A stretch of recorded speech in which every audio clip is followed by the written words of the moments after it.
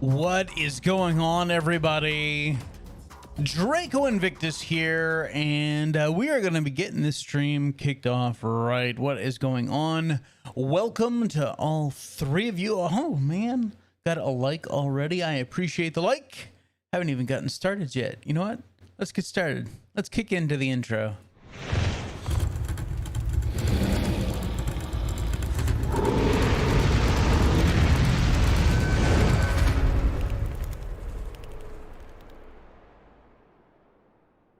And there we go. Yeah. And there we go. All right.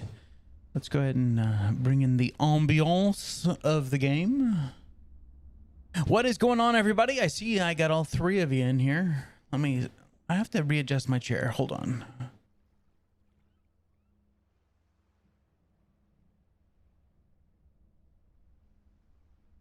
If I don't do that now, then I'll be all wonky for the rest of the night. Well, at least until I have to get up. So how is everybody doing? Who do I have that's lurking in the background? Come on, don't be shy. I don't bite.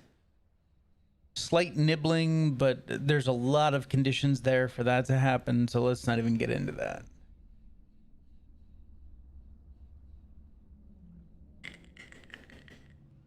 Hawk, how you doing, brother? Have you moved back to the great country, state of Texas yet?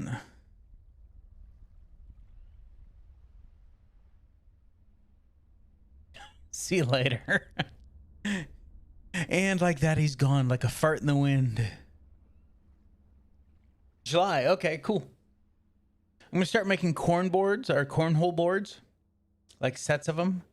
And they're going to be like Texas flags, US flags, stuff like that. So I think that's a good little side project that I can get into, start selling them locally. And it'll be one of the videos that I can put up on my new channel. So.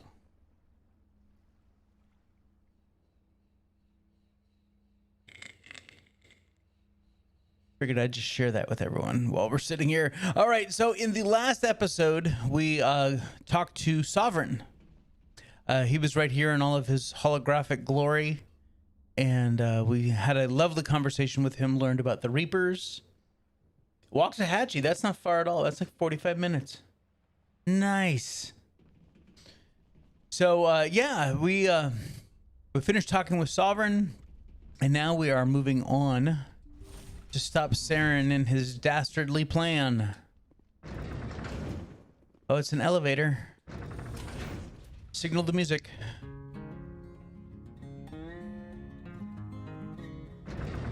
Oh, that was a fast elevator.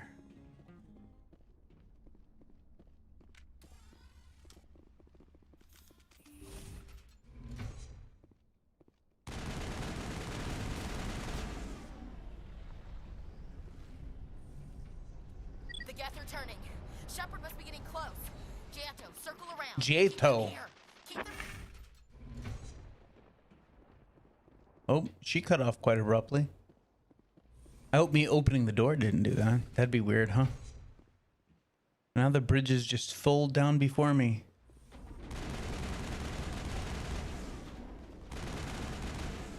No charging Krogan, thank you very much.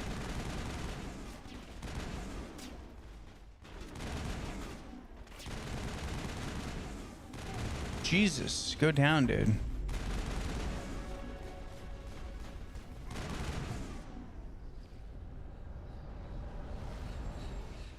Think we got him, Commander. Let me tell you, I really wanted to play more of The Last of Us 2, but I held off. I didn't do it. I'll probably be live streaming part 2 tomorrow, depending on how productive my morning is. All right, we are heading, well, we'll peek down here. Oh, look at all these crates to open. Look at that. So we use 20 Omni to open it. And then we get 12 back. Yeah, so minus 8 Omni. Fair enough. But then this will give us the 12, so we come out plus 4. Nice. But then this will Yeah, 20 to go through that. Why am I just burning through that? Because I don't need any of this stuff. In case you haven't been following along, my inventory is probably still packed. Oh, Jesus. Yeah, see, I don't need any of this.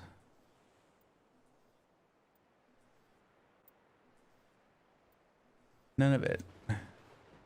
I really should just stop opening those boxes. It's a time waste at this point. Sweet Lord, look at all this crap.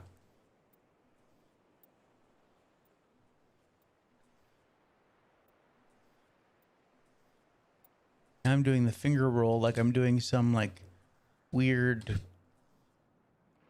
button smash for some hidden thing. See, it still doesn't tell me. And look at that. I'm capped out on money. It's stupid. 104 Omni Gel. Oh, shit.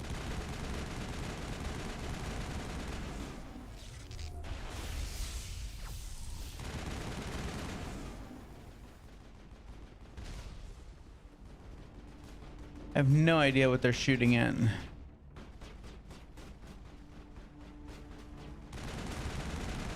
Now I know.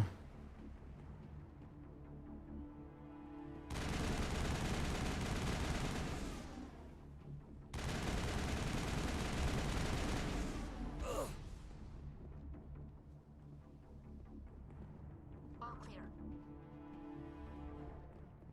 At least we're all clear. Oh, it's over here. There we go. Watch out. They follow us. It's like skeet shooting in slow motion. All targets down. All right. Oh, nope. Or not. Nice work with that gun, Commander. We've got the other one in our sights. Elevator.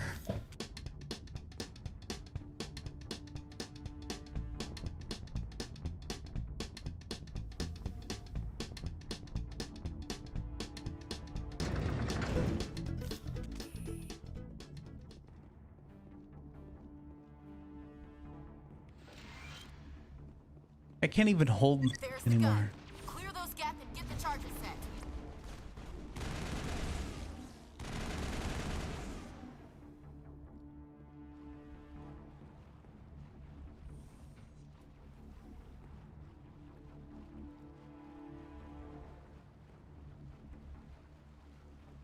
And running. Charges are set. Everyone get low, now!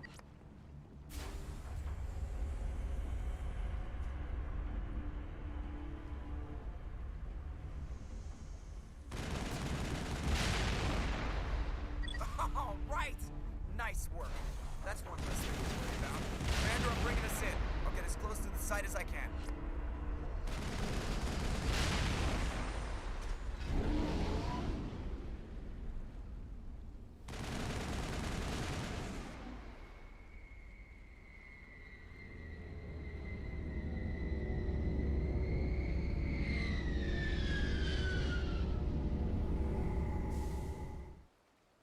Hey, Carter. Welcome to the stream.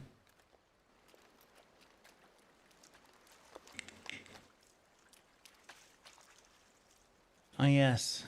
The bomb.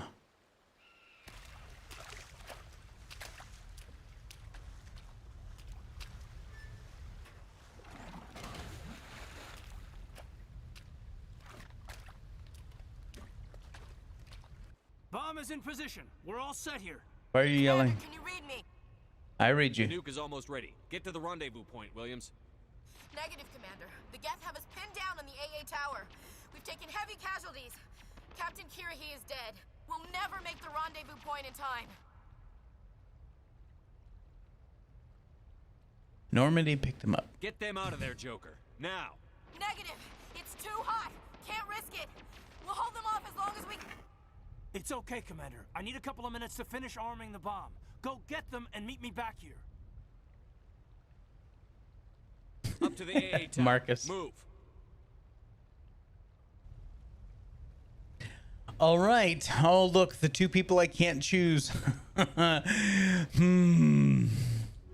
to squad, add to squad. Let's roll.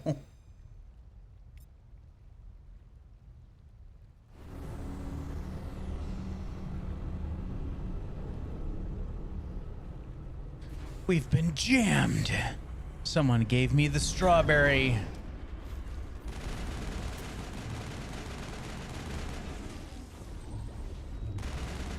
Oops.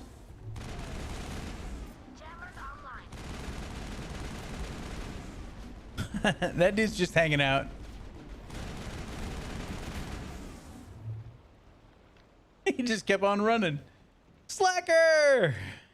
Happy Saturday, bud.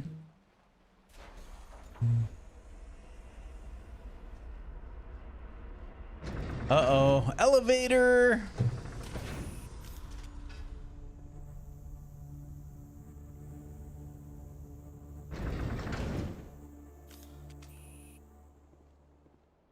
It was raspberry. Only one man would give me raspberry. Lone Star.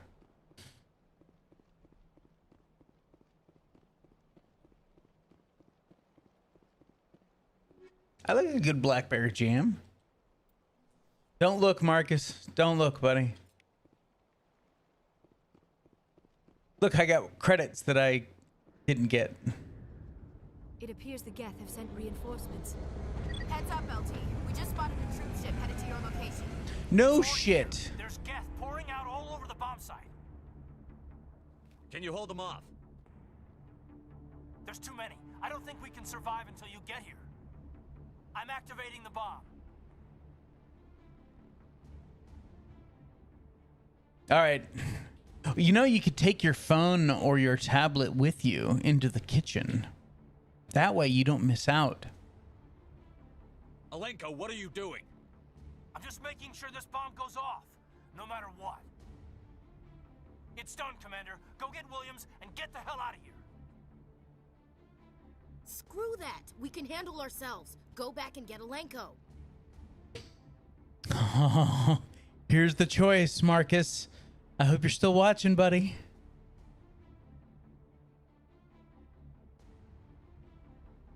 What do you mean, what if they're on a PC, Carter? You can pull up YouTube on a tablet or phone. Shit, I watch YouTube most of the time when I'm driving in the car. I mean, it just...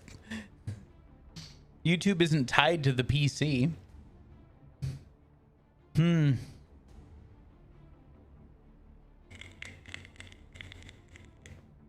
trust me, Marcus has all kinds of tech around his house.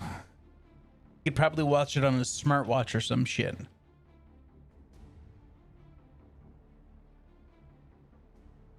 All right, all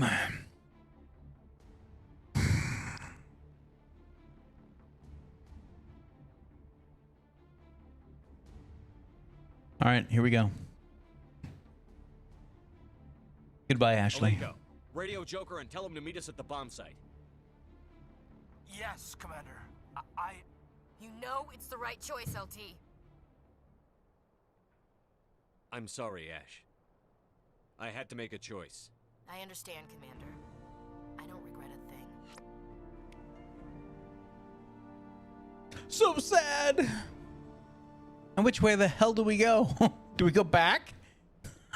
I guess we go back.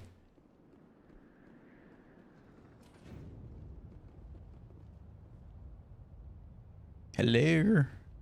Oh, had to wait for the elevator to come up. That's nice. But elevator music.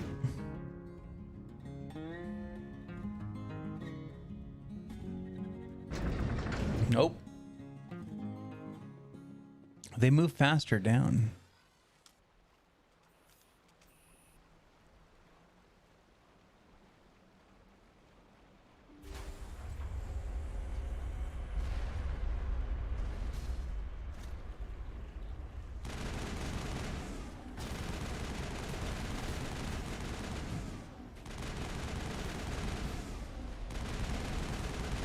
I've lost shields. Oh shit. Unity.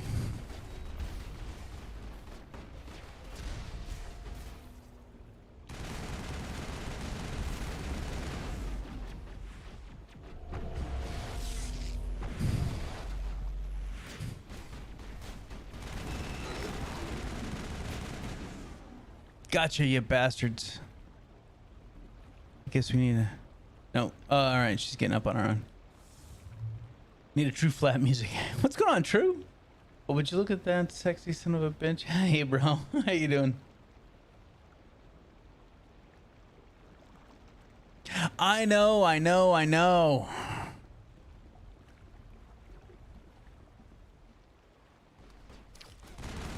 Ow. Don't shoot me with your laser shit. Commander, set that nuke and get out. We can't hold them.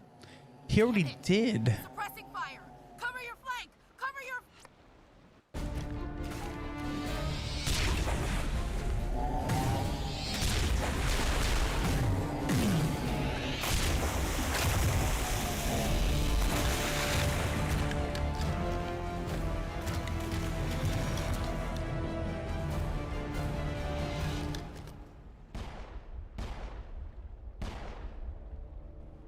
I applaud you, Shepard. My Geth were utterly convinced the Solarians were the real threat. An impressive diversion. Of course, it was all for nothing. I can't let you disrupt what I've accomplished here. You can't possibly understand what's really at stake. Why are you doing this? You've seen the vision from the beacons, Shepard. You of all people should understand what the Reapers are capable of. They cannot be stopped. Do not mire yourself in pointless revolt. Do not sacrifice everything for the sake of petty freedoms. The Protheans tried to fight, and they were utterly destroyed. Trillions dead, but what if they had bowed before the invaders? Would the Protheans still exist? Is submission not preferable to extinction? Do you really believe the Reapers will let us live? Now you see why I never came forward with this to the Council. We organics are driven by emotion instead of logic. We will fight even when we know we cannot win. Oh, that's very true. But if we work with the Reapers, if we make ourselves useful, think how many lives could be spared. Once I understood this, I joined Sovereign, though I was aware of the dangers. I had hoped this facility could protect me. You're afraid Sovereign is influencing you. You're afraid he's controlling your thoughts. I've studied the effects of indoctrination. The more control Sovereign exerts, the less capable the subject becomes. That is my saving grace. Sovereign needs me to find the conduit. My mind is still my own, for now. But the transformation from ally to servant can be subtle. I will not let it happen to me. It's already happened. Sovereign's manipulating you and you don't even know it. You're already under its power. No, Sovereign needs me. If I find the conduit, I've been promised a reprieve from the inevitable. This is my only hope. Together we can stop Sovereign. We don't have to submit to the Reapers. We can beat them. I no longer believe that, Shepard. The visions cannot be denied. The Reapers are too powerful. The only hope of survival is to join with them. Sovereign is a machine. It thinks like a machine. If I can prove my value, I become a resource worth maintaining. There is no other logical conclusion. You were a Spectre. You were sworn to defend the galaxy. Then you broke that vow to save yourself. I'm not doing this for myself. Don't you see? Sovereign will succeed. It is inevitable. My way is the only way any of us will survive. I'm forging an alliance between us and the Reapers, between organics and machines. And in doing so, I will save more lives than have ever existed. But you would undo my work. You would doom our entire civilization to complete annihilation. And for that, you must die.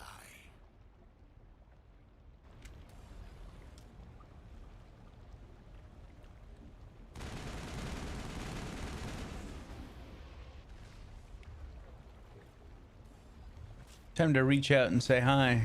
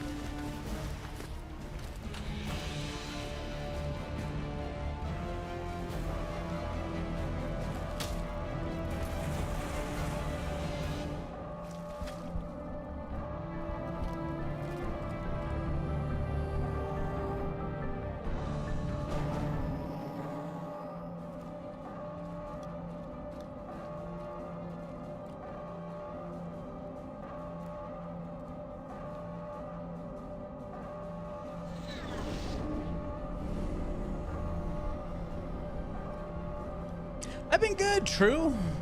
Picked up Last of Us 2, and so I've been playing that. All right, everybody, hang Well, I played that last night. Bye, Ash. Here now, Ash. No, I've been good. Work this morning. Went and picked up a couple more tools this afternoon. And then tomorrow I really gotta kind of crank down, especially in the morning when it's cooler, believe that Ash didn't make it. to How could we just leave her down there? get my garage organized so I can start making some stuff. So, been good. Williams knew the risks going in. She gave her life to save the rest of us. But why me? Why not her? Oh, don't be a whiny bitch, Caden. I'll put you back on the Wasn't your planet. problem, Draco. I had to choose. I chose you. But if I'd done my job, you wouldn't have had to make that call. It wasn't your fault. It wasn't my fault. The only one to blame here is Saren. Yes, sir, We'll get it done. Commander, excuse me for interrupting, but I have an idea. I think the beacon you found in Saren's base was similar to the one you found on Eden Prime. It may have filled in the missing pieces of your vision. I might be able to help you put all those pieces together. Oh, me too, True. I'm just looking forward to getting back to building stuff. Ooh, she wants me to embrace eternity again in front of all these people. Let's do it. You want to join our minds again, don't you? Hey, Plaz. Okay, go ahead.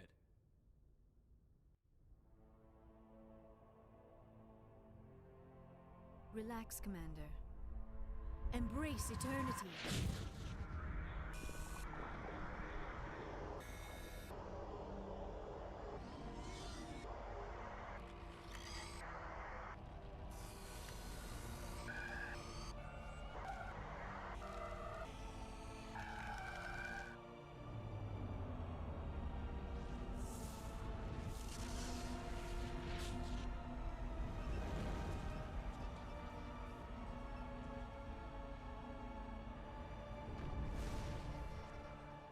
Incredible. I never thought the images would be so intense. Hell yeah, they are. I need a moment to collect myself.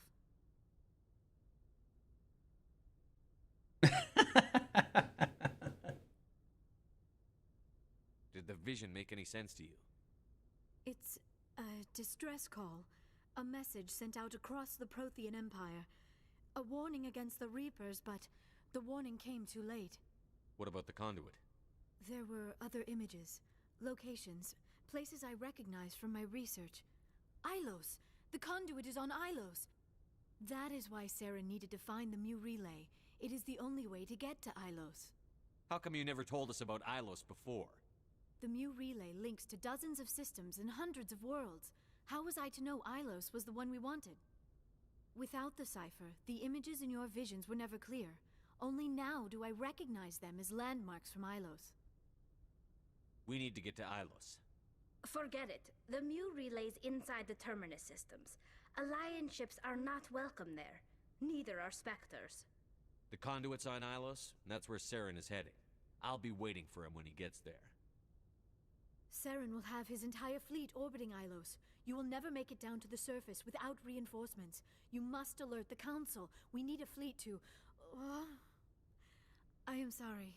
The joining is exhausting. Hell yeah, it is. I should go to the medical bay and lie down for a moment. Wow. I exhausted her so much she has to go to the med bay. See, it didn't tire me out. Dr. Chakwas should take a look at you.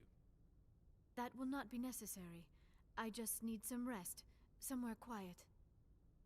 We're done here. Dismissed. Commander, there's a convoy nearby. I can link us in if you want to report back to the Citadel Council. You know, to warn them about Sovereign. Set the link up, Joker. They need to know. Patching it through. Commander Shepard, I'm pleased to see your mission on Vermar was a success. Saren is formidable enough without an army of Krogan serving under him. The Krogan would have served Sovereign. A Reaper. Yes, we saw mention of this on your report. Sovereign, a sentient machine, a true artificial intelligence. This news is quite alarming, if it turns out to be accurate. God, I hate this council. You stupid sons of bitches. I'm the man on the front lines. Yeah. Sovereign's a Reaper. Saren admitted it. He's playing you, Shepard. Saren still has contacts on the Citadel. He probably saw your earlier reports. The ones talking about your vision and the Reapers. It's highly possible Saren is using false information to throw you off balance. Our own intelligence has never turned up any corroborating information. All right. Sooner or later, you're gonna have to take something I say on faith, Counselor.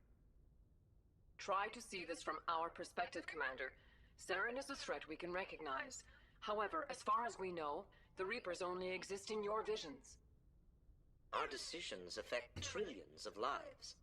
We cannot act on the accusations of a single person, even a Spectre. Not without solid evidence. The Council cannot take any official action here. That is why we created the Spectres. You have the authority to act as you see fit. If you truly believe Sovereign is the real threat, you must take whatever steps are necessary to stop it. And Saren. Good luck, Commander. From all of us. Lazy bastards.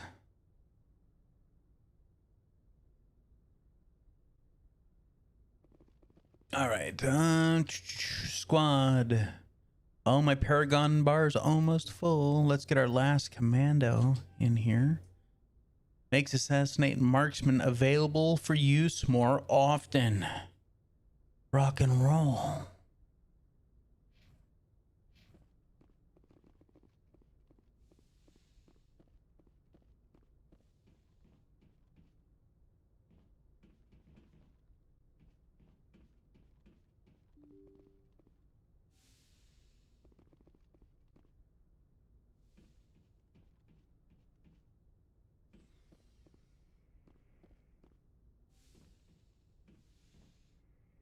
I don't know about that, True. I tend to suck at PvP.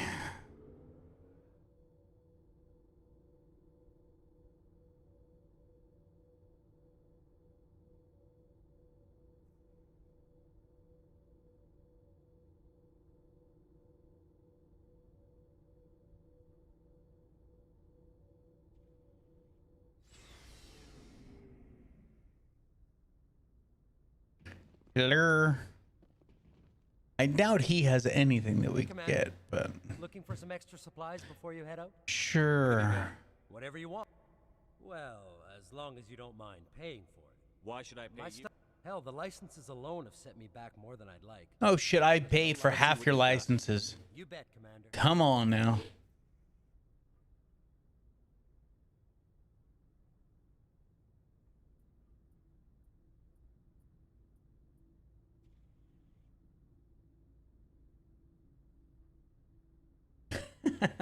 Cool.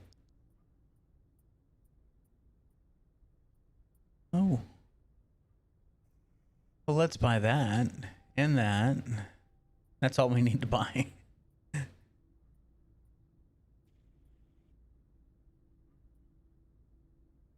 And I guess we could sell any one of these and we're at our max again. Yep. Oh no, damn it.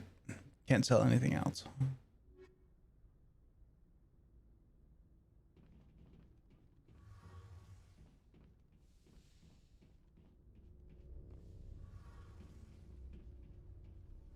Your ship's amazing, Shepard. I've never seen a drive core like this before. I can't believe you were able to fit it into a ship this small.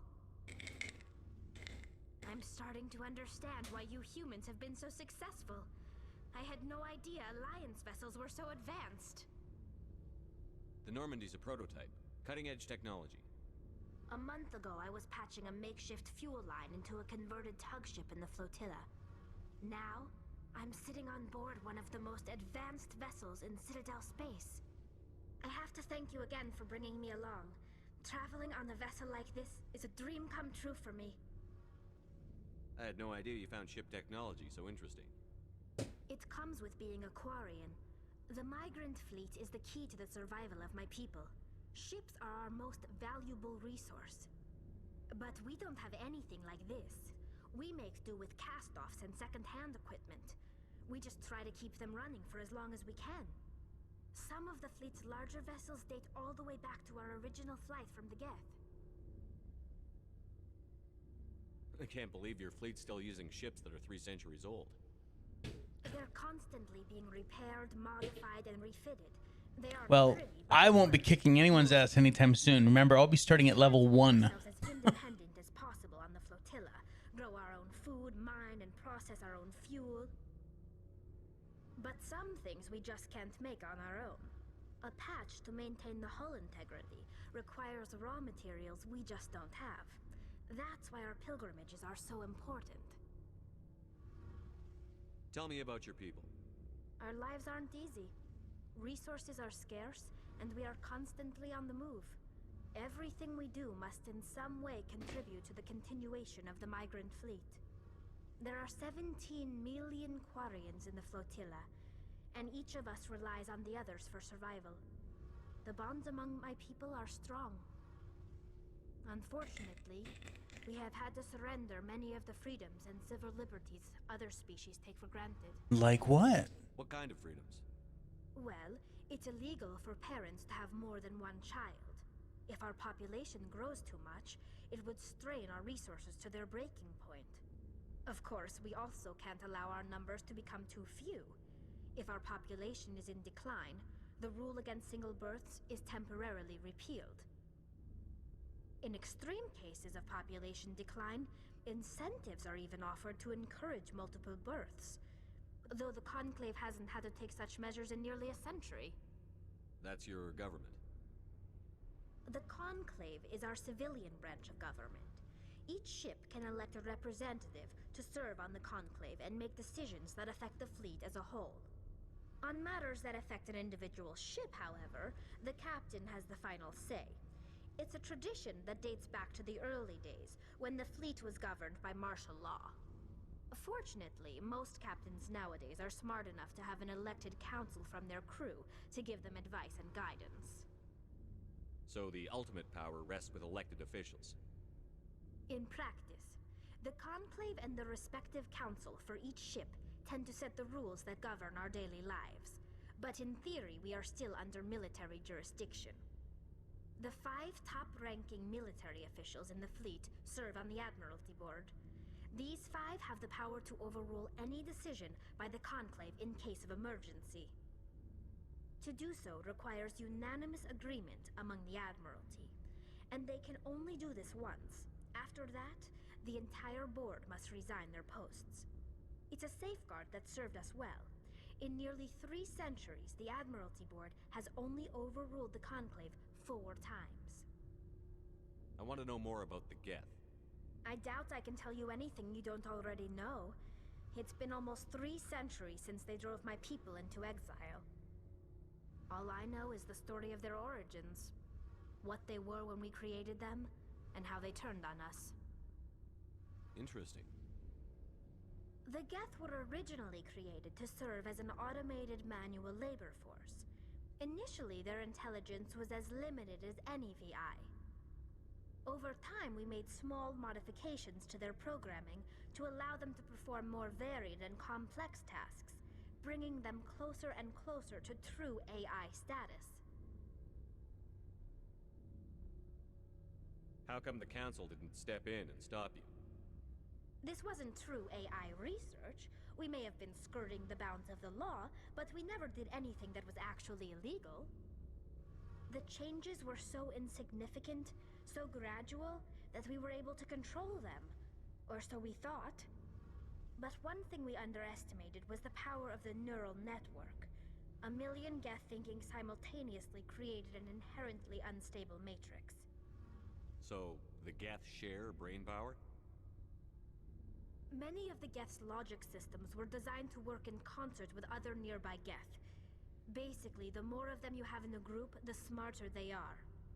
So there's some sort of group consciousness? No, nothing like that. They cannot share sensory data or information. Their programming cannot handle that much simultaneous input. Each Geth maintains an individual awareness and identity. The neural network only operates on a process-based level. It's basically the synthetic equivalent of a subconscious. But when they're in close proximity, they can coordinate low-level functional processes, freeing up more capacity for original or independent thought. That doesn't make any sense. I'm probably oversimplifying. The Geth are incredibly advanced and complex creations.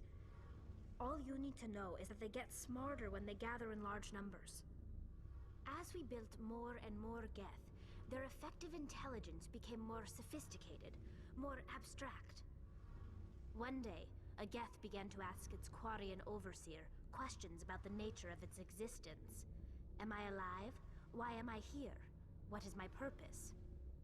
As you can imagine, this caused a near panic among my people. I don't see what's so bad about those questions.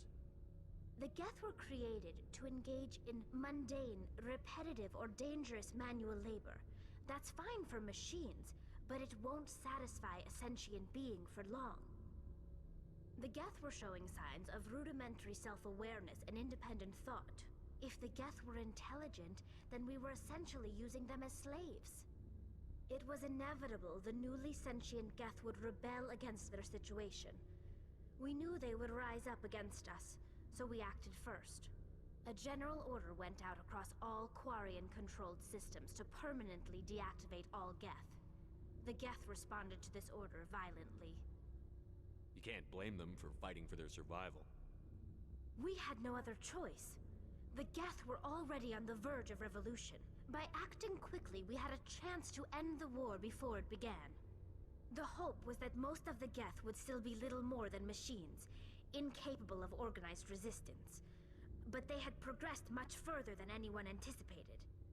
The war was long and bloody. Millions upon millions of Quarians died at their hands. In the end, we were forced to flee our own homeworld. We feared the Geth would pursue us, but they never came beyond the Veil. Now we drift through space, exile searching for a way to reclaim what was once ours. I want to know more about the pilgrimage. When my people reach maturity, we leave our birth ships and seek acceptance with a new crew. It's necessary to maintain genetic diversity among the fleet. But no ship wants to accept someone who will be a burden on them. So, to prove our worth, we embark on a pilgrimage. We set out alone, leaving the flotilla and our families behind us. We only return once we have found something of value we can bring back to the fleet. This is presented as a gift to the captain of the respective ship we wish to join. If the gift is accepted, we are welcomed into the crew. Can a captain choose to reject the gift? That doesn't happen often. Most captains are eager to increase the size of their crew. It increases their own standing in our society. Even when the gift is not particularly valuable, the captain usually accepts it out of a sense of tradition. However, there is a stigma to presenting a substandard gift. It's not the best way to make a good impression on a new community. Most pilgrims don't return until they find something worthwhile. I can't believe they just send you off alone. It's not like they just cast us out. Before we leave, we are given lessons in how to survive outside the flotilla, and given gifts to help us on our journey. We also receive implants to fight off sickness and disease. Generations of living in an isolated and highly controlled environment have left our immune systems weaker than most. By the time we leave the fleet, we are well equipped for the pilgrimage. This is a rite of passage for all Quarians. If it were dangerous, our numbers would suffer. Virtually every pilgrimage ends with a triumphant return and the ritual presentation of the gift to one of the fleet's captains. I want to talk about something else. Like what? I should go. There we go. See you later. See you later. Hey, Shepard. You need something? Whoops. I should go. See you later. She does have a great ass. I'm here. Has anyone opened a beer before and realized? Yes, I have, true. I will admit that. Hey, Commander, you know that Quarian tally? She's been spending all her time down here asking me about our engines. I'll tell her to leave you alone. What? No, she's amazing. I wish my guys were half as smart as she is. Give her a month on board and she'll know more about our engines than I do. She's got a real knack for technology, that one. I can see why you wanted her to come along. I figured she'd be a real asset to the team. You got an eye for talent, Commander, but I'm guessing that's not why you came down here. No, it absolutely is. I only came down here to talk to Tally. That was it.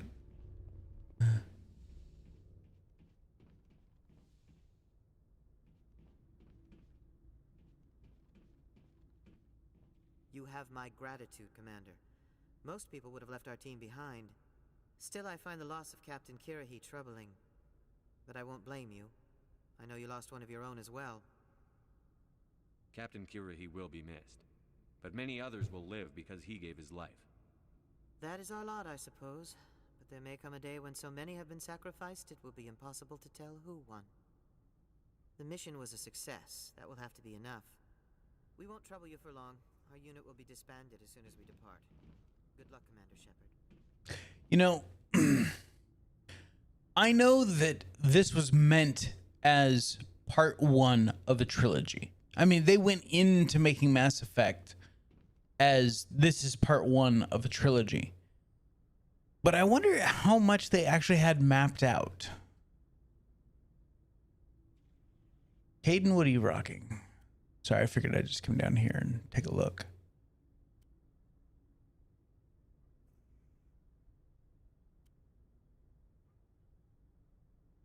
Hi, Denise.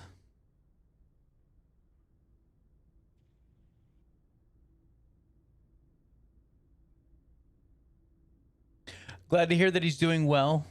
So you're going to go see Trump? Is that what you're going to go do?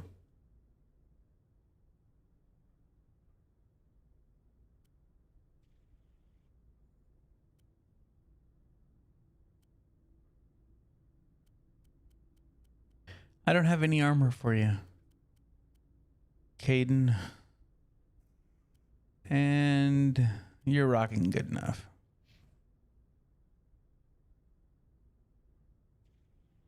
Yeah, I think I got everyone equipped.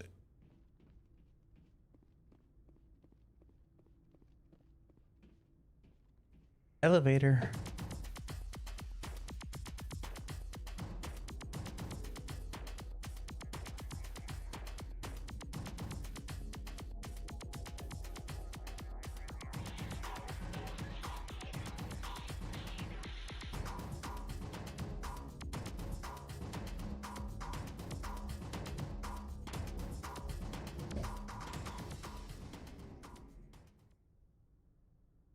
All right, there we go. And now more running. Open the door.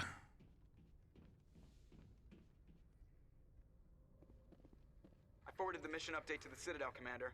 We got confirmation on those reinforcements. Ambassador Udino wants us to report back to the Citadel. The Council's massing a joint species fleet to deal with Saren and his geth. I knew they'd come around. Back to the Citadel, Joker. I want the Normandy at the head of that fleet. Yes, sir. Yes, sir. I think I got like a bone spur or something in my heel. Ugh, it hurts. But not all the time. Only when my leg is totally straight and I try pointing my toes up. It's weird. I can do it any other time. So there's something about that tendon that runs through my knee, because if my leg is, it's weird. Good job, Shepard. Thanks to you, the Council's finally taking real action against Saren. The Ambassador is correct. If Saren is foolish enough to attack the Citadel, as you believe, we will be ready for him. Patrols are stationed at every mass relay linking Citadel space to the Terminus systems. You think a blockade's going to stop him? He's on Ilos looking for the conduit right now. What are you doing about that? Ilos is only accessible to the Mu relay, deep inside the Terminus systems, Commander. If we send a fleet in there, the only possible outcome is full-scale war. Now is the time for discretion, Commander. Saren's greatest weapon was secrecy. Exposed, he is no longer a threat. This is over. One ship going into the terminus systems won't start a war. I can be discreet. You detonated a nuclear device on Vermeer. I wouldn't call that discreet. Your style served you well in the Traverse, Commander. We recognize that. But Ilos requires a deft touch. We have the situation under control. If Saren finds the conduit, we're all screwed. We have to go to Ilos. Ambassador Udina, I get the sense Commander Shepard isn't willing to let this go. There are serious political implications here, Shepard. Humanity's made great gains thanks to you, but now you're becoming more trouble than you're worth. You bastard! You're selling us out! It's just politics, Commander. You've done your job, now let me do mine. We've locked out all the Normandy's primary systems until further notice you're grounded. Are you insane? After everything I've done, you still don't believe me? I think it's time for you and your team to leave, Commander. This no longer concerns you. The Council can handle this, with my help, of course.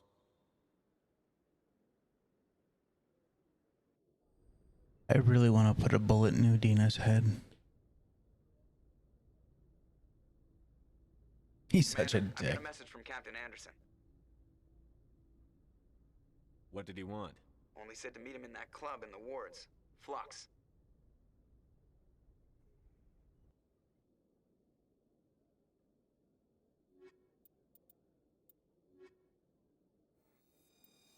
It's my forever squad. Equalizing interior pressure with exterior atmosphere. Uh-oh. The commanding officer is ashore. The glass is almost empty. Has the deck.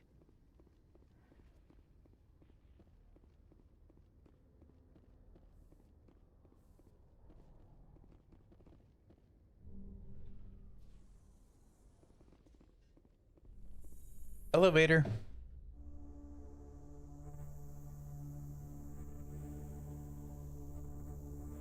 After years of poor economic performance, ExoGeni has announced that its research colony on Pharos is finally returning a profit.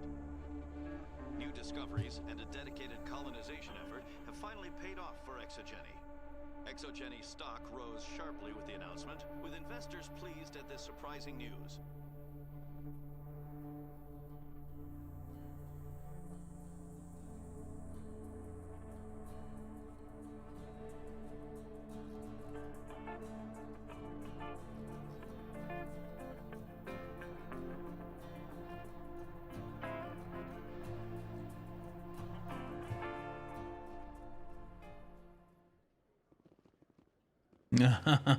Commander Shepard? Khalees had been seen in Al-Jalani, Westerland News. Would you answer a few questions for our viewers? Sure. What do you want to know? You've been given a unique position to represent our race. People want to get a sense of how you'll do that.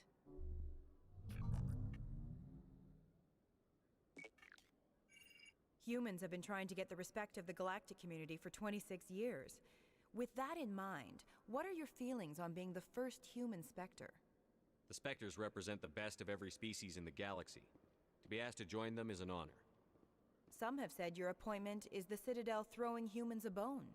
Have you encountered any situations where the Citadel asked you to place its needs before the needs of Earth?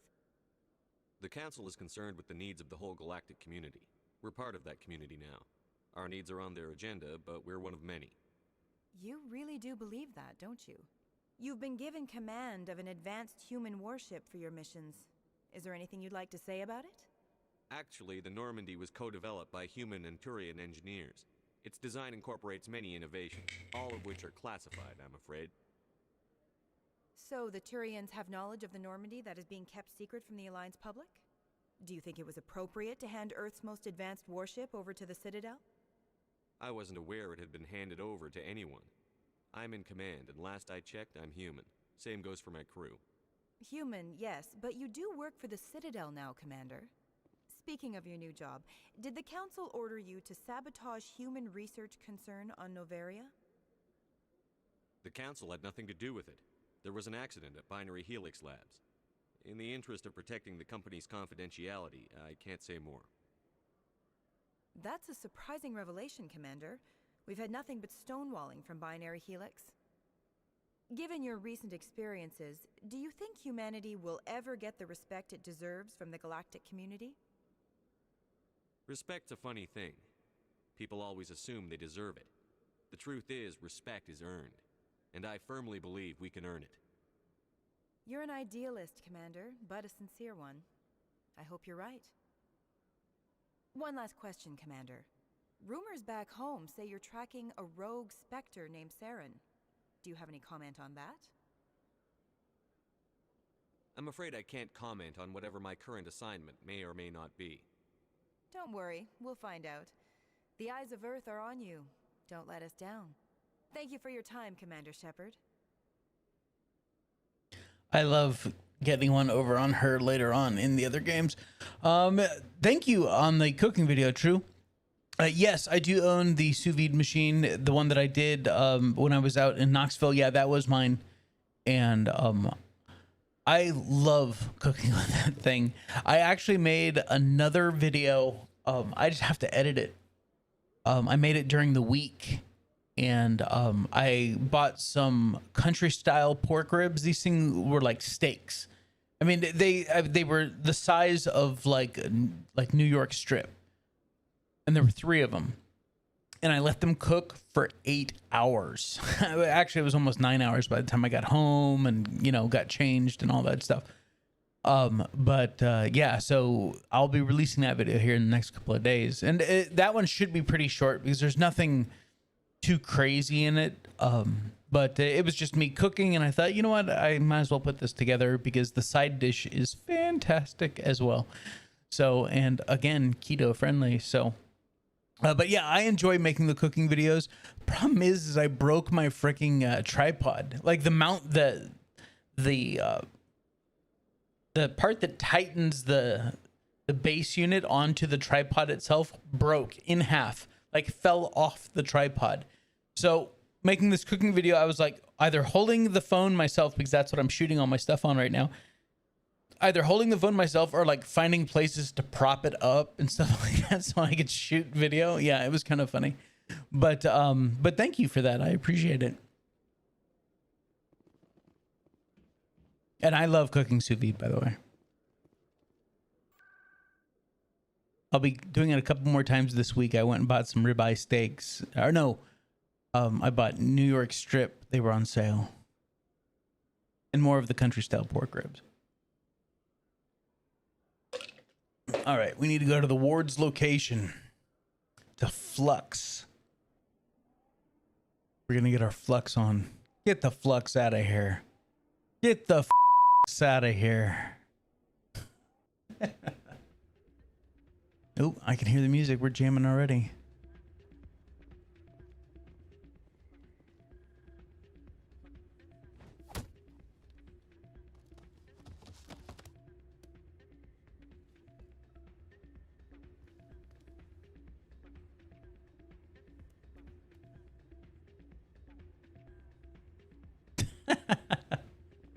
Yeah, what is it?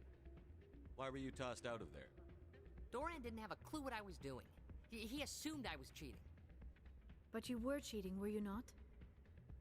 I was just tipping the scales in my favor, only as an experiment. It still sounds like cheating to me. To you, maybe. But this device is merely intended to simulate situations and record results. Recording losses is easy, of course. Nobody notices those. Why do you need to record these outcomes? Ah, now you're getting to the heart of it. I've spent the last 5 years developing a system that can accurately predict wins and losses on the Quasar. I just need a few more recorded wins and I can complete the algorithms. Can you do that? Isn't that illegal? It's illegal to use my system, but I won't use it. I'll sell it to others. I just need a few more wins recorded. Yeah, no. I suck at Quasar. My chances the old-fashioned way. Suit yourself. Well, I have some calculations to do. Goodbye. See ya, Shells. That's not what I heard. And what did you hear exactly? This music is interesting. I wonder if I can find a copy to bring back to the flotilla.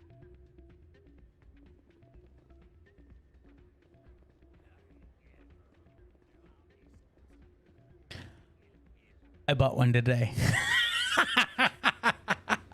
I did. And I just need to get a propane tank now. I'm glad you came, Shepard. I heard what happened. That's one of the tools that I bought when I went on my trip this afternoon. They pulled me off the mission.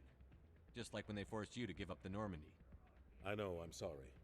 I wanted to warn you, but there was no way to get a message to you before you docked. I know you're pissed off right now, but you can't give up. They all think this is over, but we both know it's not. You have to go to Ilos. You have to stop Saren from using the conduit. There's only one ship that can get me into the Terminus systems undetected, and she's grounded. Citadel controls locked out all the Normandy's systems, but if we override the Ambassador's orders, we can get them to bring the Normandy back online. You can be in the Terminus systems before anyone even knows you're gone. If we steal the Normandy, you're the one left holding the bag. And if Saren finds the conduit, life as we know it is over. The Reapers will destroy us. Humans, Asari, everybody. You're the only one who can stop him, Shepard. So I'll do whatever it takes to get you on the Normandy and off this station. Stealing the Normandy is mutiny. What if the crew won't help me? The Normandy's your ship now, Commander. Her crew will follow you to the ends of the galaxy. We both know that. I won't forget this, Captain. I promise. I can unlock the Normandy from one of the consoles in the Citadel Control Center. You'll have a few minutes before anyone realizes what happened. That is a restricted area patrolled by armed guards. How are you going to get in? Leave that to me. Just make sure you're in the Normandy when the systems come back online. You're gonna get yourself killed. There has to be another way. Ambassador Udina issued the lockdown order. If I can hack into the computer in his office, maybe I can override it. He won't just stand by while you use his computer. Hopefully he won't be there. If he is, I'll just have to think of something. The Ambassador will not forgive this, Captain. You will be charged with treason, a capital offense.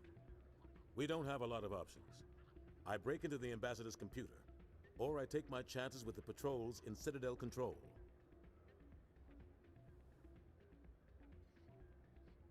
You'll have a better chance if you go after the Ambassador's computer.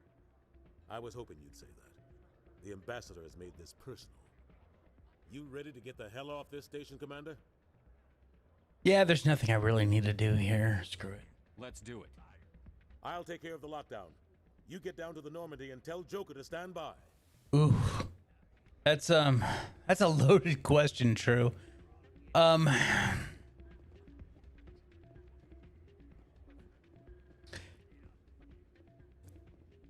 You have to find something that's damn near unique. Soldier, I've got a major situation, and I need help from somebody with humanity's interests at heart. What kind of situation are we talking about? Of course, right to business. That's why humanity has the best damn fleet in the galaxy. My name is Elias Keeler. I'm an alliance negotiator. We've got a big session coming up with the Solarians.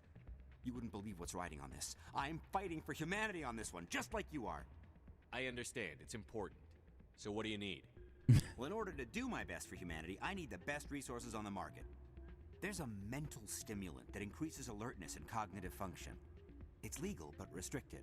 I've purchased the monthly limit, and I need more from the medbay. You're an addict. Keeler, you've got a problem. You need to get treatment. It might look that way from the outside, but this is just a one-time slip-up. All the top negotiators are on stimulants close to the legal limit. It's the way the game is played. I don't see all the top negotiators soliciting help to go over the legal limit, Keeler. Maybe you're right. I've been trying to keep humanity strong, and maybe I've pushed myself too hard. I'll tell you what, this will be the last time I use the stimulant. After this deal is finished, I'll get treatment. No trade negotiation is worth ruining your life for. Let it go and get help. You don't understand! Humanity needs me, and I need that stimulant. Without it, I don't know anymore. I get so tired when I run out of the stimulant. I just need one more boost. There's no shame in having a problem, but you have to get treatment. You're right. I'll go tell my assistant. I shouldn't be working like this. I'll get help. I'm just sorry it came to this. Now, did that get us all the way? Let's see. Oh, no, got a little bit left. That's all right. I'm waiting for the part that I can just be a total dick to everybody. All right, so yeah,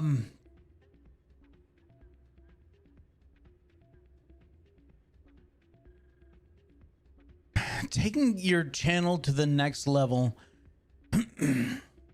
Okay. My greatest successes, well, I've had 2 bursts, and so it's a good example, actually. Okay.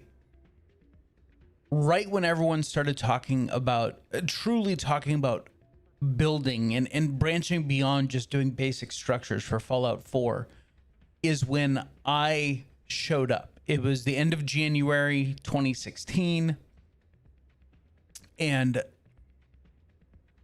I happened to be seen by the right people at the right time.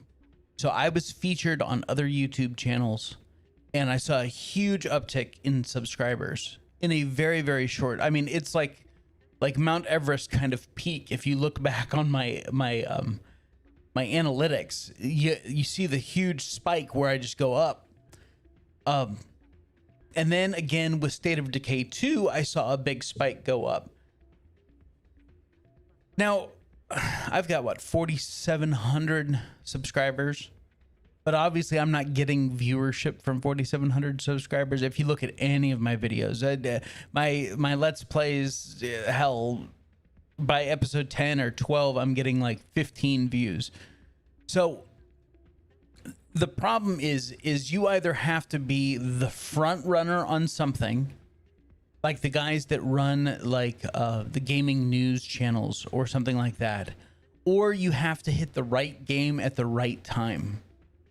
My #1 video on my channel is how to move from one map to the other in State of Decay 2. That is my #1 video. It's still my #1 video. I mean, I still get hits on it every single month. My #2 video is me talking about when the DLC came out for Fallout 4, and I was talking about concrete. I mean, those are my top 2 videos on my entire channel. So 500 some odd videos, those are the top 2. So, I mean, obviously neither one of them went viral. It wasn't like I had 100,000 views overnight, you know, but in a month I had nearly 100,000 views on that switching maps. And that was huge for me. So taking your channel to the next level, you kind of have to find, either the group of people, the large group of people that are going to follow whatever it is that you're doing, or you have to hit on the right topic and ride that wave. That's really the only way, you know, and that's pretty much it. You know, that's you want to take it to the next level, that is the insider tip there. And I've tried many different ways to figure out how to get to that next hurdle, how to get to, I'm inching toward 5,000. That's not even my next goal though, even though that's the next milestone. You know, I need to get to 10, I need to get to 25, I need to get to 50. But the problem is that I haven't figured out what it is that's going to get me there. But yeah, how-to videos. That is exactly why I'm going to be doing a woodworking series, because I know from my experience doing how-to tutorials for video games that if I carry that same style over to woodworking, that I think it'll appeal to a lot of people that aren't master woodworkers. They're not. I'm looking for the hobbyist that goes, oh shit, I can build that. You know, I'd been thinking about building that or building this, and wow, he laid it all out, and you know, now I totally get how I can build that. That is exactly how I built this channel. You know, so the idea is, but with woodworking, it's not as fast paced as video games, because there's always another game out, there's always another angle. And so either you ride the same game forever like most of us have with Fallout 4, or you do a lot of diversification. But the problem is unless your level is, I mean, you've got to be hitting the mark every single time if you're going to diversify. Or you find a game that has a lot of following, like Fallout 4 did, and you build quality content for that. So that's what I'm saying there. But yeah, absolutely, dude. Always be you. I'm sorry, I'm just reading through the list here. Always be you. People see and can hear inauthenticity. If you're not authentic, you won't last long.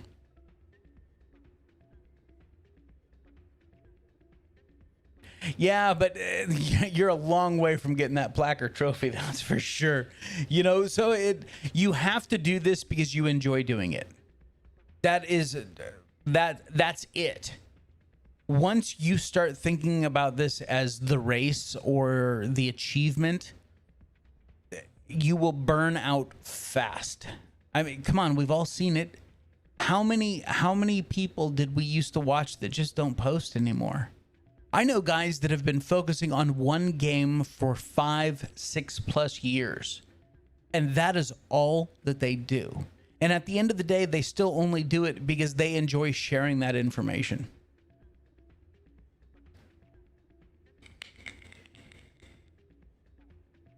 My most hit videos was me passing out drunk and snoring on a live stream playing Black Ops 3.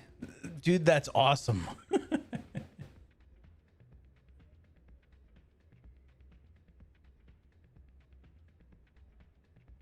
You know, what is a YouTube voice? Sweet Jesus. I hear 12-year-olds making videos. You know, and I kind of cringe because I know that kid has a very limited base to base anything off of. They're most likely regurgitating something else that they heard somewhere else. But the fact of the matter is that there's room for everybody. If you met me in real life, you'd be like, there's no way. What are you doing to alter your voice? Because I do not, as you're hearing me right now, is not how I sound in real voice and in real life.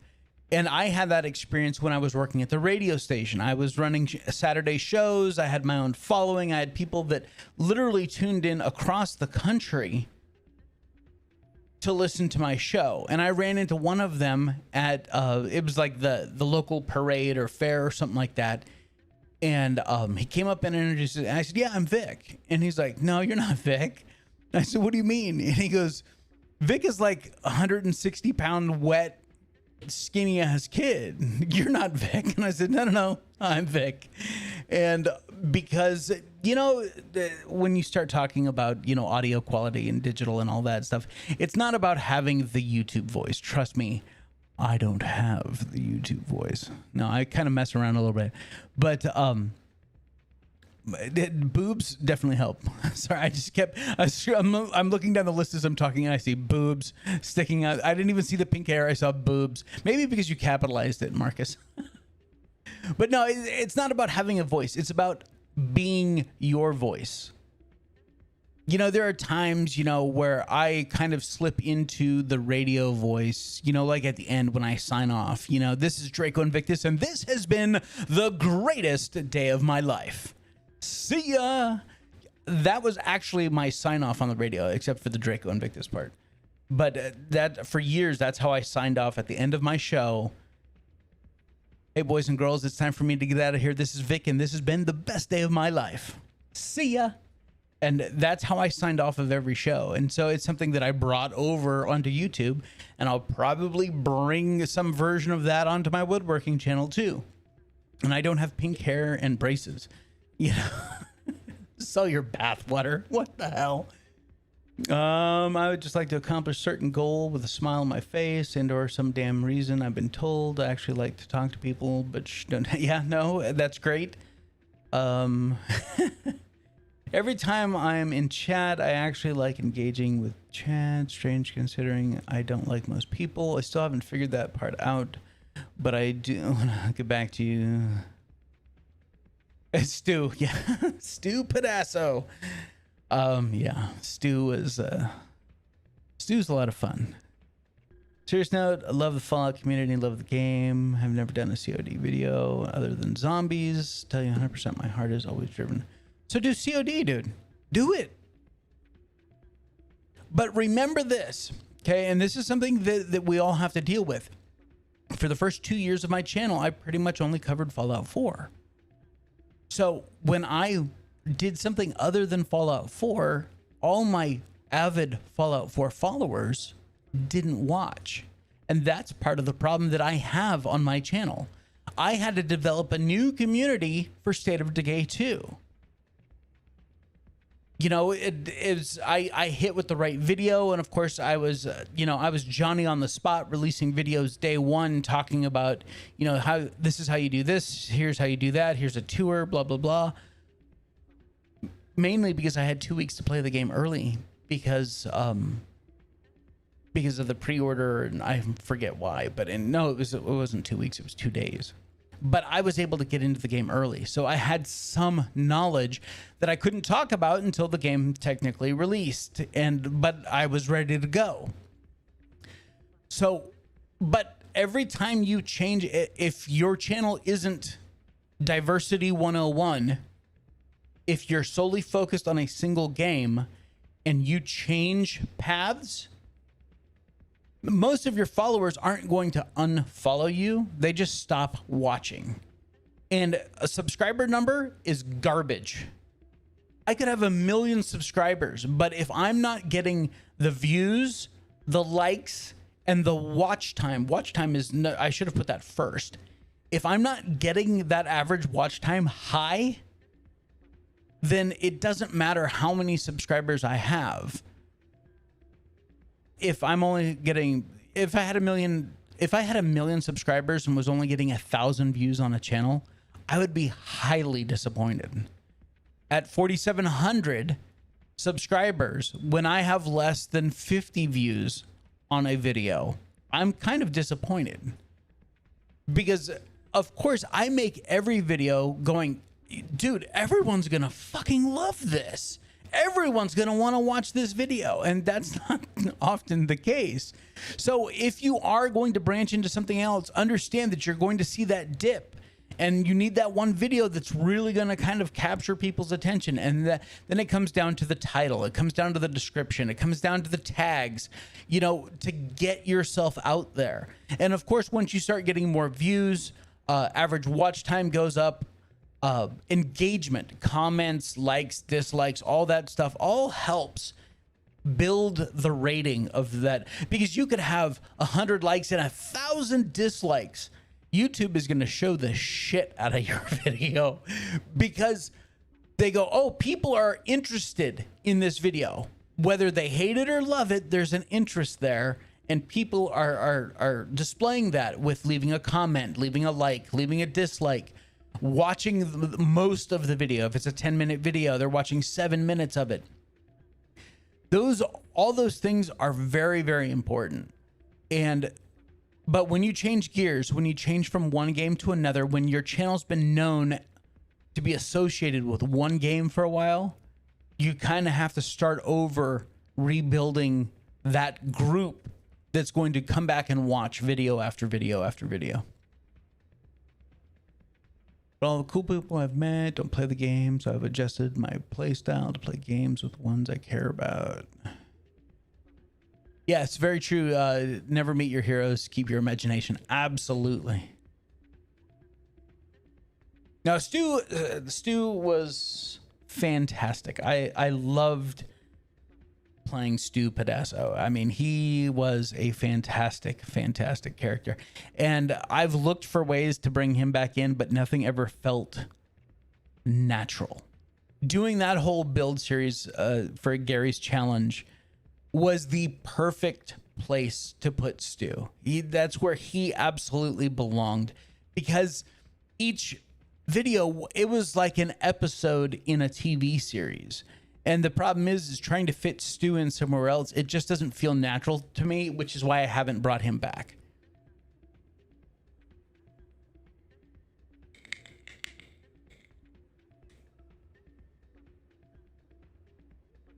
My first video was a 10-sided watchtower for the castle. The audio was shitty. The video was, oh my God, it was horrible. But I said, okay, this is something that I want to do. I really enjoyed making this video. So I went out and I bought a decent mic. I bought a better, I bought a capture card, so I could capture in something other than 480p, and so it just, it takes that time, but we all start somewhere. No one starts polished. Now, granted, now that I have experience with this channel, when I jump into my next channel, even though right now I'm only using my phone as a video camera, it happens to be a Samsung Note 10 Plus, monster phone that shoots in true high def and stuff like that. It's not a Sony M50 DHLR. I mean, it's not some massive multi-$100 camera, but you know what? My phone's going to get me going on my next channel, and it's not going to look like crap. I'm going to have to work on the audio, making sure that I'm close enough to the phone that it picks up my audio and stuff like that. And I'm going to have to do a lot of tweaking in post. But knowing what I know with this channel is certainly going to help me with the next channel.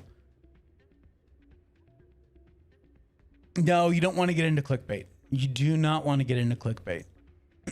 Because the problem is that soon they may not subscribe to your channel, but when people are scrolling through their feed on YouTube of videos to watch, they will soon learn your channel name and go, no, I'm just not going to bother.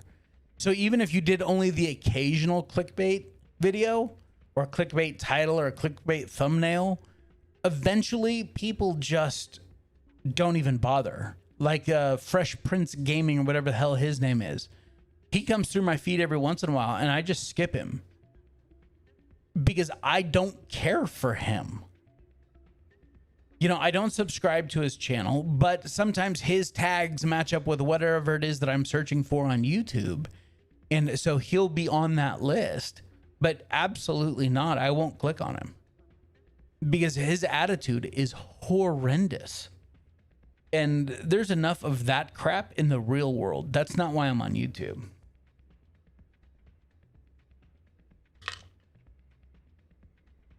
Yes, I did tell you not to look at a number or a goal. Well, no, goals are good. Goals are great. I want to hit 10,000 subscribers. That's my next goal is 10K. Because at least I know that my channel's moving forward. That's all I care about. Because if I get 10,000 subscribers, that means that I'm making videos that people are interested in going, I want to see more of what this guy is doing. And they click on that sub. And most likely, if they click on the sub, they're already clicking on the bell notification icon. Maybe they're getting personalized, not all, but most people click on that bell because it's been drummed into their heads through so many people's videos. So, but my goal is just for my own satisfaction, knowing that my channel is moving in a positive direction. But like when I see that I lose 10 subscribers in a month, I'm running a negative number or something like that, it doesn't bother me because you know what? I unsubscribe from channels that I'm not interested in anymore. I get it. And if I'm not putting out content that someone's like, man, he's never going to be putting out content like he was when I subscribed to him, I'm going to take off. Okay. I know that I can't please all the people all the time. Oh, matter of fact, there's one. It was the last one. Oh, no, maybe it's The Last of Us 2, the one that I aired last night. I was at 83% like ratio. And I was like, oh, I've upset somebody. But, and as far as likes and dislikes, I mean, you guys have heard me rant about that stuff way, way too many times over the years. Now I don't care. Like it, dislike it. Well, obviously I want likes, not dislikes. But YouTube doesn't see them any differently. That's the thing. For building a channel, like or dislike, it doesn't matter to me. Because you're still giving me activity. That's probably what I'm going to do. Sorry, I totally scrolled there. I need to stop reading while I'm talking. You're going to have your haters. I have mine. I mean, And it's like they forget about me for a little while, and then they'll come back. Like I'll go 10 or 15 videos with no dislikes, none whatsoever. And then the next 10 or 15 will all have that one dislike. And it's like, oh, look, they found me again, and tick, tick, tick. They just, it's funny, screw them. If you're that upset about a video that you click on the dislike, you need to evaluate your own life. You really do. Because if you don't care for the video, why are you watching it?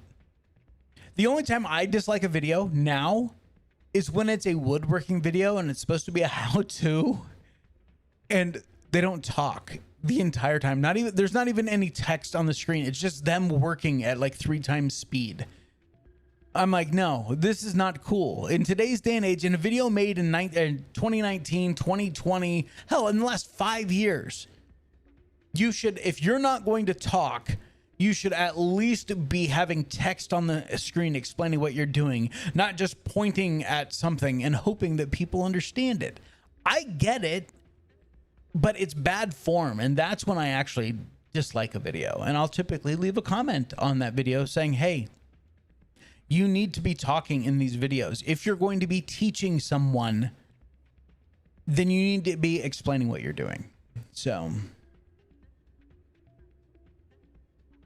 true, our cars have more computing power than NASA did putting Apollo 13. And our cars have been like that for a very long time.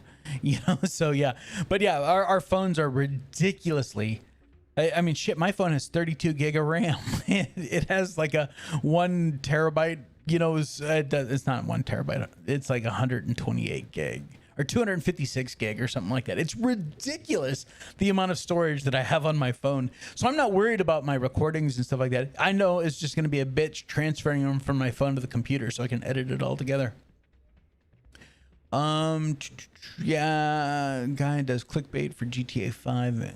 Yeah, see, I mean, clickbait is just not cool. It really isn't. But I like the idea of a Bluetooth mic for the phone. I just have to figure out how I can work all that in, wearing ear protection and eye protection and all that stuff as well. I did pick up a great set of noise dampening earphones from 3M. They have a 27 dB reduction, which is enough that, like when I'm mowing, because I wear them when I mow, I can hear the lawnmower, like it's there. I can tell when the engine's getting bogged down. I can hear that variation, but it's not loud at all. And I really, really dig these headphones because they're Bluetooth. I can listen to Spotify. I can listen to audiobooks. I can listen to whatever. I just carry my phone in my pocket and I'm just out there jamming along while I'm mowing or weed eating or whatever it is that I'm doing. And the same will be in the shop. When I'm just sitting there working and I'm not, even if I'm doing like a time lapse with the camera or something like that, and so I'm not talking, the camera's just recording me going about my day or going about my project or whatever. I'm still going to be listening to music the whole time, and it's going to be awesome. People just tune in to see what in the hell True is going to do next and what kind of effect. Yeah, no, I get it. I totally understand that, True, and that's cool. If that's what your channel's about, then you know what, you need to play it up, because that's the whole thing about having a YouTube voice. I'm not really like sitting here right now. I'm not doing anything to my voice. I'm not in DJ mode. Hell, even when I was on the radio, I wasn't in DJ mode. I was talking. I always treated the radio as I'm talking to my friends. They're just not sitting in front of me. They're on the other end of this microphone. And I've always done my YouTube videos the same way. It's like I'm just talking to friends, explaining how to do something or what song was coming up next or anything like that. And the idea is that I'm just being more me. I keep my energy up, so that I'm the uber me, but I'm not being me. I guess that's the point I'm trying to say.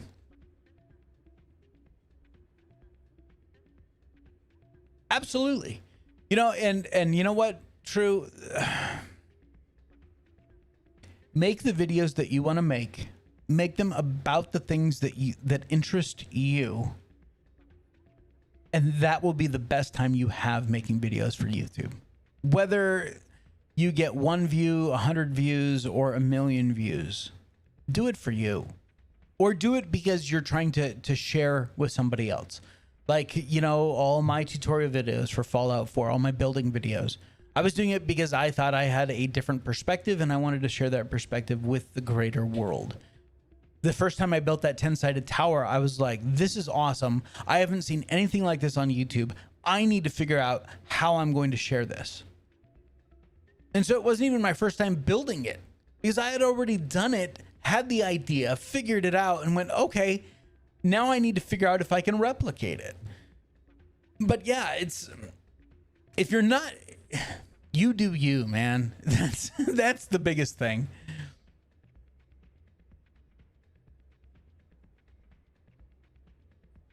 You know, and it's that's awesome that you only have 1 dislike in all of your videos. But at the same time, it means that you haven't pissed anybody off. But I mean, come on. I think every video I've ever watched, pretty much, for the most part, has had at least 1 dislike. And I just find it, why would you dislike a guy building a table? You know, what, you don't like epoxy or you don't like Danish oil? What the hell?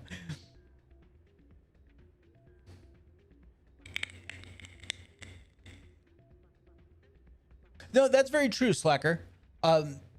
Some people they don't have the gift of gab. I've seen some guys that are very dry. Again, because I watch a crap ton of videos. I typically can't watch gaming videos because when I'm sitting at work and I'm watching a YouTube video, a gaming YouTube video, the audio stands out as something that doesn't belong in a tractor dealership. But if you hear a guy talking about, you know, oak or mahogany or something like that, it just kind of blends into the background because you go, oh yeah, people building things, yeah, sure, tractors, yeah, got it. You know, so I end up watching a lot of, you know, woodworking, metalworking, those kinds of videos when I'm at work. And some of those guys are very, very dry. But if the information's good, you kind of go, okay. You know, I think of Norm Abrams from This Old House, or no, Old Yankee Workshop. If you watch like the first season of that, Norm was incredibly, incredibly camera shy. He was very, very nervous. He was very, very dry. And it took him a good season, if not more, even though he was working with Bob Vila and, you know, he was a guest on This Old House and stuff like that. It took him a while to get into his own rhythm. But in the later seasons, I loved watching Norm build, and he was great and expressive and all that stuff. It's not about having the gift of gab. It's about getting over yourself being recorded. Because like I can hear my own voice in my headset right now.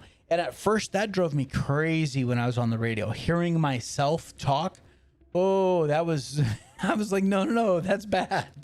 But eventually you just get used to it and you find a new comfort zone.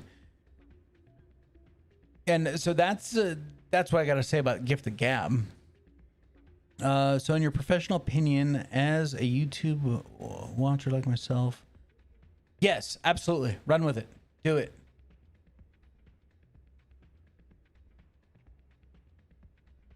That's a very great point, Slacker. Some people can just talk and talk and talk and talk and talk, and they are very natural about that.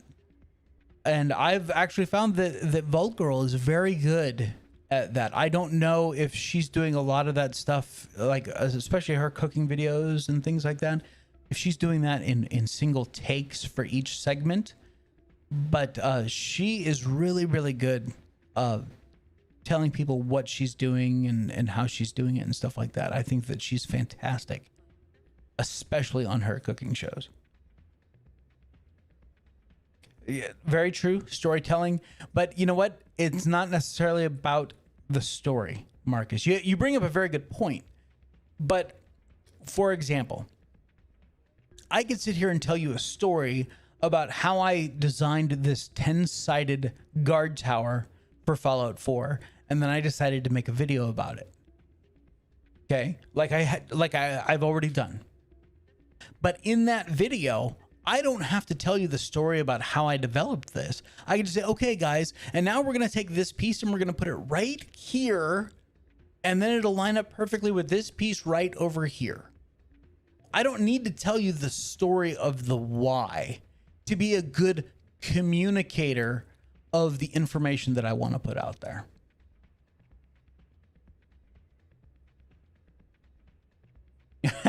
Yeah, screw Birch. There was I'm in several groups on Facebook, and one of them is for, well, there's several woodworking groups that I'm involved with, and I can't remember which group it was. And this guy made the comment, he goes, is anyone else tired of hearing the phrase Baltic birch plywood? Because when you watch any of the big woodworking YouTubers, these guys are all using Baltic birch plywood because it is the best plywood to build with. It has more layers. Each layer is better defined. There aren't as many voids. It sands better. It routes better. It does everything better. It is the best plywood out there. It's also the most expensive, and it actually comes from the Baltic region. And so it's a little bit more expensive because all of it is shipped from overseas, from Europe and Russia. And so, of course, these guys that have been doing YouTube for years and years and years, they have successful woodworking businesses or construction businesses or whatever. They're using the best materials. And so a lot of videos, if these guys are talking plywood at all, if they're not talking some exotic hardwood like lignum vitae, which is the densest wood in the world and comes from the Caribbean and is actually on the there's an embargo on importing it into the United States because it's now an endangered species. So now they're going to this Argentine lignum vitae. It's not even in the same family, but it has the same density as lignum vitae and looks very, very similar, even though it's a totally different tree. So these guys are working with exotic woods, and they're working with the best plywood. That guy that brought up, is anyone else tired of hearing the phrase?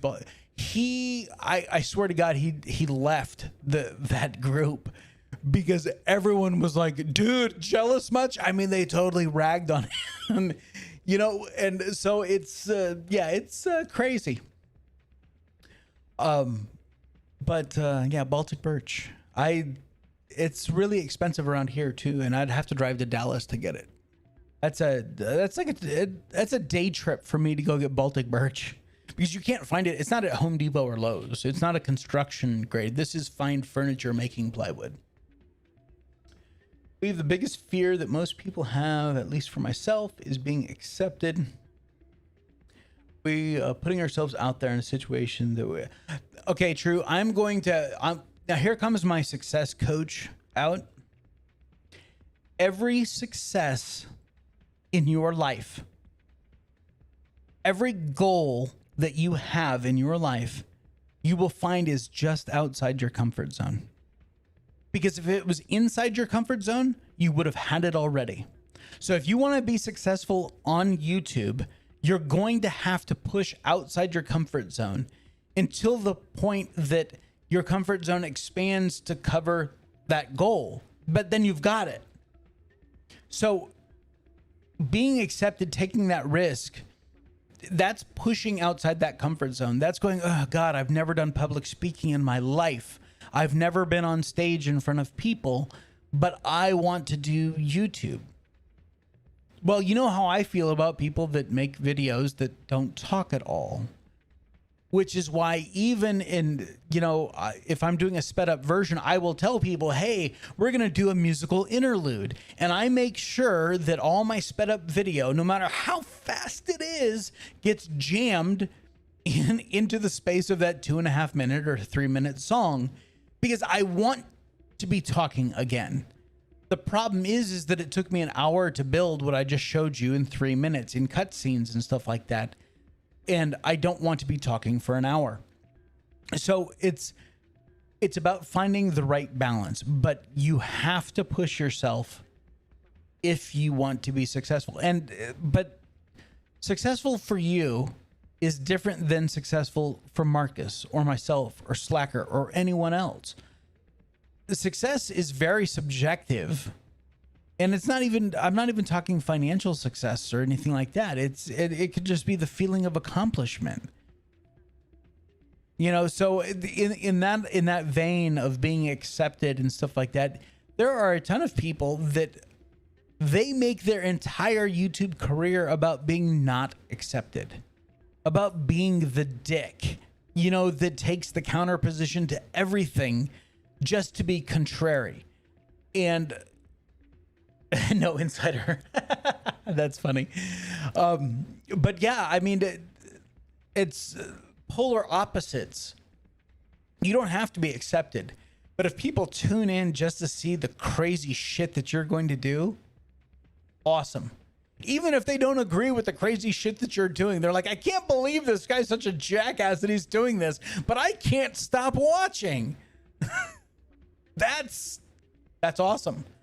You know, if you're able to pull that off, then awesome. You know, look at what's his name? See, I've gotten away from traditional YouTubers. I've gotten so niche down. Why can't I think of his name? Well, he had the character of Francis. God, now you guys don't know who exactly I'm talking about. But Francis is who I'm trying to talk about. You know, Francis was the idiot that trashed everything and exploded. And no, not PewDiePie. As soon as I see his name, I'm like, yes, that's him. He lost all that weight and he had his teeth redone and he looks weird now. But the Francis videos were some of the best videos on YouTube. And the funny thing is that people that didn't know better thought that was actually him.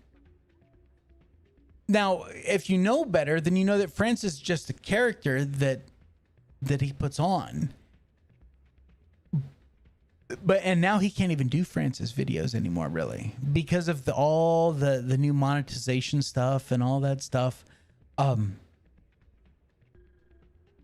It just he can't do it anymore, and which is sad because the Francis videos were the best videos. Or the video of the kid's dad that totally gets pissed off and runs over all the kids' games. That was a total setup too. That family does that. That is what they do. They go to Game Exchange or something and buy a bunch of games for like $1.99. You know, they spend $50 and have a whole pile of games and cases and stuff like that. And then they set up this argument, I'm doing the air quotes there, where the kid's like, where are all my games? And he goes running out and the dad has the zero-turn mower and he runs over this big old pile of Xbox games. Now, of course, most of them were empty cases or they were the cheap games that they had bought and stuff like that. And then the kid's all crying out there. He's on the ground. And this is like a grown-ass man. This isn't some like 14-year-old. This is a 20, 21, 22-year-old man out there crying because because he lives in the basement and his dad ran over his video games. It's all a setup. That none of that video was legit. But if you read through the comments on that video, so many people believe that it was real. That's the funny part of that to the people that know. That, you know what, that whole when he flips that table for Thanksgiving because he gets pissed off at his dad and he reaches under that table, I was like, no, he's not going to do it. I mean, and they had the turkey and the pie and the stuffing and the cranberries and all that stuff laid out on that table. And he flipped that card table. I was like, oh shit. You know, even though I know it's fake, it's a boogie. Thank you. Yes, boogie. That's exactly who it was, Marcus. Thank you. And it's not Boogie that was flipping and crying over the, you know, Boogie does Francis. And if you've never seen Francis videos, Marcus, you have to watch him. I mean, it's brilliant. The girl that plays his sister is actually his ex-wife. Of course, they were married at the time, but she, in the Francis video, she played like she was the older sister or something like that. But yeah, watch those. And but anyway, there is a market for that on YouTube. People dig that stuff. Most people find Boogie because of Francis. The Francis video, you know, yeah, some outlandish title like, you know, ruining Easter, you know, my sister ruined Easter or something like that, because the sister gave him an Easter bunny piñata. And of course she's trying to help him lose weight. So she filled it with like carrots and celery sticks and stuff like that. And so he goes ballistic and she goes, okay, here's the real one. And he loses it and he thrashes on this thing and explodes all over the place in his fit of anger. And it actually did have the candy. So then at the end, he's like, oh, I'm sorry. And he's like picking the pieces of candy out of the little pieces of piñata and stuff like that. It's a brilliant tactic. But now you have to keep it a little bit cleaner. You can't have Francis like Francis used to be, because YouTube just won't show that kind of video anymore. Their algorithm goes, no, this isn't suitable, and it just stops showing it.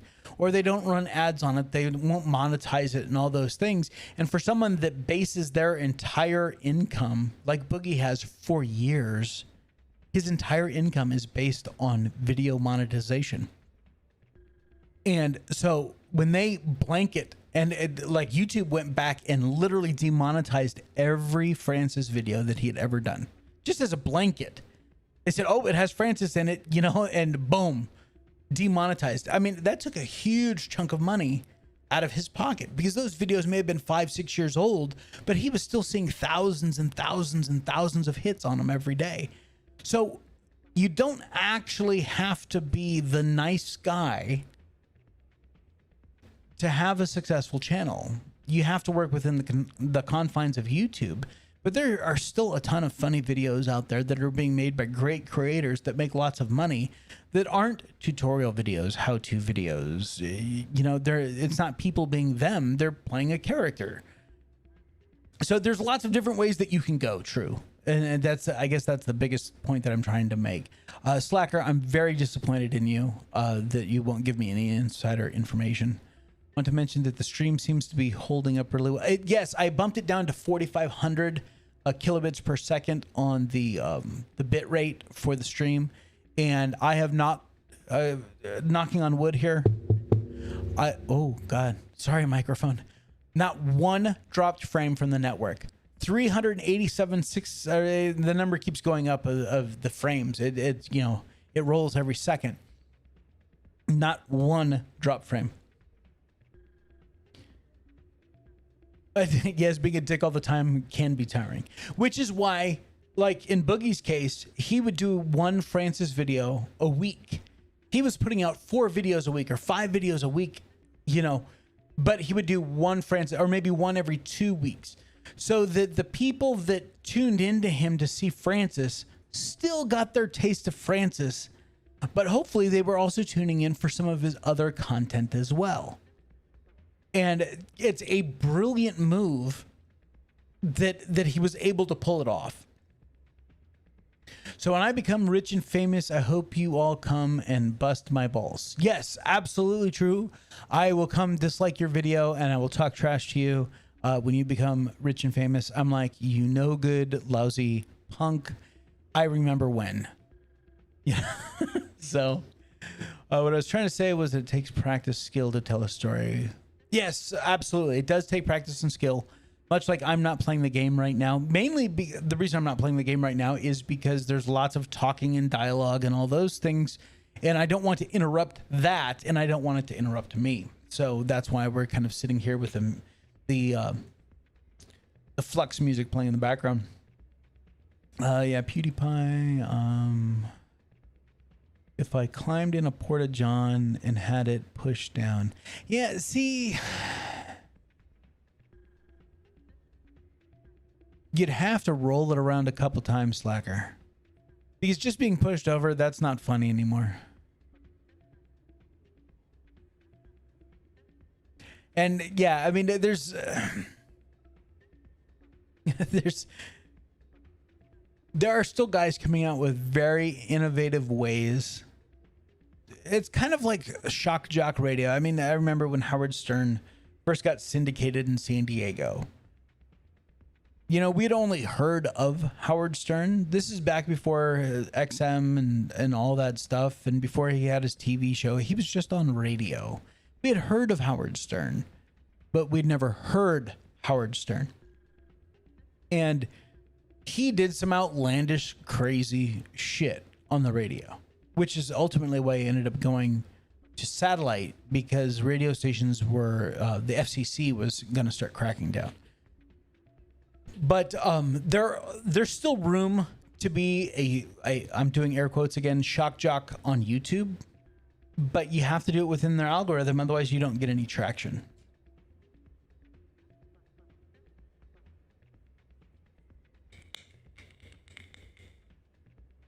Me, I can't stand the guy. I don't care for Howard Stern at all.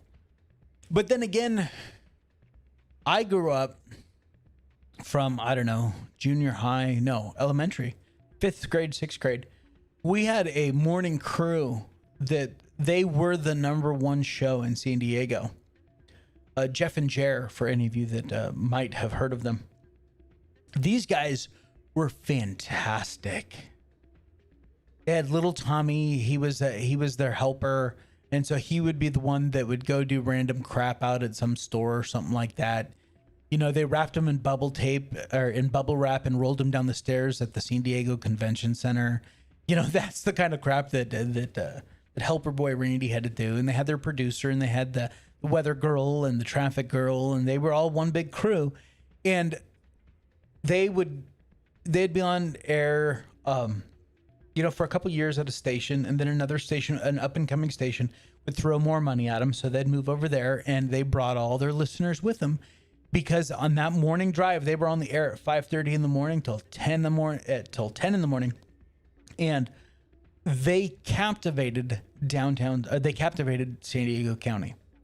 And so they were on like 7 or 8 different radio stations throughout the years, but they did really cool stuff. Like, they did Breaking and Entering Christmas, where you would nominate a family. Like, they'd have a bunch of people that would nominate someone that they knew that wasn't doing well off. Maybe mom and dad had just lost their jobs, or there was a medical thing and they couldn't do Christmas right for their kids. And so they would get together a group of people, and people would make donations, and businesses would donate stuff. And they would literally fill up these people's living rooms with toys and a Christmas tree and lights. And of course, we can only hear all this on the radio.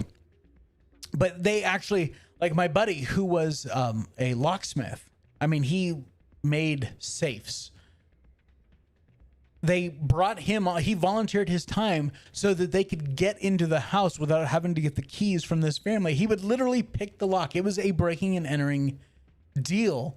Now, of course, you know, the police department for whatever city they were in, you know, everyone was notified. The cops were actually in on it and stuff like that. And they would arrange for the family to be out at that specific time, to be not at home. And they'd have the guys that do the Christmas lights for your house. Like, you pay them a few $100 and they come out and they hang up some lights on your house. These guys would come in, donate their time, donate the lights, hang a bunch of lights around the house. And of course, Tommy is walking, the producer, he's walking around and he's describing the house. He's describing the pictures and how it doesn't feel like Christmas at all. You can just tell that the family's just in this funk and all this stuff. And the thing is they don't wait around for the family to come back. They just, when they're done, they leave. But they were able to help this one family have a fantastic Christmas. And that was phenomenal. And then the biggest thing was they had a woman call in, and she was in an abusive relationship. And so they were talking to her off the air. Then they talked to her on the air, and they protected her name, and they called her Becky. And they got her out of that situation. They got her some help and stuff like that, but they wanted to do more. So they found a safe place for her to stay, but then they wanted to do more. They found her a job, but then they wanted to do more. So then they built Becky's house. It was a place for women and single mothers and their kids to go and be safe. It was a little housing complex, not an apartment. It was like individual, like little homes, not like 400 square foot, but it was enough for them to have a roof over their head and a kitchen and bathrooms and bedrooms. And it was a safe place where they could go. Everything was like anonymous. No one outside of Becky's house knew who these people were and where they were going, what they were doing. And that is still running in San Diego. And it is a fantastic program that helps people that are in really, really bad situations take control of their lives again. And they give them free counseling and make sure that they get to medical appointments and all of they totally take care of these families and these battered women and help bring them back to life. And it's just fantastic. And they've all retired now. So at the end of all that, they've all retired. But again, you have the Howard Sterns, you have the Jeff and Jers. It's the same thing on YouTube. You know, you can be the helpful or you can be the shock jock. And there's a million shades of gray in between those two. Absolutely, Marcus. I mean, you want to talk about, I mean, but they okay, so they did that, but then they did, ride the coaster for the summer, and they found 32 people to ride on the coaster at Belmont Park there in San Diego. It's an old wooden coaster right on the boardwalk of the beach. And so they found enough people to fill the car, right? And the last person they had to ride all day long. They were able to sleep on the loading platform at night. But when the boardwalk opened in the morning, they had to be back in their seat on the roller coaster car. And the last person to get off to say, okay, I've had enough, won like $50,000 or something like that. But the cool thing is that as people started getting off, they couldn't hack it anymore. Then you could go there and you could ride with these people. And they had they gave them like a 10-minute break in the morning, a 10-minute break in the afternoon, and they had like a half hour in the middle of the day that they could go use the showers at the beach. And so, I mean, their families were camped out. Their families were bringing them fresh clothes and all this stuff. But at some point, you could just go down there, buy a ticket, and just ride with these guys. And so they were like local celebrities for the summer. So they did fun stuff too. It wasn't all just, like Becky's house and stuff like that, but they were always very in tune with the community. My mom was actually part of one of their things where the Pepsi blimp was going to be in town, and they wanted 6 people that were overweight because the blimp has a weight limit. So they said, okay, the pilot, the co-pilot, and Tommy, they all weigh this much. We want 6 people that all want to lose at least 40 pounds,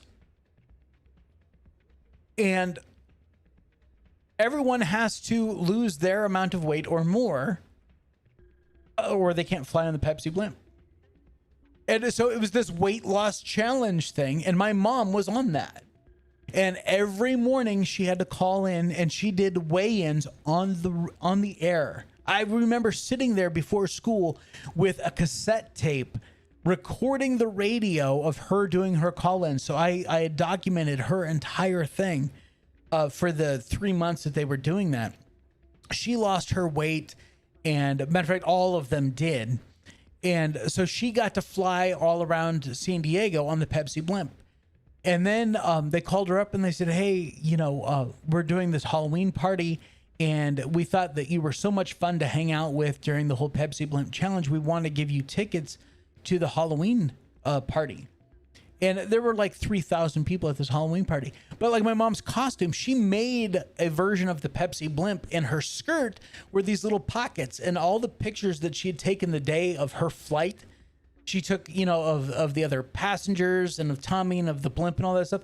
she made little pockets and put all those little pictures inside, so they were like the windows under the capsule of the Pepsi blimp, and that was her costume. And I mean, she made the newspaper, you know. So I mean, that's the kind of stuff that they did. And building your community is never, ever, ever a bad thing. It just depends on how you want to do it.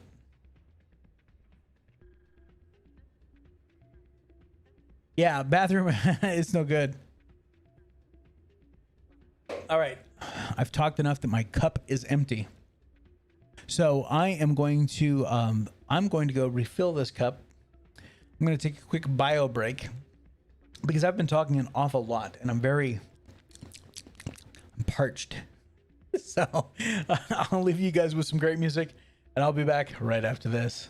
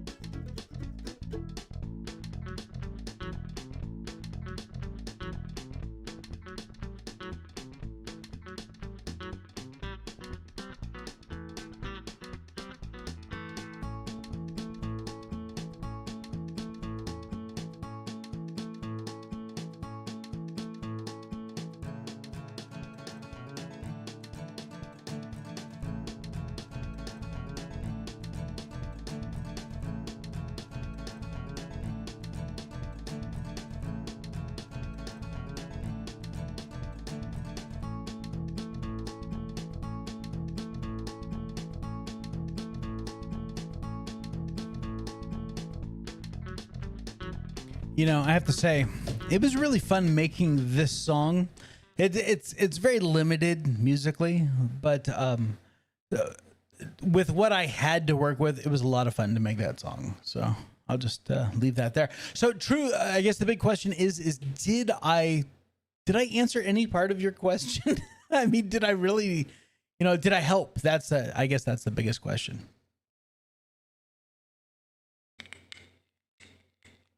And shit, man, I'm still trying to figure out how to make it. Come on. I appreciate the fact that you look to me, and ask that question.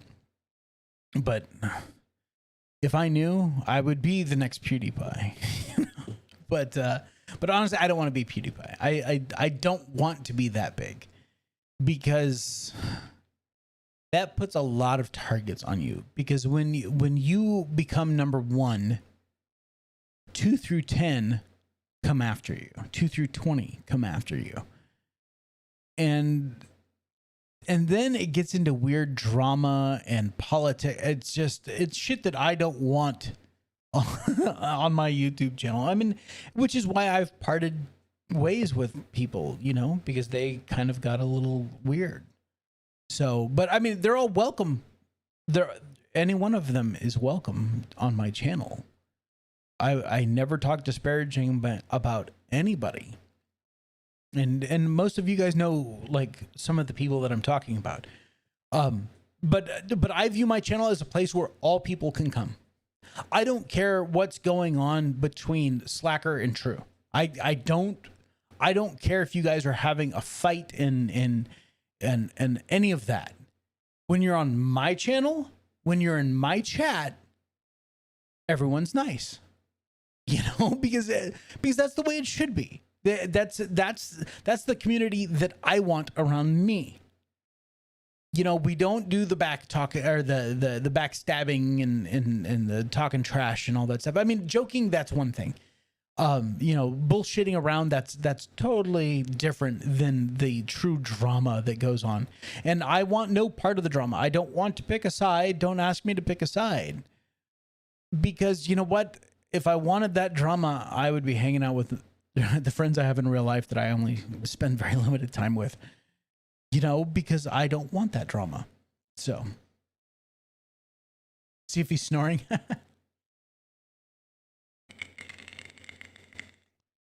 Oh, you're asking that question, Marcus. Yes, I do remember you asking that question earlier. And you know what? I made the decision right after you said that you had to go cook, and I was hoping that you had taken maybe your phone or a tablet with you so that you could still be watching. Yeah, she's gone. Oh, yeah. Yeah, she's gone. All right. Let's see. Damping. Increases the explosion radius of your tech proximity mine. Shuts down enemy tech and bionic abilities. Yeah, let's do that. Yes, she is gone. And we'll give you the next level of stasis.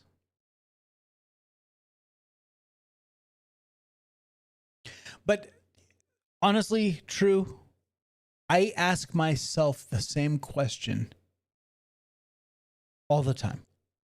At least half a dozen times a week. I'm going, what can I do to get to the next level? What do I need to do? Not what can I do, what do I need to do? And then I have to figure out how I do that. And honestly, I struggle with that. You know, I'm playing a 13-year-old game. I'm live streaming a 13-year-old game. This is not going to get me a ton of new viewers, you know? Oh, I'm heading in the wrong. What? Did the game just crash on me? Oh, no, it's loading. Oh, shit. Oh my God.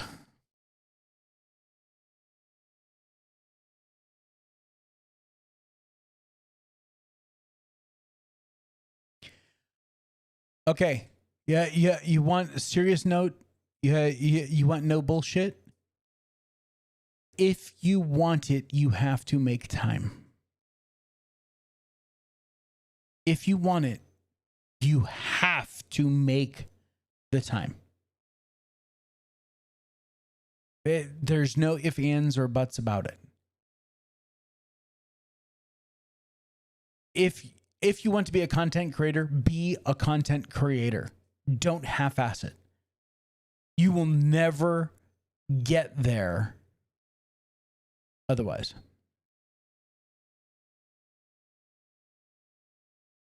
And yeah, I get it. Work schedules suck.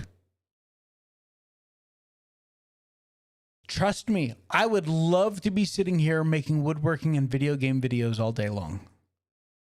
But we know that ain't going to happen. I'm not even playing the game audio at this point. There we go. At least we're going up. Yeah, you have to make the time. If it's something that you truly want to do and want to grow, you have to make the time for it. It's like anything else. If you, I don't know, plant carrots in your yard. If you want carrots at the end of the season, you have to make the time to take care of them so that they grow correctly, so that they're not eaten, you know, that they have enough water. Anything that you want in your life, you have to make sure that you are devoting the time that it takes, going through the steps to make it happen. And if you can't do that, then stop trying. I know that's brutal. I know how brutal that sounds. Trust me. I've thought about giving up on this channel a dozen times over the last 4 years. Hell, I've taken breaks. Those breaks hurt me more than any video that I've ever done. Not posting a video hurt me a lot more than a shitty video. And I get that. I get it. I totally understand. Haven't been ready yet lately.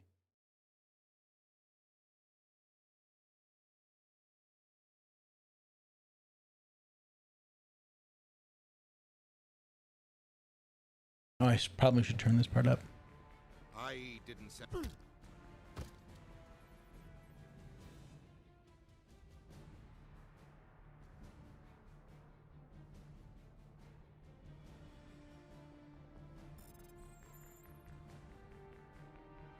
Get us out of here, Joker. Now.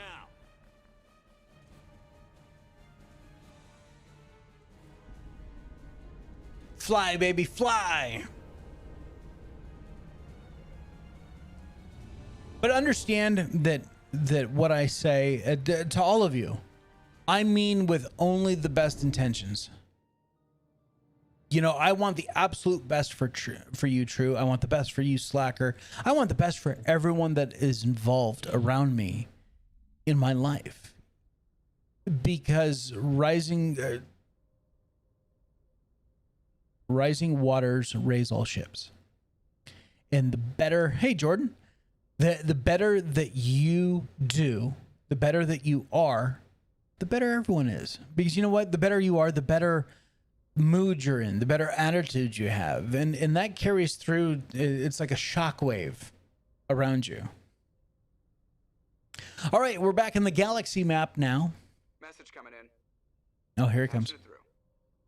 Commander, Ms. Al-Jalani's story on you just aired. She shouldn't have ambushed you like that, but you handled it pretty well. We had differences of opinion, sir. I hope she at least believed my sincerity. You handled yourself pretty well, Commander. She came across like a raving idiot. Just wanted to let you know what the response was back home. I won't keep you any longer. Fifth Fleet out.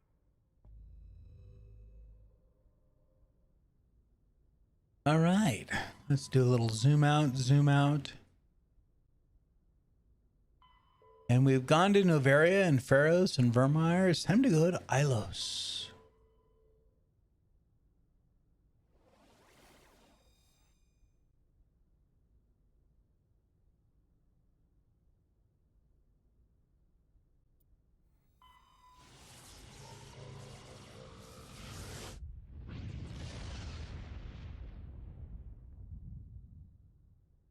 Message coming in. Patching it through. Commander, I'm glad you were in the area. We've got an emergency situation, and you're the only one I can trust to get the job done. How can I help, Admiral? Biotic fanatics have hit a medical research station with a psychotropic drug.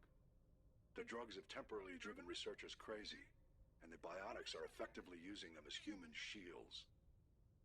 I'll do everything within my power to bring those researchers back safely, Admiral. I know you will, Commander. I'm sending you the station coordinates now. Fifth Fleet out. Fifth Fleet out.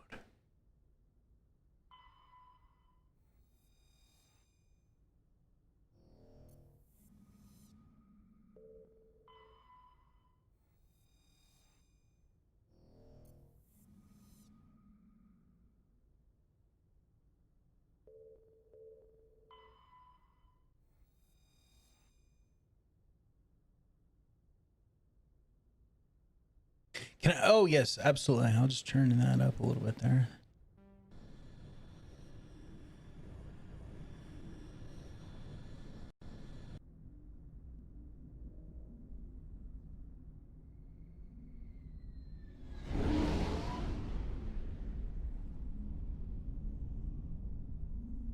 I love the Normandy.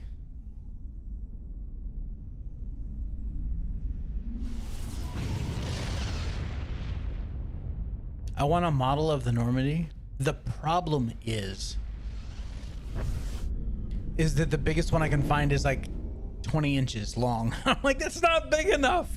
I want it bigger. I want to build a bitchin' wooden shelf to put it on. Have their sensors picked us up yet? Well, stealth systems are engaged. Unless we get close enough for a visual, they won't have any idea we're here.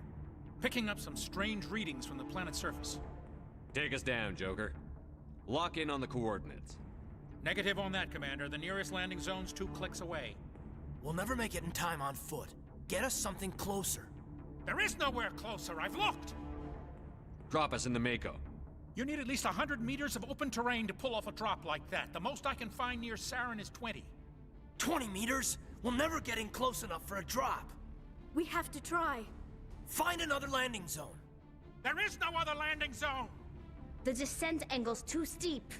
It's our only option. It's not an option. It's a suicide run. We don't... I can do it. All right, Slacker. Joker. I can do it. Gear up and head down to the Mako. Joker, drop us right on top of that bastard. Yeah! Well, Caden, you don't need to gear up, and Rex, you don't need to gear up, and Garrus, you don't need to gear up. You guys just stay here. I'm taking the ladies with me. All right, let's see. Yes, True, you're very welcome. And you know you're always welcome to shoot me a question anytime, whether it's in chat, direct message on Discord, whatever. If you ever have any questions, want me to look at something or want to run something by me, it may not be immediate. It may take me a few hours to get back to you, but I will get back to you. So played the test server in late January until Wastelanders released and was so burned down I've not played since release. Yeah, I feel you, Marcus. It's like going back to State of Decay 2. I put so many hours in that game so fast. It really, really fried me.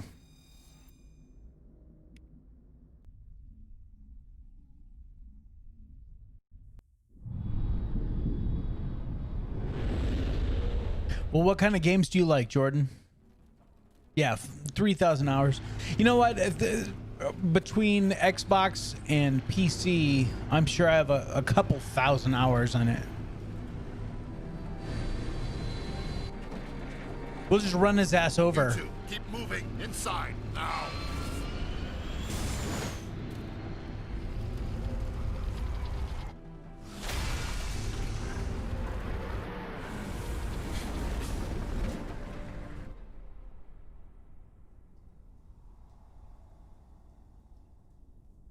We have to get inside this bunker before Saren finds the conduit.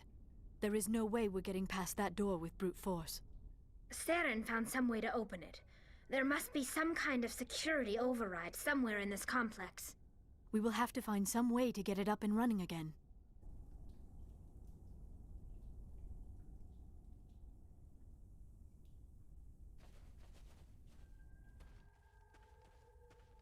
Hostile spotted. Pistol? Jesus, where did that come from? There we go. That's better.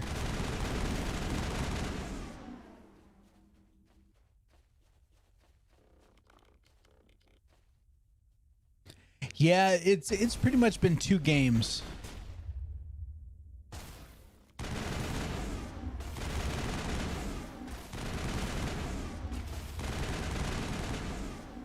Nowhere to hide. Oh shit, where'd you come from?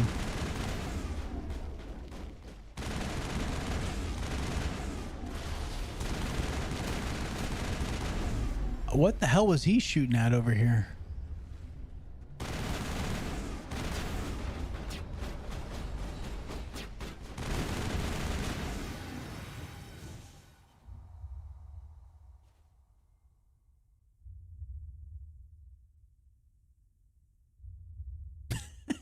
I'm an idiot.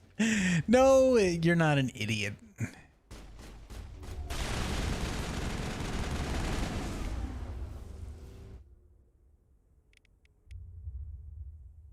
Barrier, warp, throw. We'll try singularity.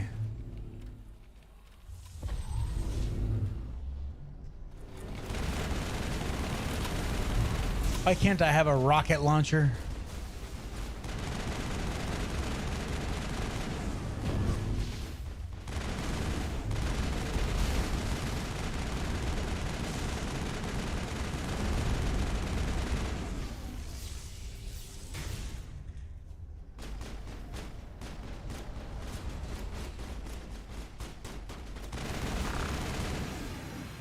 supplies. It just works as BS.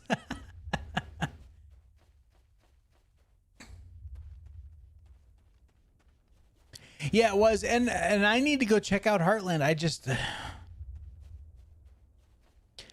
I can't find it in me to do that. Not right now.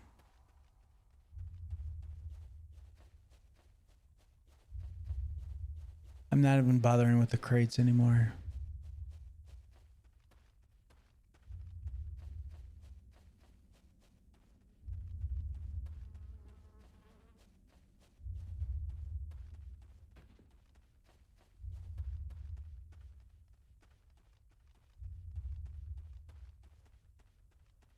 Jesus.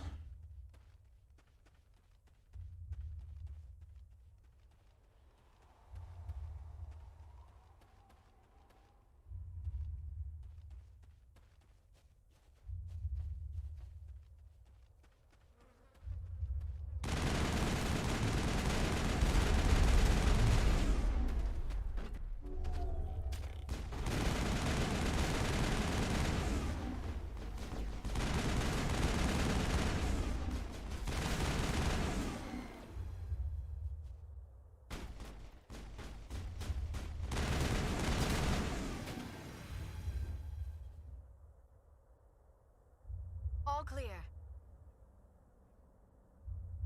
Yeah, I noticed you were playing Sniper Elite on Discord. I saw that you were playing that. Yeah, you're gonna be waiting until November for Cyberpunk now. That sucks. That's not creepy as hell. You're one ugly son of a bitch. Yeah, I am really excited about Cyberpunk.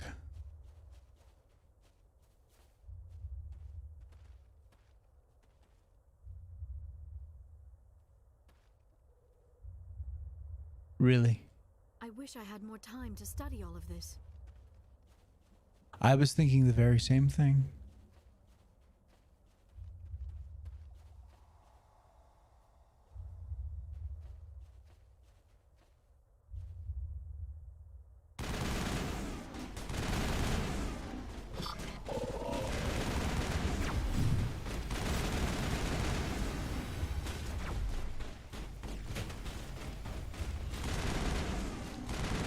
Come here, you bastard.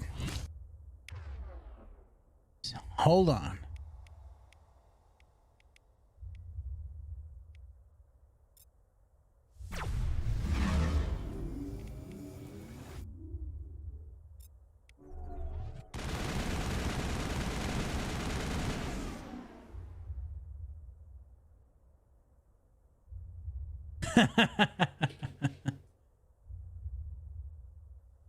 We put him in stasis. Let's launch his ass. Oh, I guess that won't work. We have to wait for stasis to wear off. There we go. Got him.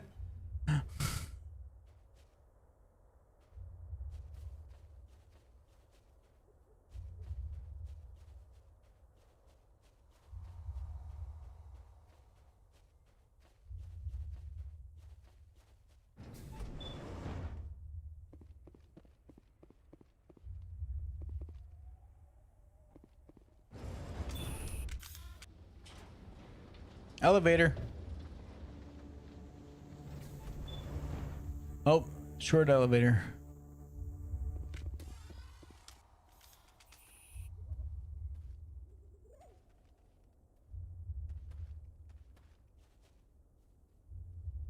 That drumming. Ugh.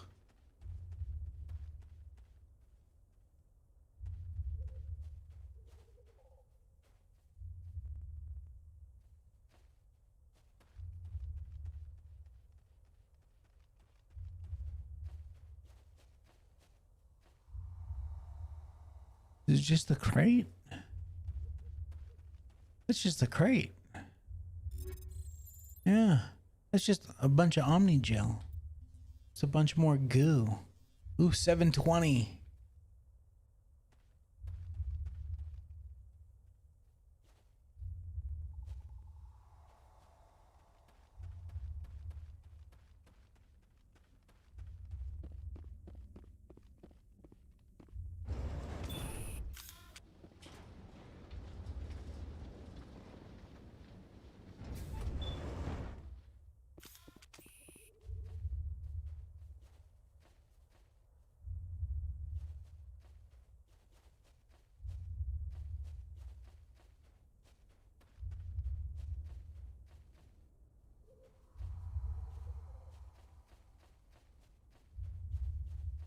I always remember thinking at the time, what a fantastic level this is.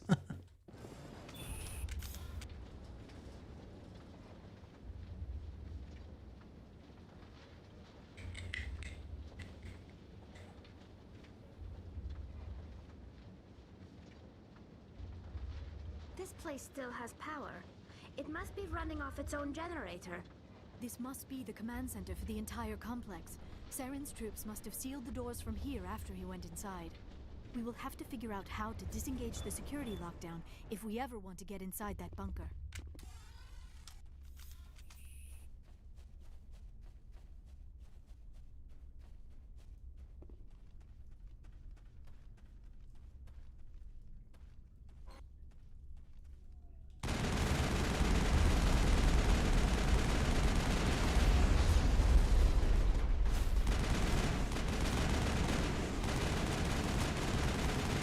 I've lost shields!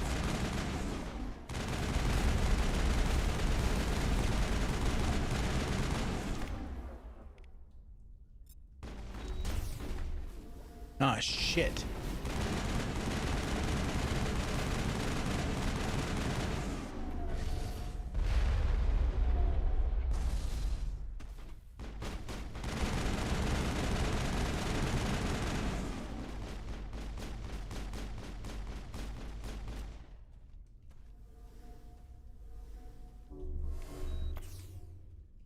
That's the button I meant to mash in the first time.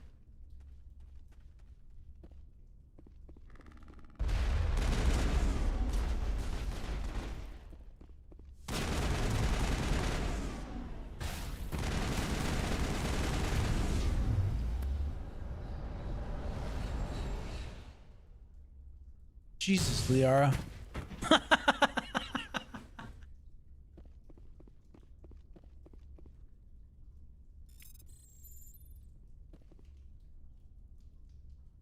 Hi there, little buddy. See, this is why I saved up all the Omni goo.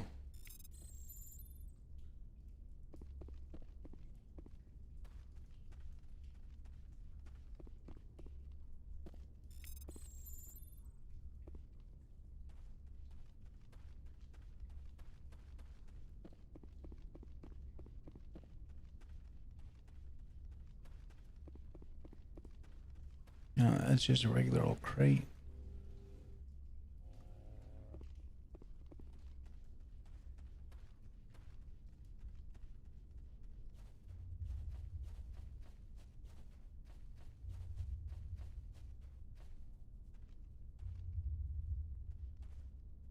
Shit, I must have missed something.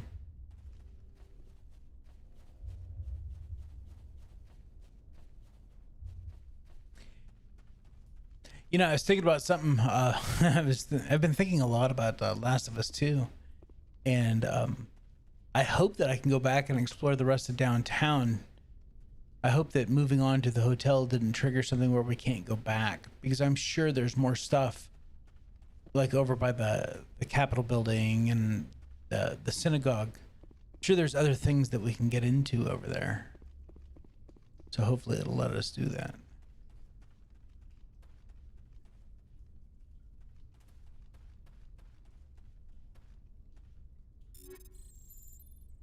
Really? That's it? Just two things? I lost 17 Omni Gel, you bastards. What the hell did I miss?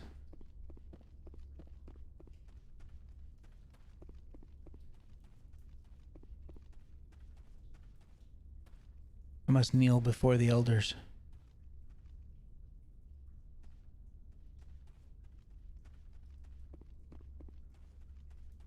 That's the way we originally came.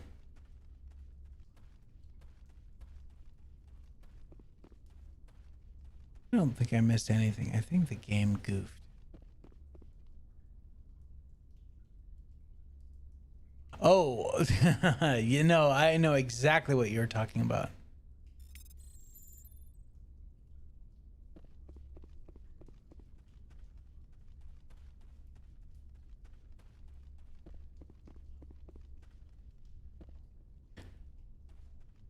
Well, I think I know what you're talking about.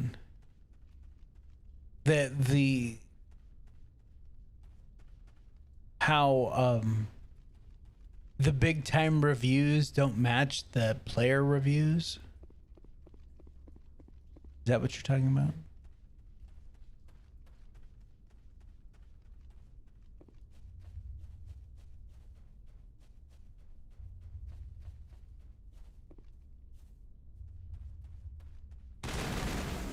Let me in.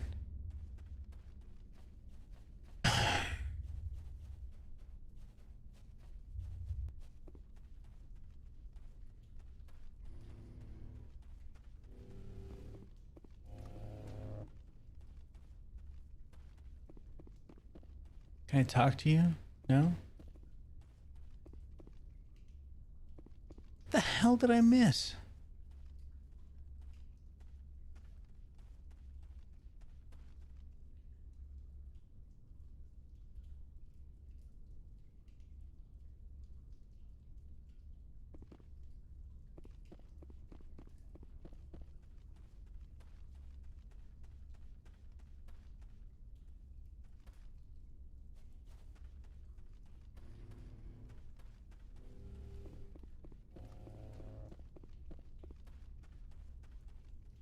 That's what I was looking at too, but there's nothing here.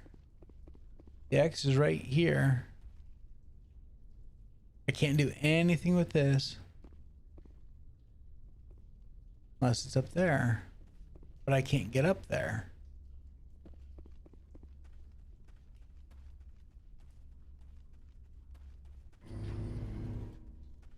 It's weird. Oh, shit.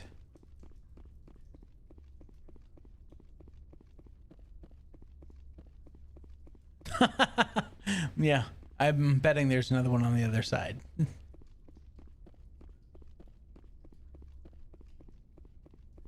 And somehow I just missed the ramp over here.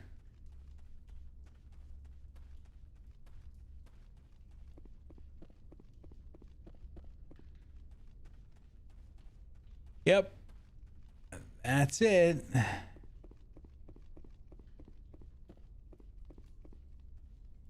Security panel open. Duh. Come, Saren already has a head start. We have to go find him before he reaches the conduit. Unless he's already found it. Then we're just walking into a trap. That is a chance we will have to take. Hold on. Something's happening. Too late. Unable to... Invading fleets. No escape. Sounds like some kind of message, but I don't recognize the language. Sounded like English to me. Probably in Prothean. This recording must be 50,000 years old. No wonder we cannot understand it. The message is all broken up, but I recognize some of the words. It's a warning against the Reaper invasion. Of course. Between the beacons and the cipher, an understanding of the Prothean language would have been transferred into your mind. Not safe. Seek refuge inside the archives. What's it saying? Can you make out anything useful? Vault Reapers. The Citadel. Overwhelmed. Only hope. Act of desperation. The conduit.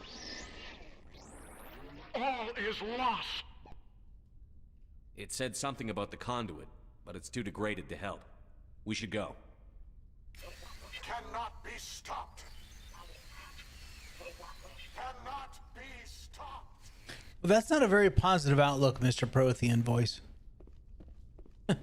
Prothean habla inglés.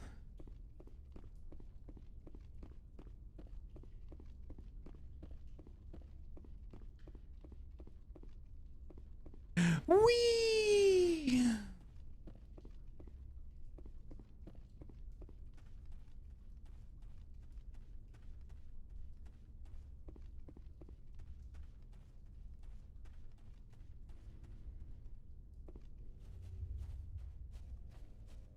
No habla Prothean. Now the door's just open. That's not That's not funny.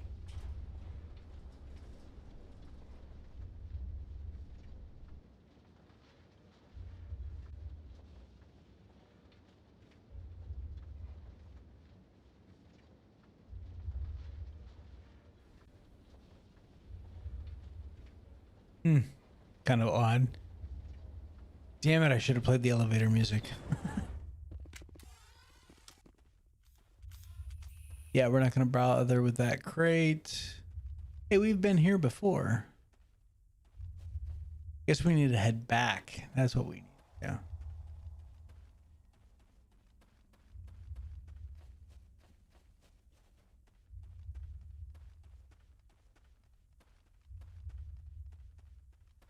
Lots of running. Running. Who votes we take the vehicle into the creepy underground bunker? Me!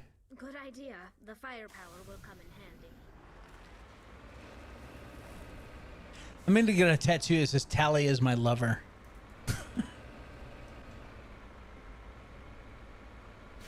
I have spent my life studying the Protheans, but I never dreamed I would discover anything like this.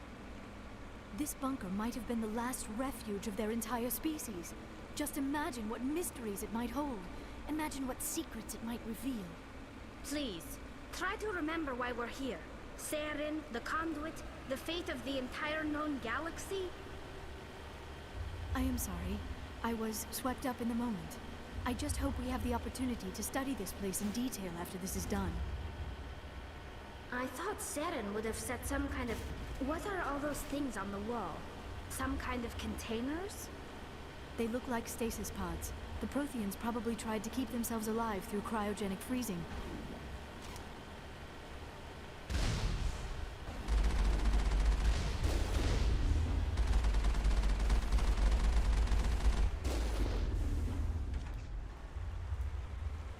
Yeah. They couldn't have just dumped me out, really.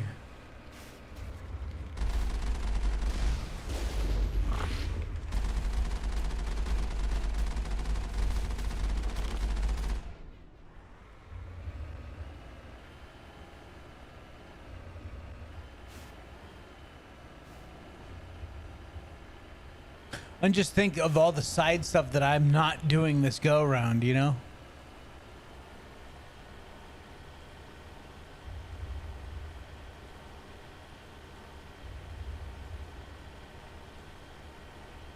What is happening?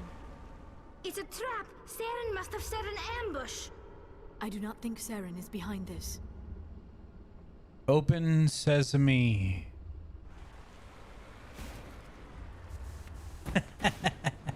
I just had to do it.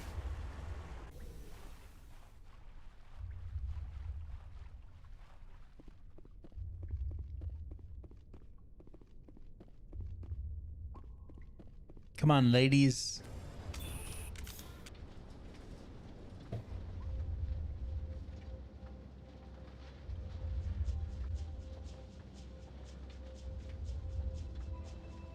I have studied the Protheans for decades, but I have never felt this sense of foreboding. What will we find down there? Whatever we find, be cautious. If this were simply an automated trap, Saren would have triggered it as well.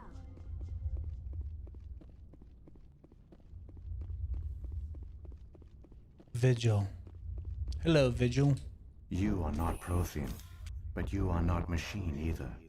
This eventuality was one of many that was anticipated. This is why we sent our warning through the beacons. Looks like some kind of VI program. Pretty badly damaged. I do not sense the taint of indoctrination upon any of you. Unlike the other that passed recently. Perhaps there is still hope. This is incredible. An actual Prothean VI, and I can understand it. I have been monitoring your communications since you arrived at this facility. I have translated my output into a format you will comprehend. My name is Vigil. You are safe here for the moment, but that is likely to change. Soon, nowhere will be safe. All right, good. It allows me to talk. Okay, the whole IT thing with Shepard being indoctrinated from the very beginning. Vigil just proved all of that wrong. I don't know why no one has brought that up.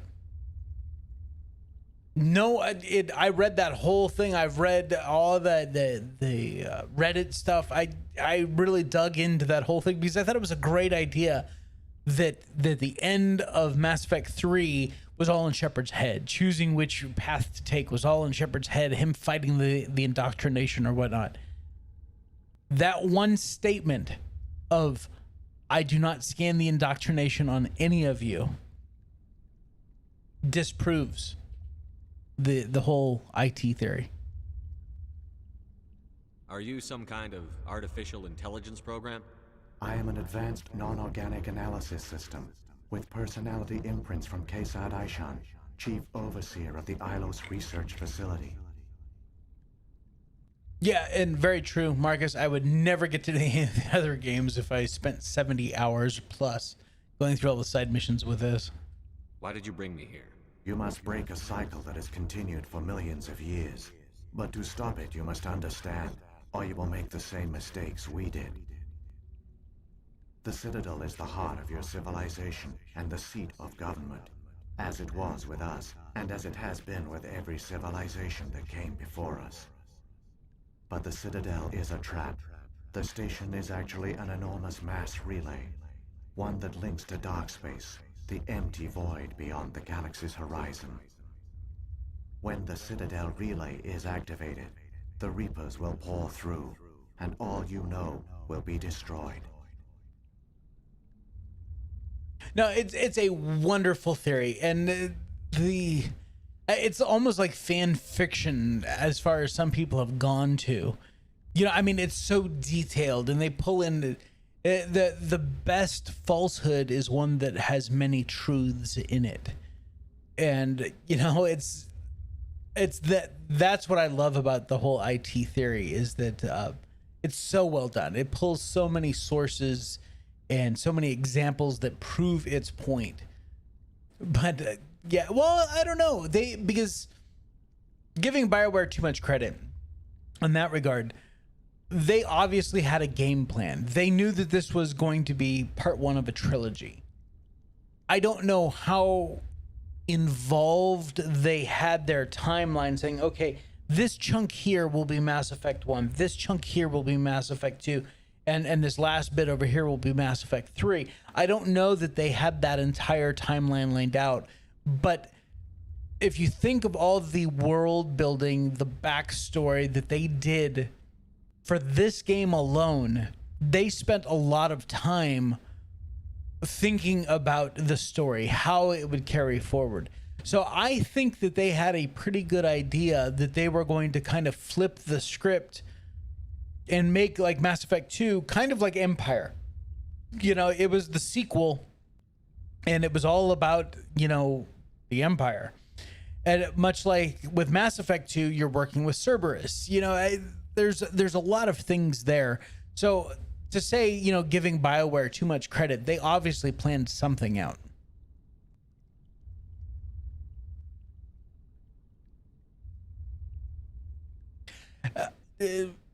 Fair enough. Okay, I see what you're saying there. But 3 was just a huge step in gameplay mechanics and everything. Everything about 3 was so fresh compared to the original Mass Effect.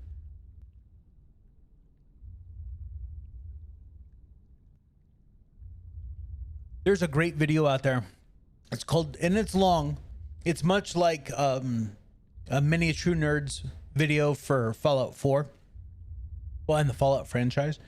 It's called Commanding Shepard.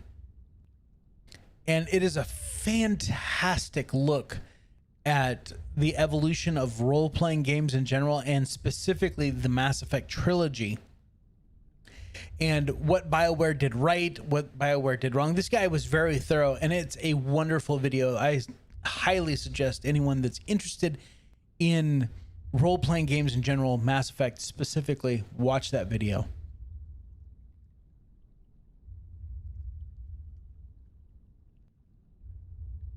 No, that's true.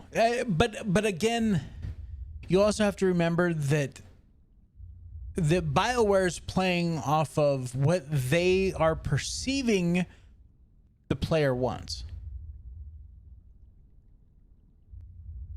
You know, because you have to look at what else was coming out at the same time that they were that Mass Effect 3 was releasing. What had come out while they were in production that may have swayed them to kind of take a different tax on things. You know, because they go, oh shit, look, you know, everyone's loving this style over here. We're talking 2 years before Mass Effect 3 came out.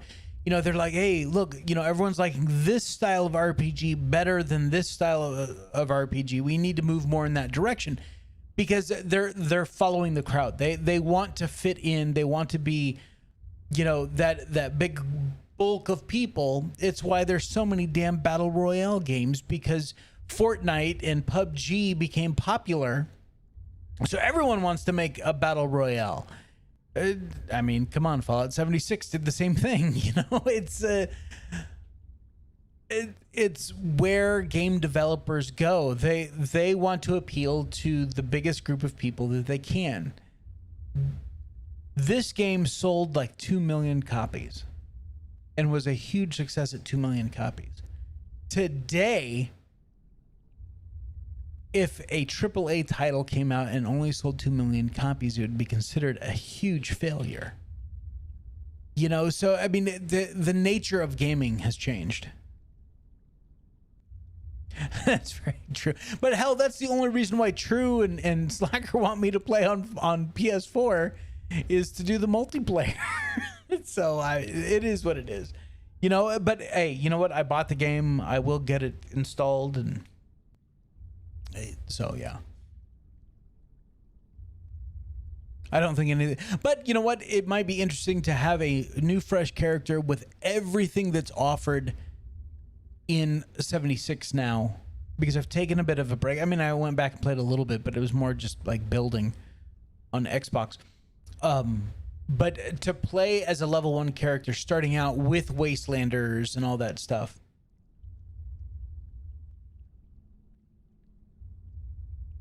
Oh, well, and remember, this was an Xbox exclusive for 3 years.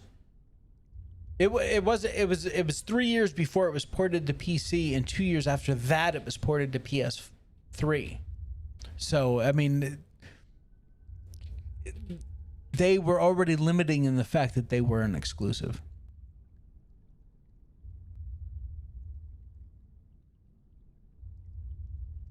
Oh, I know, and who is it? God, why can't I remember names tonight? Shit, now I have to go look.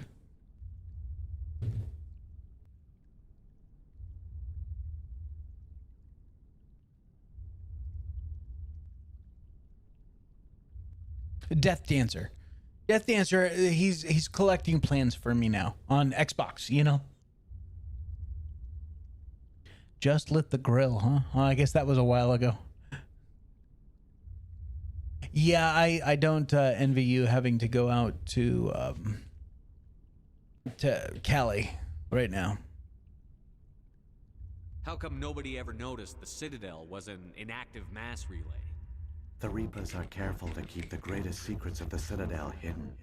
That is why they created a species of seemingly benign organic caretakers. The Keepers maintain the station's most basic functions. They enable any species that discovers the Citadel to use it without fully understanding the technology. Reliance on the Keepers ensures no other species will ever discover the Citadel's true nature. Not until the relay is activated and the Reapers invade. See, that's brilliant. Right there, that's brilliant, because that's absolutely true. Oh, these Keepers, they already know what's going on. We don't need to learn what's going on, because we have these caretakers that take care of this place. How do the Reapers survive out in dark space? We have only theories. The researchers here came to believe the Reapers enter prolonged states of inactivity to conserve energy. This allows them to survive the thousands and thousands of years it takes for organic civilization to rebuild itself. But in this state, they are vulnerable.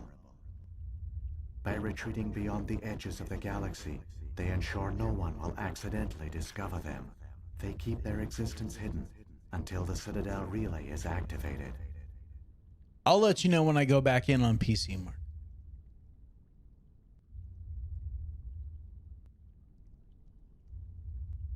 The Reapers can wipe out the Council and the entire Citadel fleet in a single surprise attack.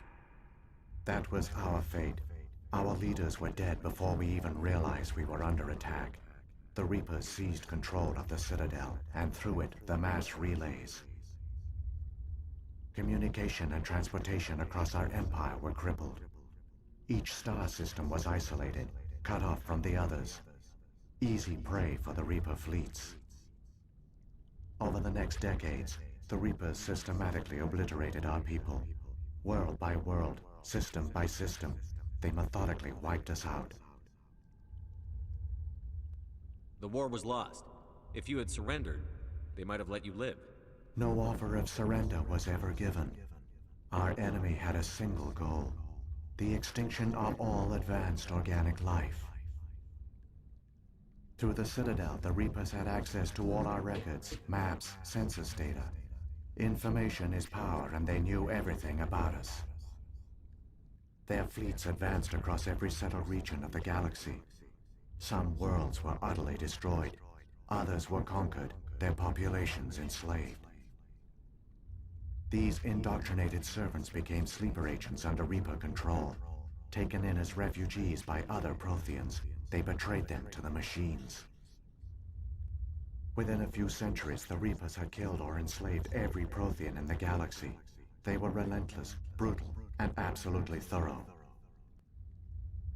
I don't understand. Where did the Reapers go after they conquered your people?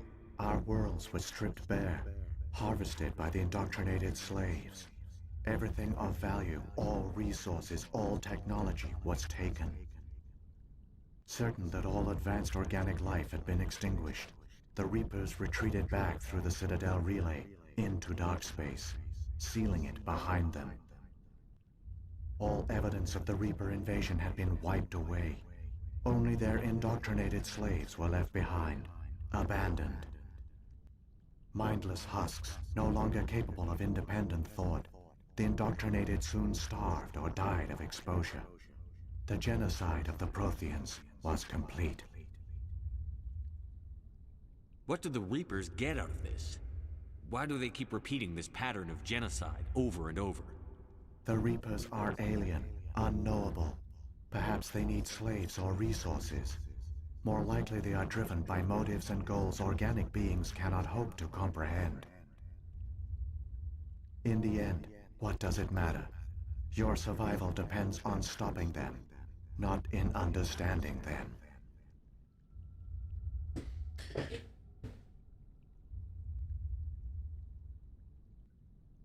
Yeah, it's a shame, but who knows?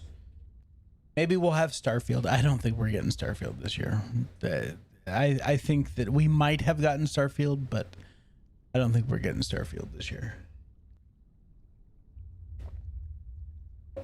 I think we would have heard something by now. You said you brought me here for a reason. Tell me what I need to do. The conduit is the key. Before the Reapers attacked, we Protheans were on the cusp of unlocking the mysteries behind mass relay technology. Ilos was a top-secret facility. Here, researchers worked to create a small-scale version of a mass relay, one that linked directly to the Citadel, the hub of the relay network. The conduit is not a weapon. It is a backdoor onto the Citadel. How did you manage to stay hidden? All official records of our project were destroyed in the initial attack on the Citadel.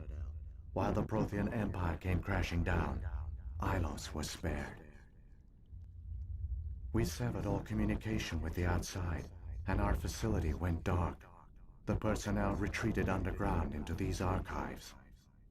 To conserve resources, everyone was put into cryogenic stasis.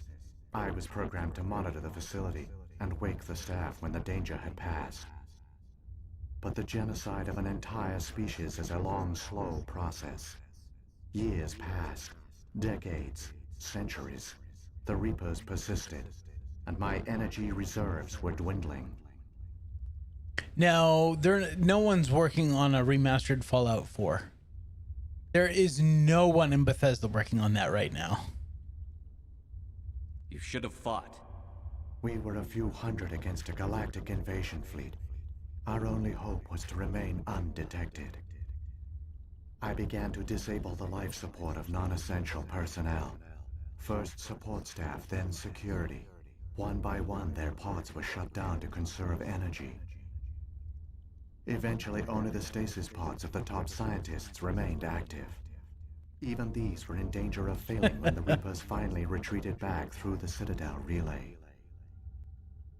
There were hundreds of stasis pods out there. You just shut them down? You killed them? You couldn't let everyone die. Better to sacrifice some so others could live.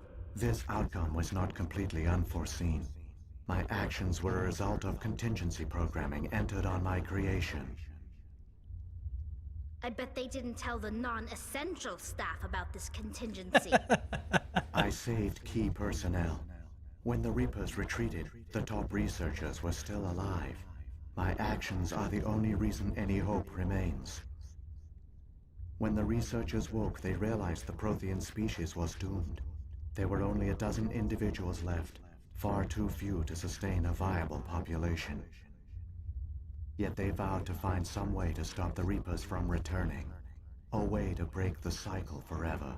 And they knew the Keepers were the key. Oh, that's another smart-ass joke right there. Farther along with Elder Scrolls 6 than Starfield. No, Starfield, no. Because they've been working, the main contingent of Bethesda has been working on Starfield for like 3 years.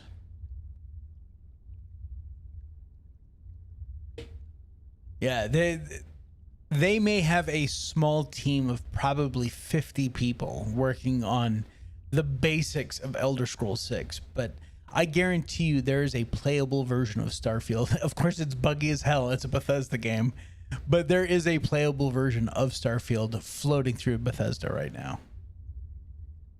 I still don't understand what's going on here. Why is Saren trying to find the conduit?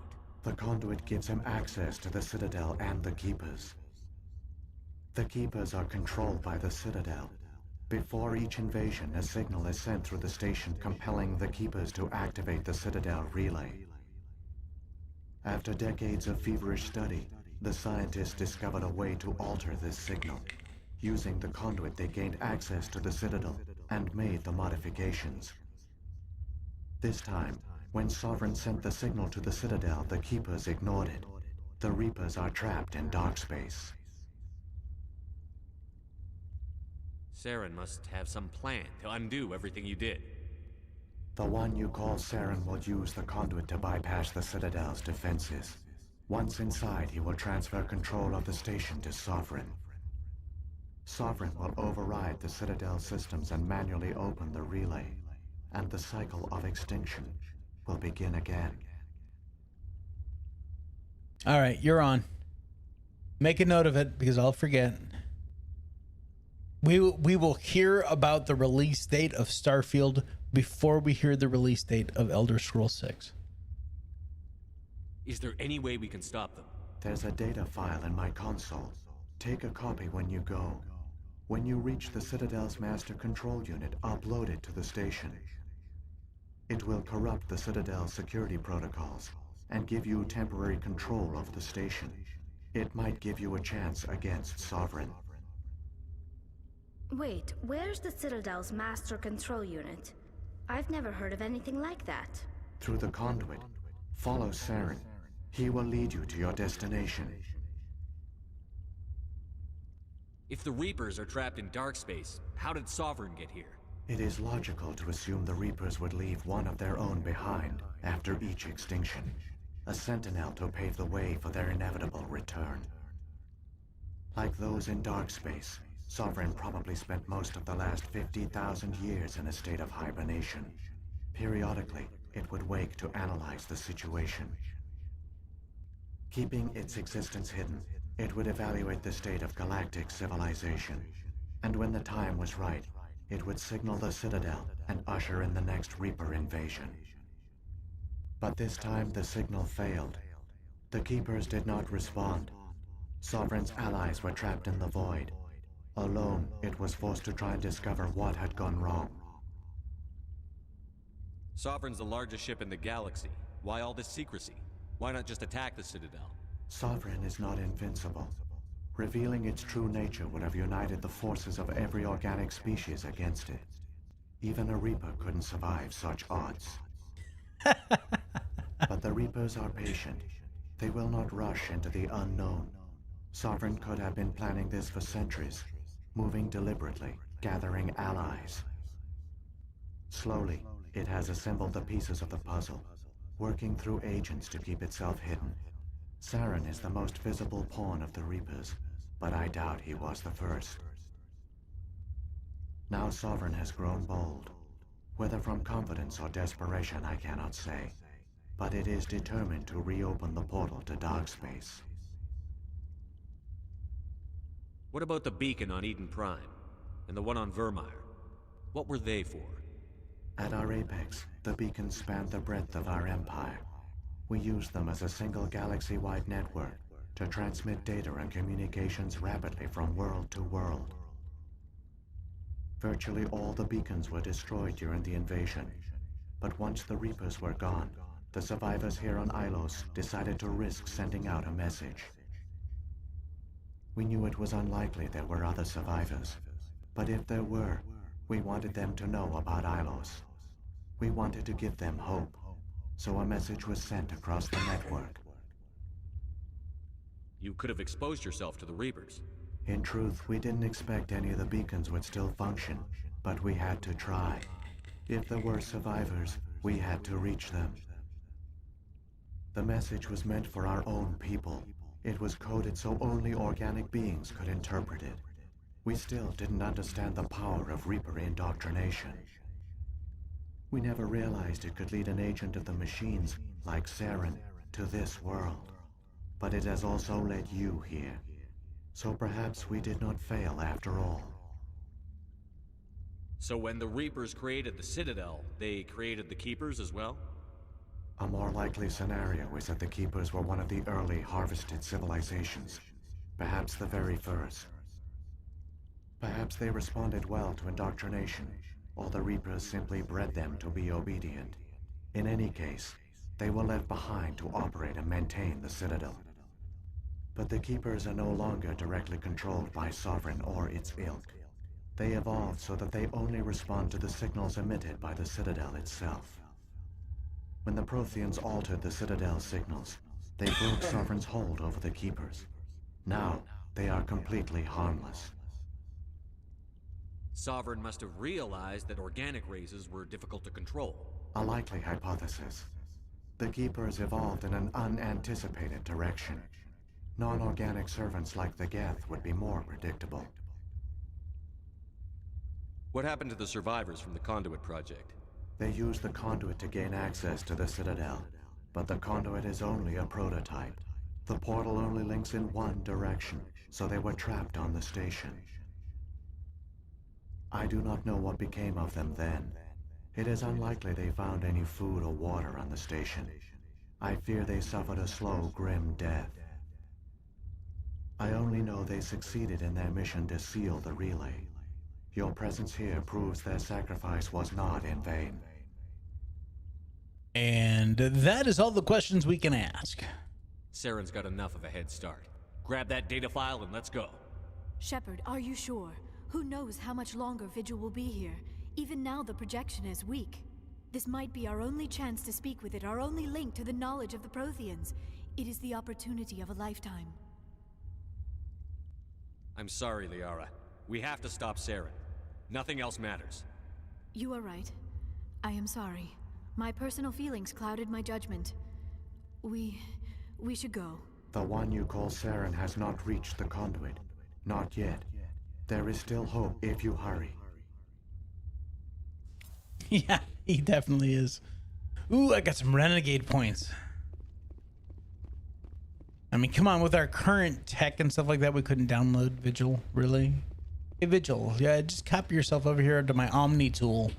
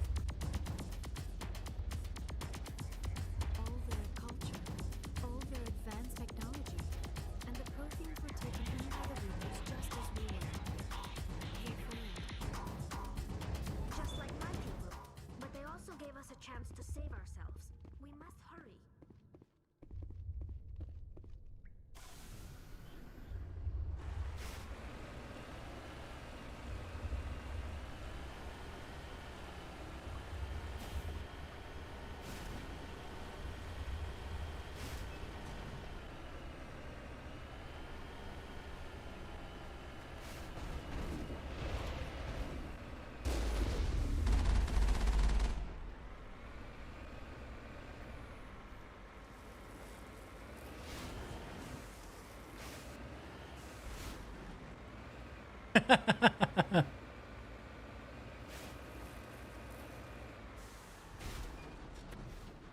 that's gonna be a rough ride.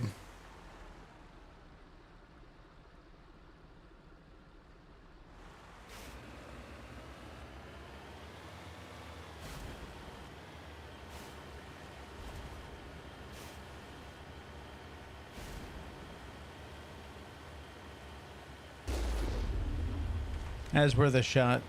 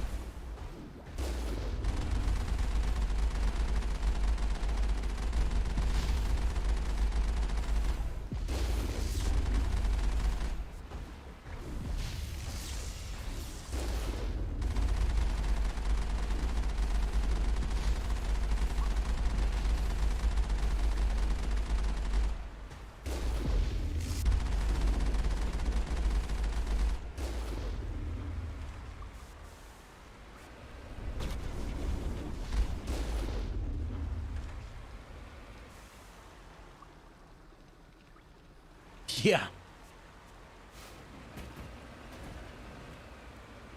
Definitely one for the highlight reel.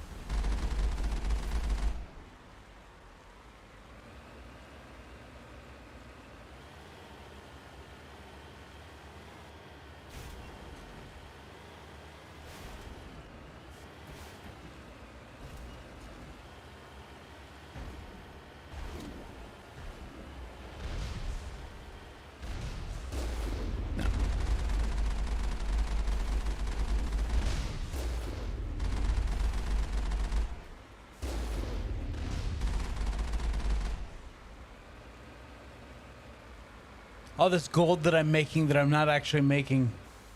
You know, I always had problems driving the Warthogs. It gave me fits driving that in the Halo games.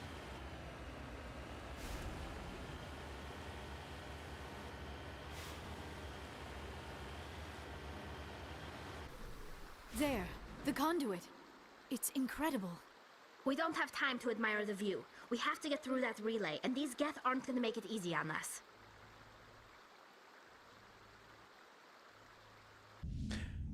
I gotta give it to the Mako.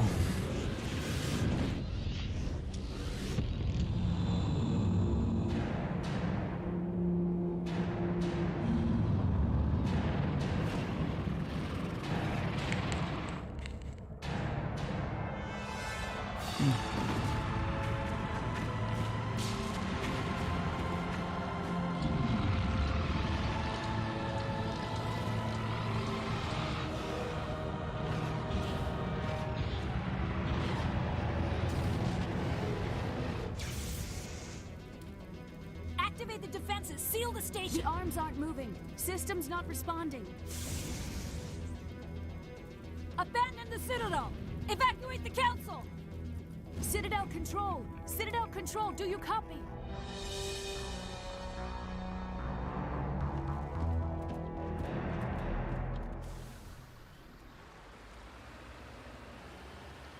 Yeah, the Warthog's cool. I can't drive that thing worth a shit.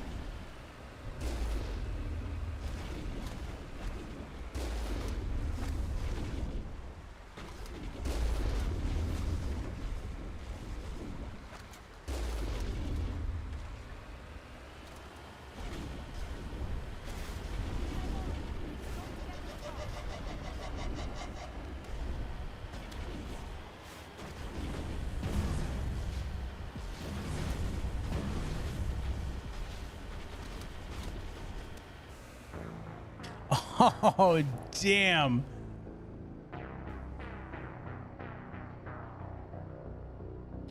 I would absolutely say that's critical mission failure.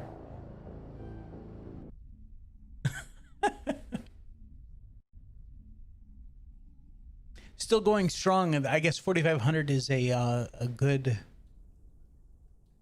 Oh fuck.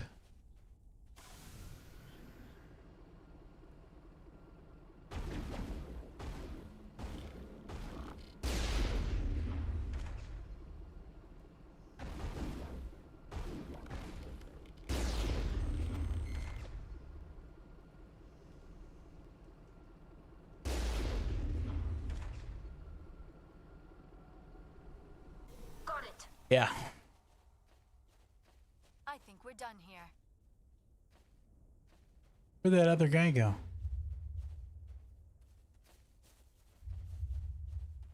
Shit. Wow, that sucks.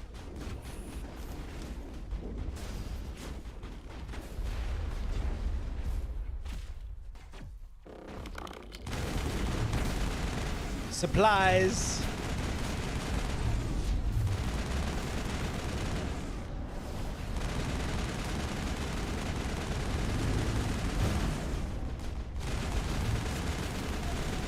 Damn it, girl. Stop walking in front of me.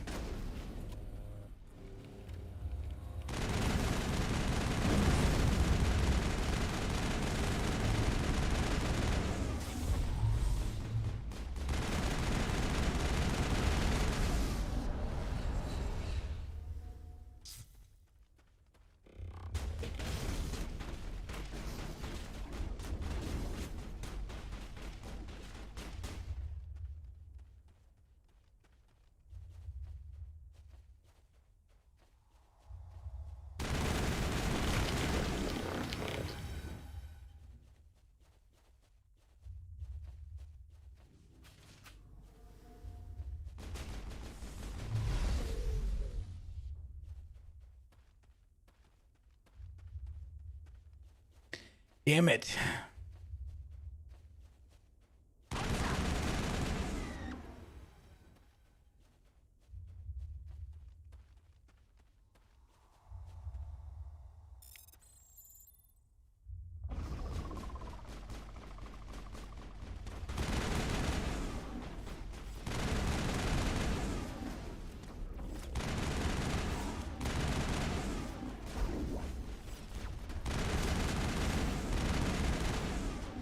Fucking jumpy little bastards.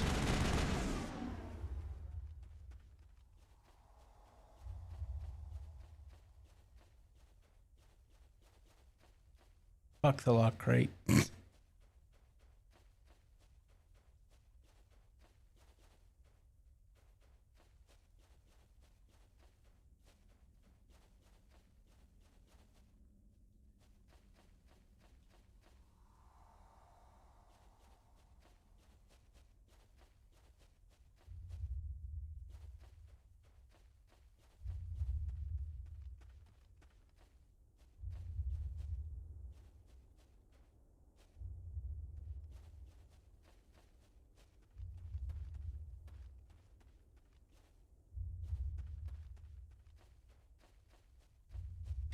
I never have a sprint.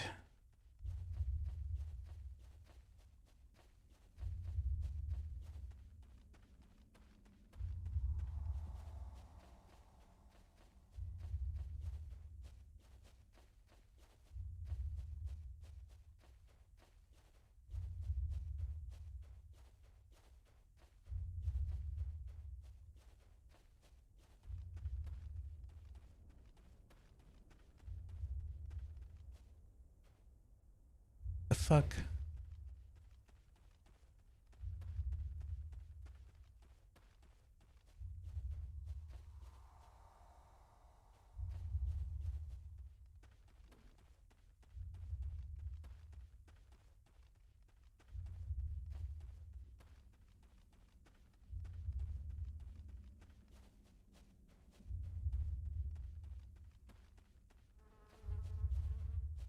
They have flies on Ilos? Did you guys hear that?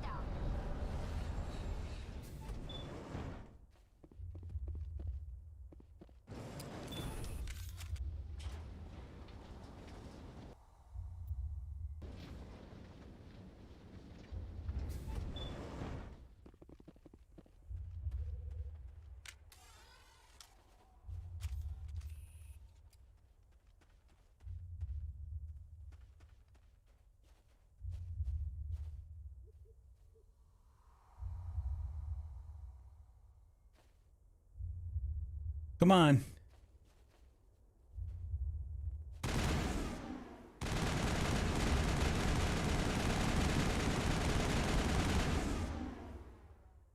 That's bullshit.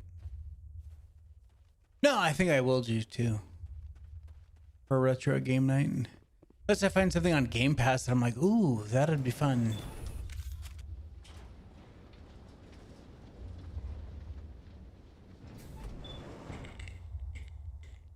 Because that truly is the beauty of Game Pass, is going back and playing some older titles. Well, and the exclusives. I mean, come on, I got to play Outer Worlds.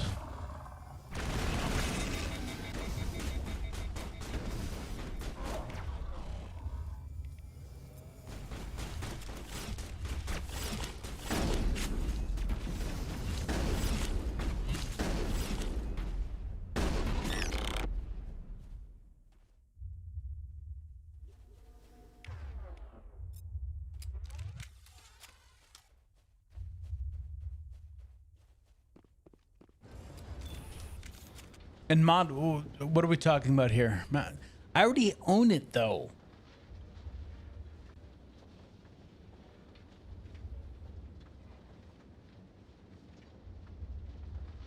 This place still has power.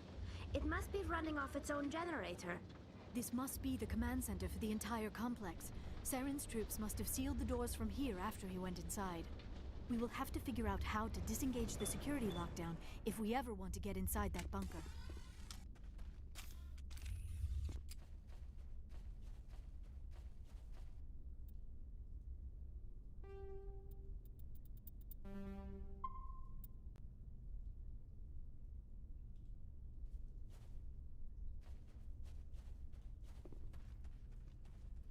I remember this now.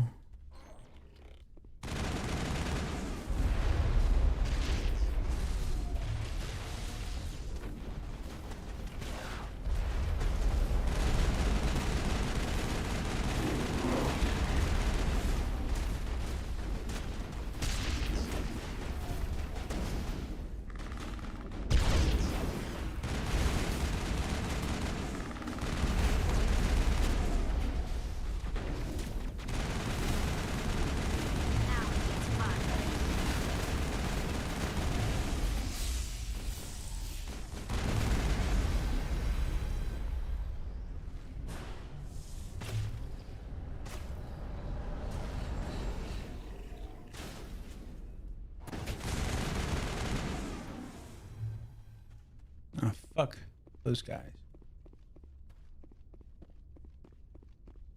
Perimeter clear.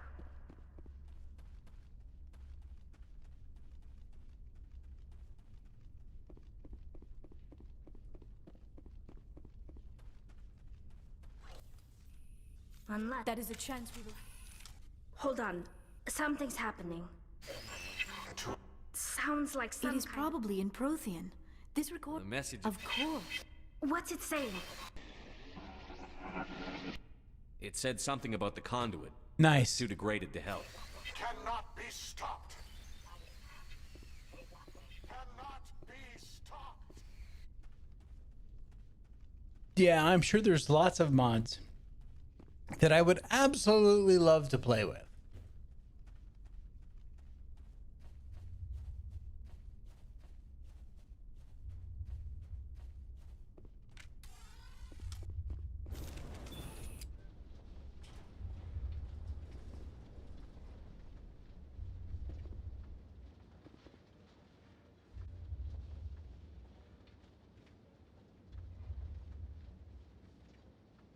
I love how these elevators don't go straight up and down. They go at an angle. I think that's cool.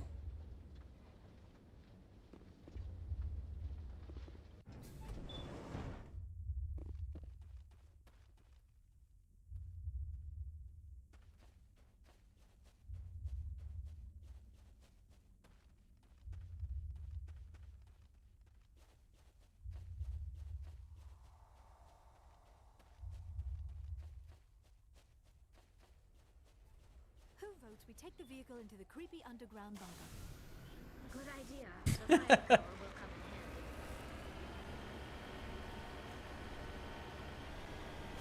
I have spent my life studying the Protheans, but I never dreamed I would discover anything like this. This bunker might have been the last refuge of their entire species. Just imagine what mysteries it might hold. Imagine what secrets it might reveal. Please, try to remember why we're here. Saren, the conduit, the fate of the entire known galaxy? I am sorry. I was swept up in the moment. I just hope we have the opportunity to study this place in detail after this is done. What are all those things on the wall? Some kind of containers? Wonkavaders. I love it. They look like stasis pods. The Protheans probably tried to keep...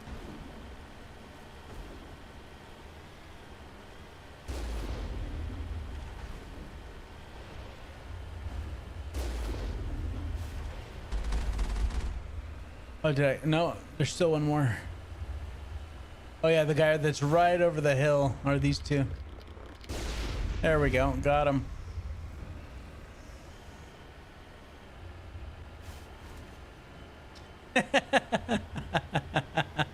That is a perfect way of putting it, Marcus.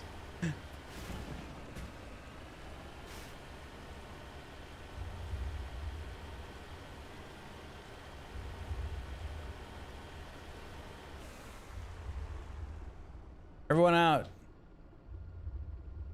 Oh, it won't let me out. Happening? There we go. I do not think so.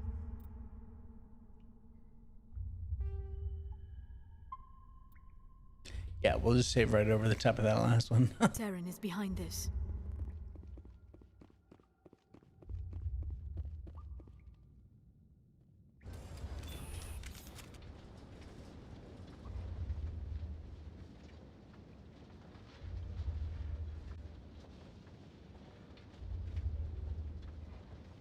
I have studied the Protheans for decades, but I have never felt this sense of foreboding.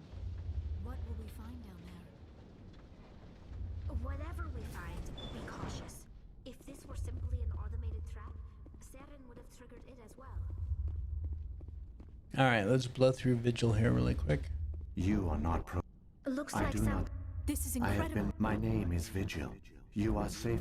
Why did you bring You me must here? break up the Citadel, but the Citadel. When the Citadel relay is activated, The Reapers that was can our communication over the next decades. The Reapers system. Some of you must Through have the been... Citadel, their fleets. Within a few centuries, the Reapers had killed all. You said you The brought me here. conduit. Ilos. The conduit is not a weapon.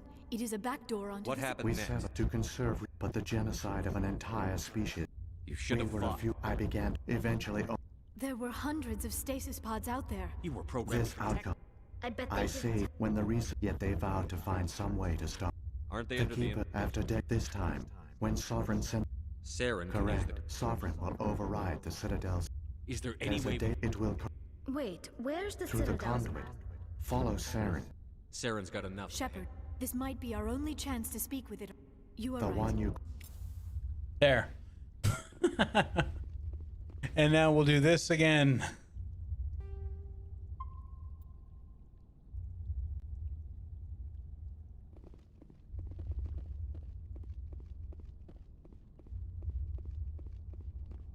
I think both Liara and Tali are fantastically written throughout the whole series.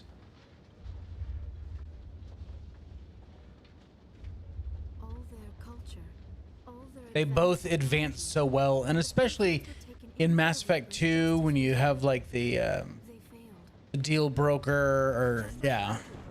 But they also gave us a chance to save ourselves. We must hurry. That DLC is awesome. What a great boss fight it was too.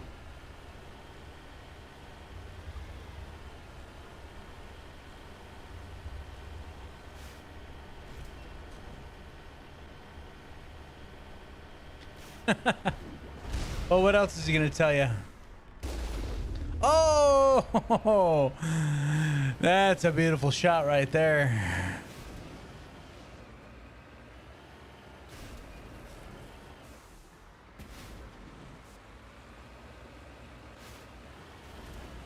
What the hell was that?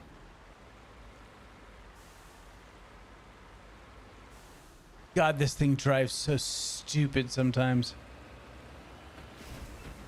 Yep, that's what I wanted to do.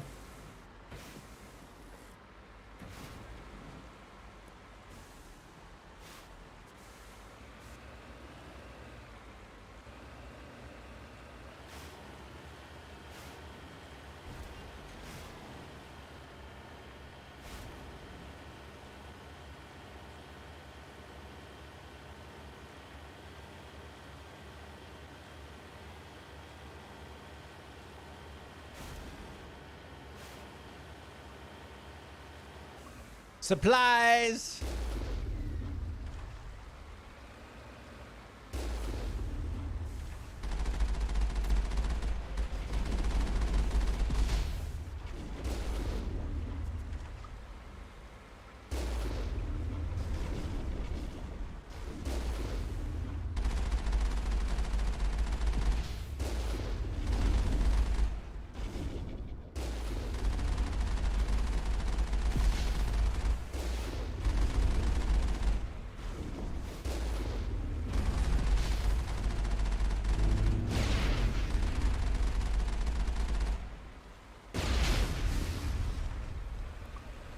Got it.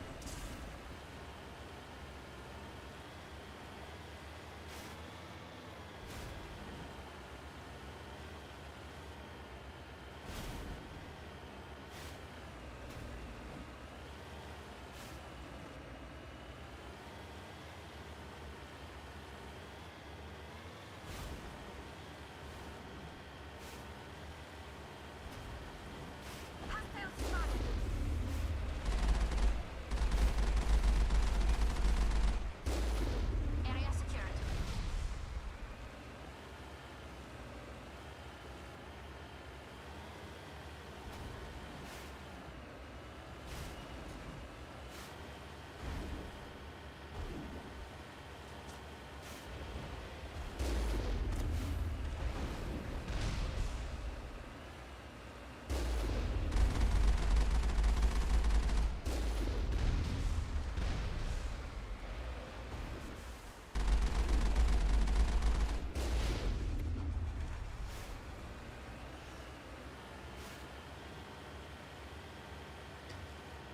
Every time I see or hear the name Albuquerque, I think of the Weird Al song. There, the conduit. It's incredible. We don't have time to admire the view. We have to get through that relay, and these Geth aren't gonna make it easy on us. We're just gonna bum rush that shit. Fuck that timer. Oh, I can't skip this cutscene apparently.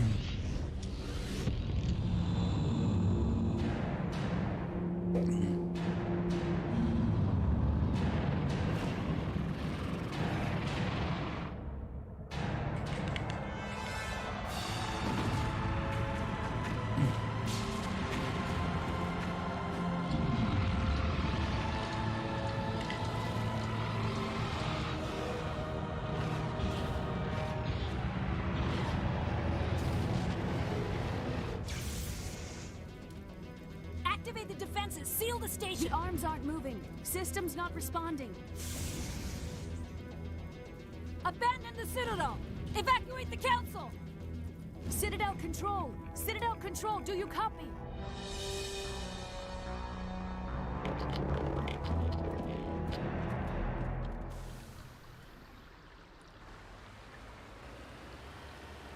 Now I see the timer at the bottom.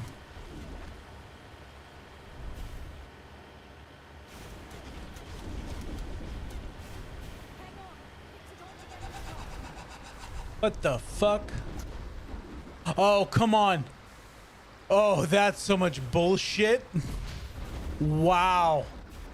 What a dick move that is. Oh my god. Wow. Fuck. Still not a single dropped frame from my network. So.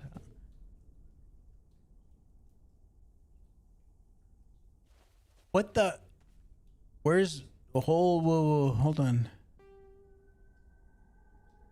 Oh, that's the autosave. No, it got stuck. Like it was stuck in the rock.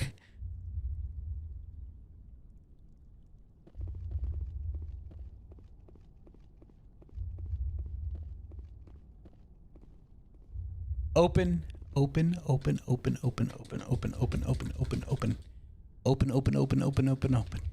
What the hell? This game is broken. It's broken.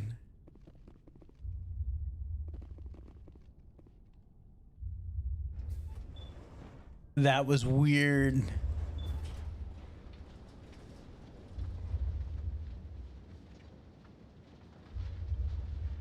Yeah. It just works, right? Oh wait, that's the wrong game designer. Just as we were. They failed. Just like my people. But they also gave us a chance to save ourselves. Okay. Reminder to save before we get to that point.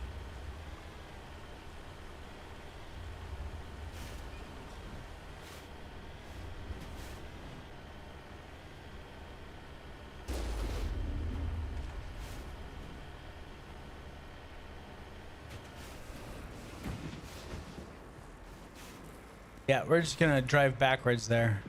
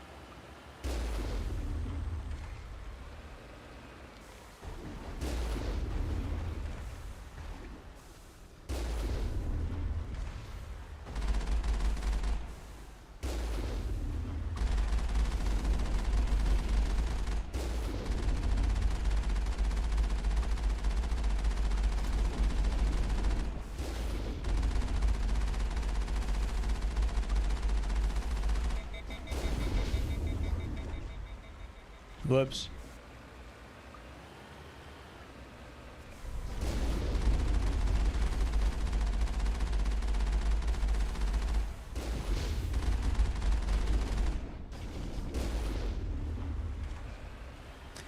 Yep, nosedive right into that rock and just would not move.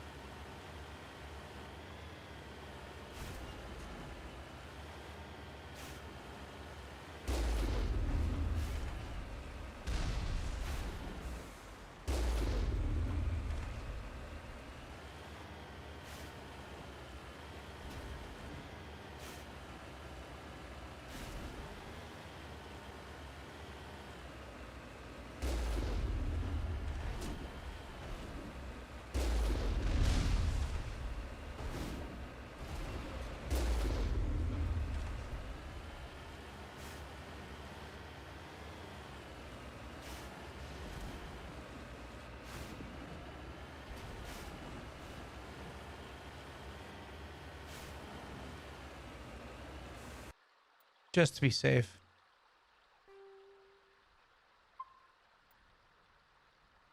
Written.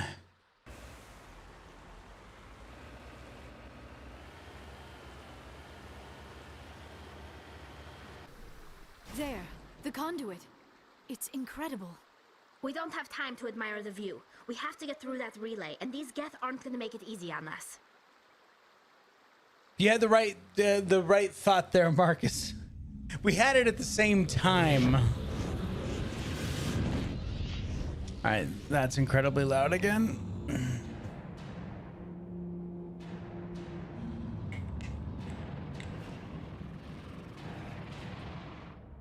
Oh, that's a good idea too.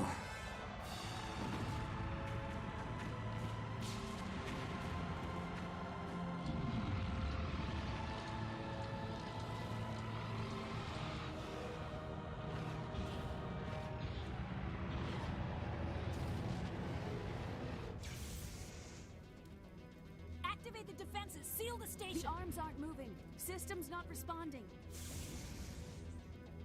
How you doing, Written? Long time no see. Citadel Control. Citadel Control, do you copy? Yeah, I don't think she's copying.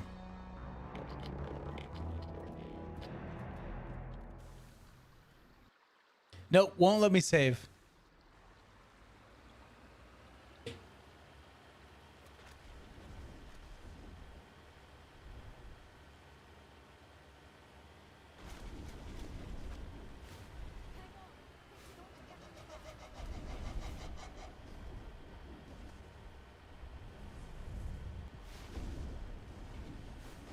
You know, it's funny, they put all those there so you're like, oh, I want to attack them.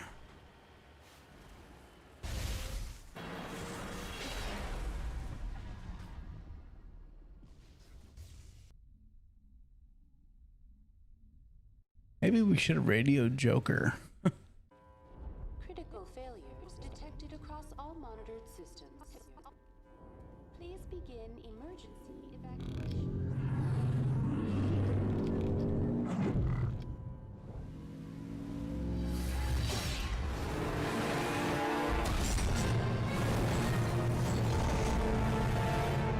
Guess we're not. Wow, thought it was Wednesday. Damn it, that's loud. Guess we're not driving the Mako anymore. You thought it was Wednesday. That's crazy.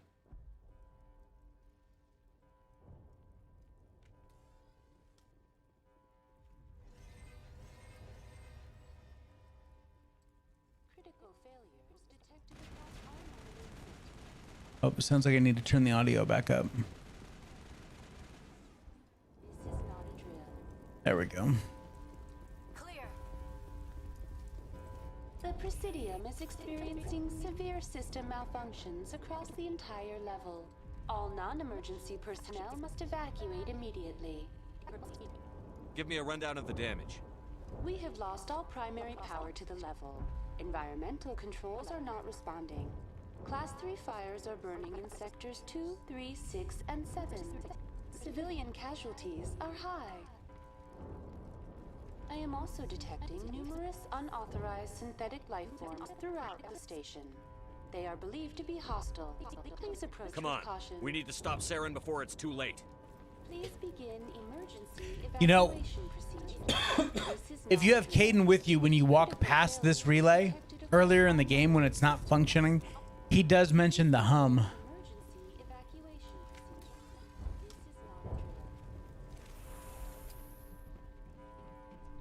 This is not a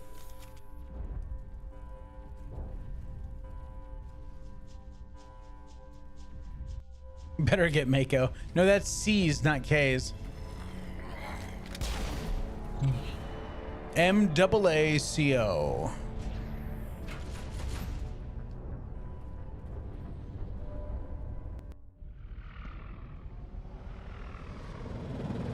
The Citadel's closing. They're sealing the station. Don't let the enemy ships inside the arms.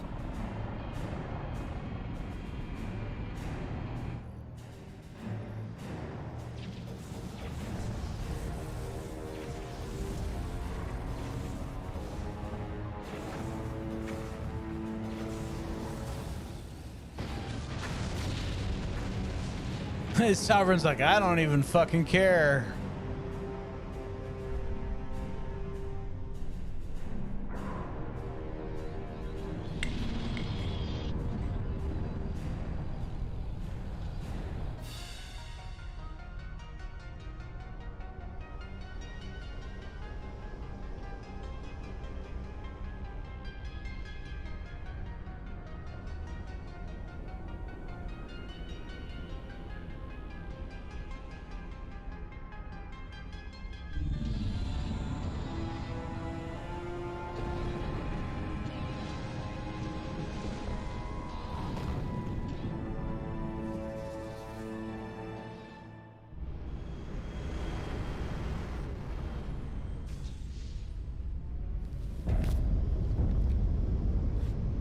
Saren's locked the elevator. Suit up. We're going outside.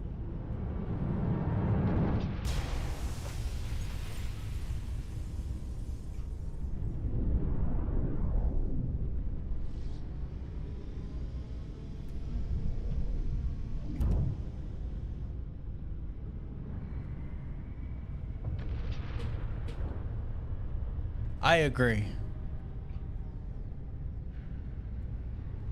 I am so glad that they improved the armor in subsequent games.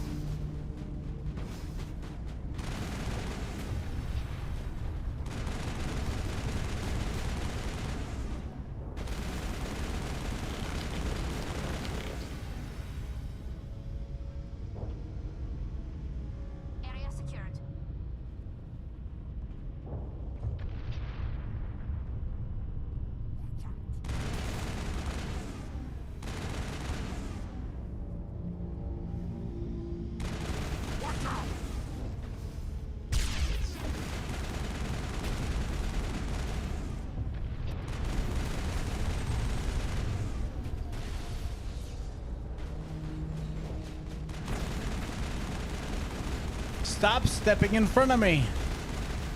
All right, Marcus. Yeah, absolutely.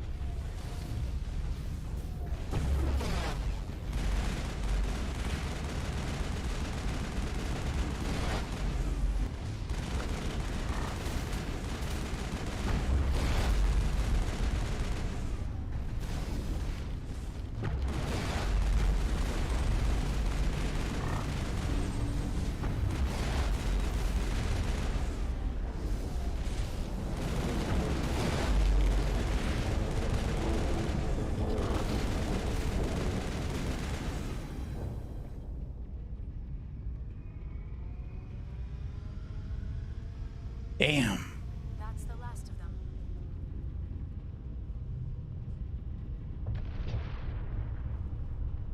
Watch out! Oh shit.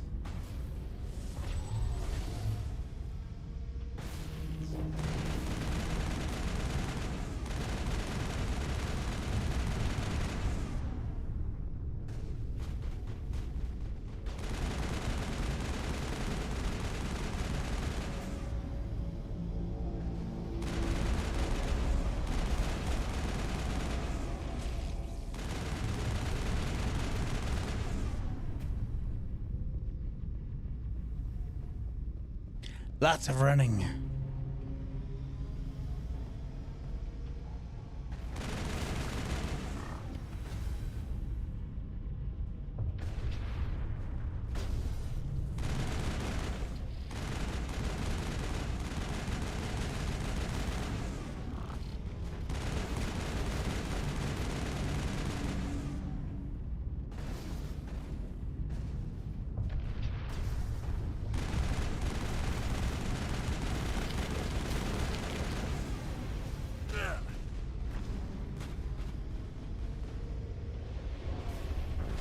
Oh, come on, that was bullshit.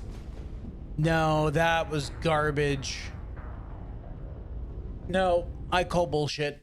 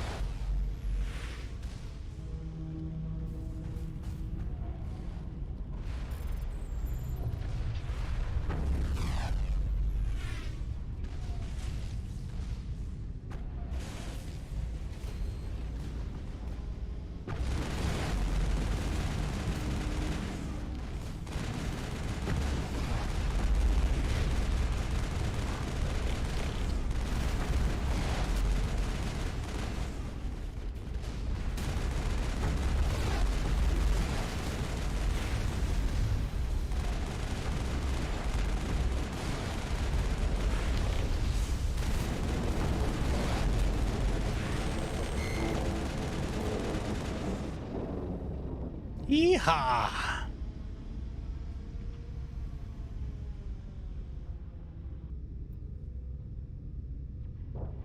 So I don't get caught up with some bullshit again.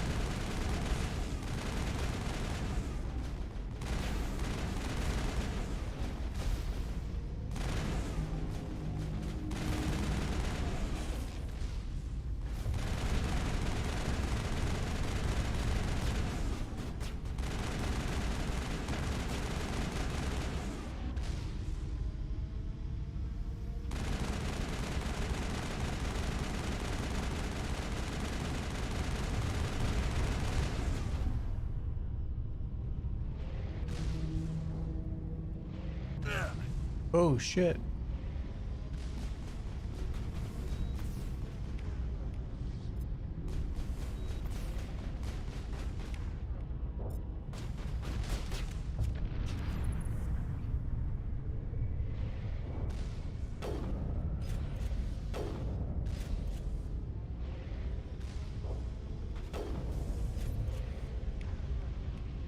Gotta reach out and touch someone.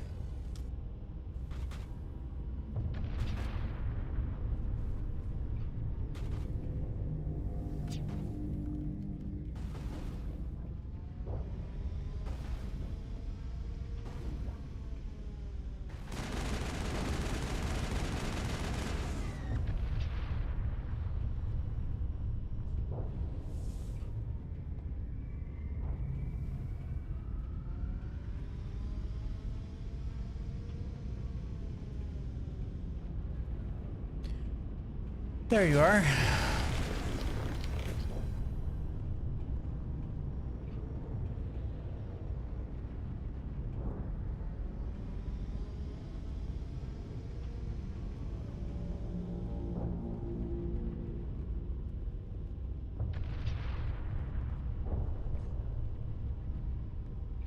We found the hatch.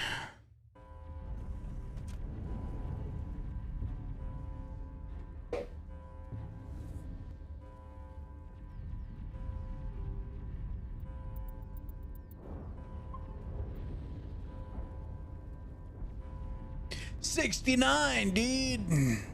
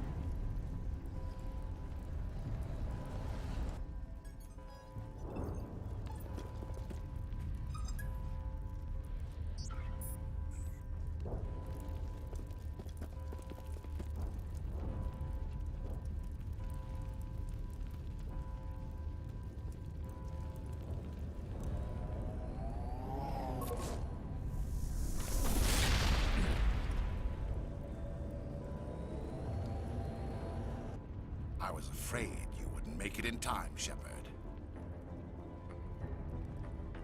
Had to wipe out a few hundred of your followers along the way. Sorry if I kept you waiting.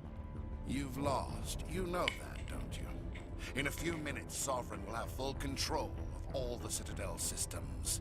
The relay will open. The Reapers will return. I've still got a few tricks up my sleeve. You survived our encounter on Vermeer, but I've changed since then. Improved. Sovereign has upgraded me. Fancy hardware is not gonna save you. I suppose I should thank you, Shepard. After Vermeer, I couldn't stop thinking about what you said. About Sovereign manipulating me. About indoctrination. The doubts began to eat away at me. Sovereign sensed my hesitation. I was implanted to strengthen my resolve. Now my doubts are gone. I believe in Sovereign completely. I understand that the Reapers need organics.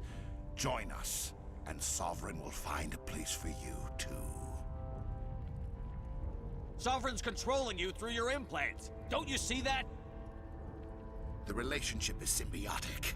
Organic and machine intertwined. A union of flesh and steel. The strengths of both, the weaknesses of neither. I am a vision of the future, Shepard. The evolution of all organic life. This is our destiny. Join Sovereign and experience a true rebirth. Sovereign hasn't won yet. I can stop it from taking control of the station. Step aside and the invasion will never happen. We can't stop it. Not forever. You saw the visions. You saw what happened to the Protheans. The Reapers are too powerful. Awesome. Thanks, True. Appreciate it, buddy. Some part of you must still realize this is wrong. You can fight this. Maybe you're right. Maybe there is still a chance for...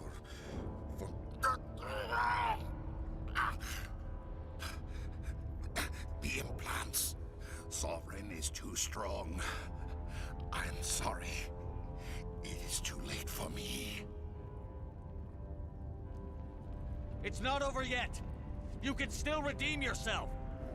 Goodbye, Shepard. Thank you.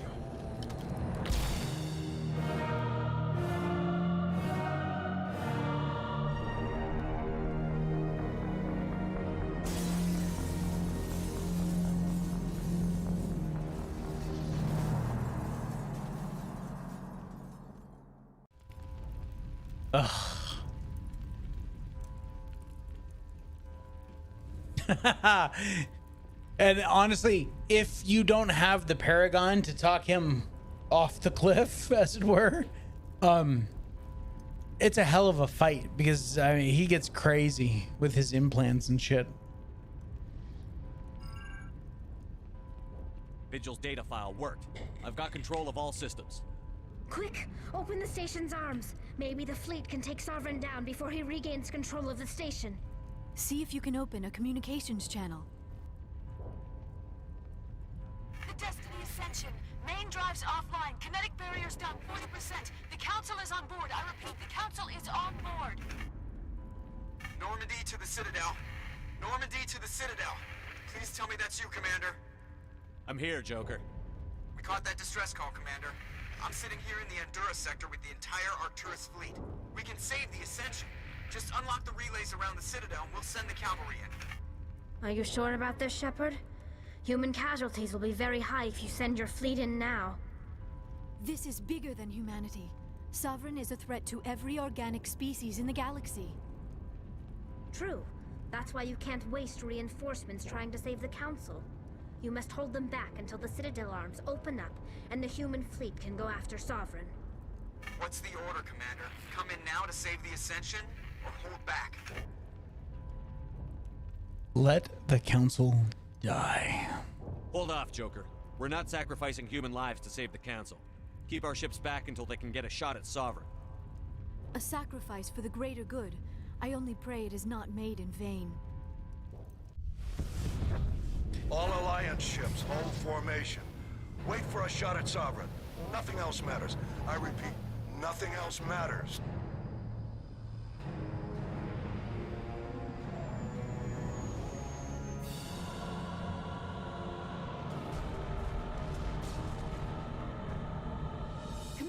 picking up reinforcements. It's the Alliance. Open a comm channel. This is the Ascension. We're taking heavy damage. Guardian defenses are over. Kinetic barriers are offline. Commander, they closed the channel.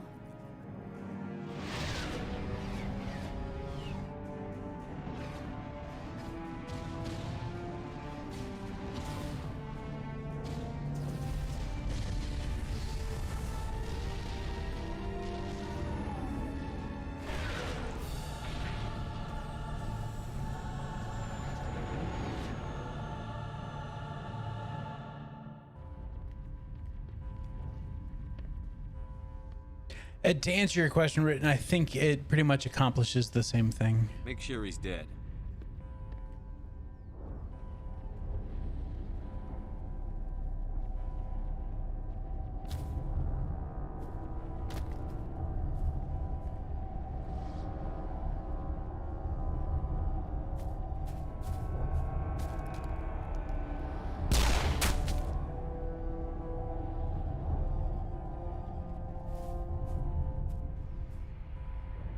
He's dead.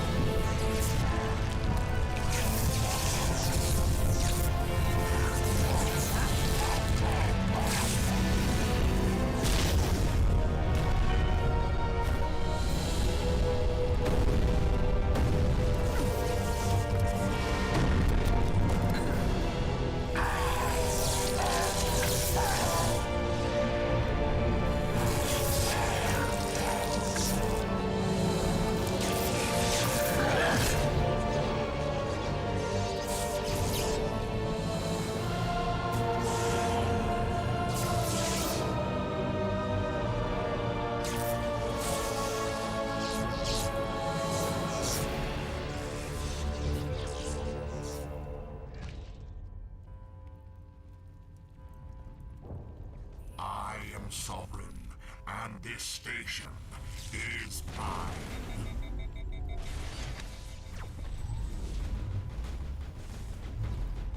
Come on, come on, come on.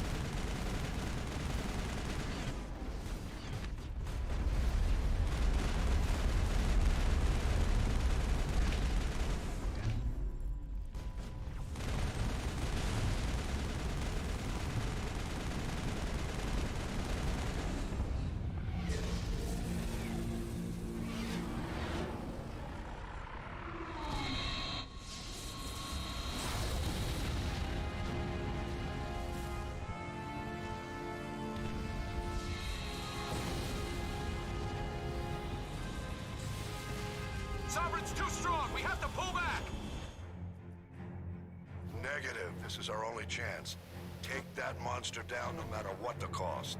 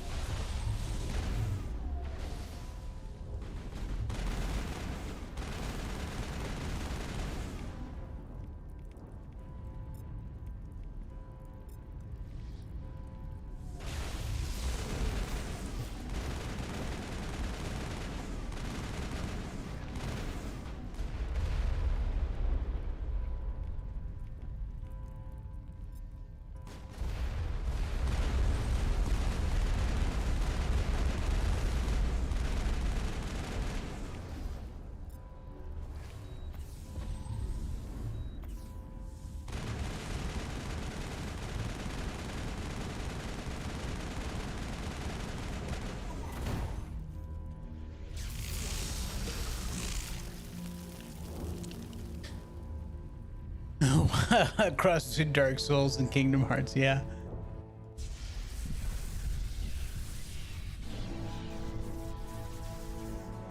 Assuming control.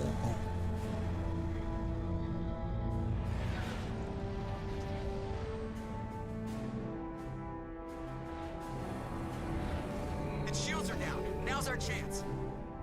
Shoot it in the belly. Shoot it in the belly.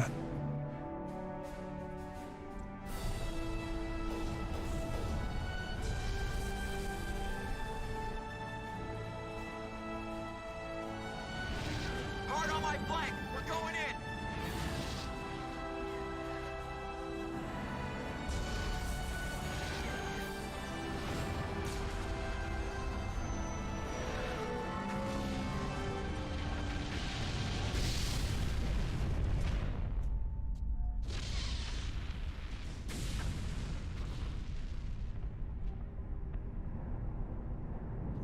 Go!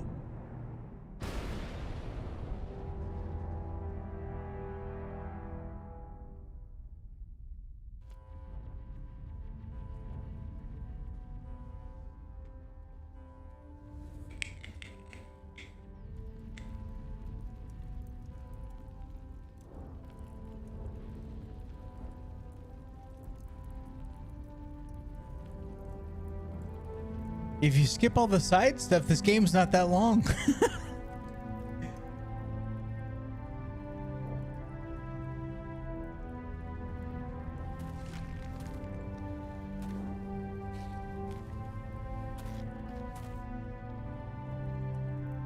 Captain Anderson, we found him. They're in here. Take it easy. It's over. You're safe now. Where's the commander?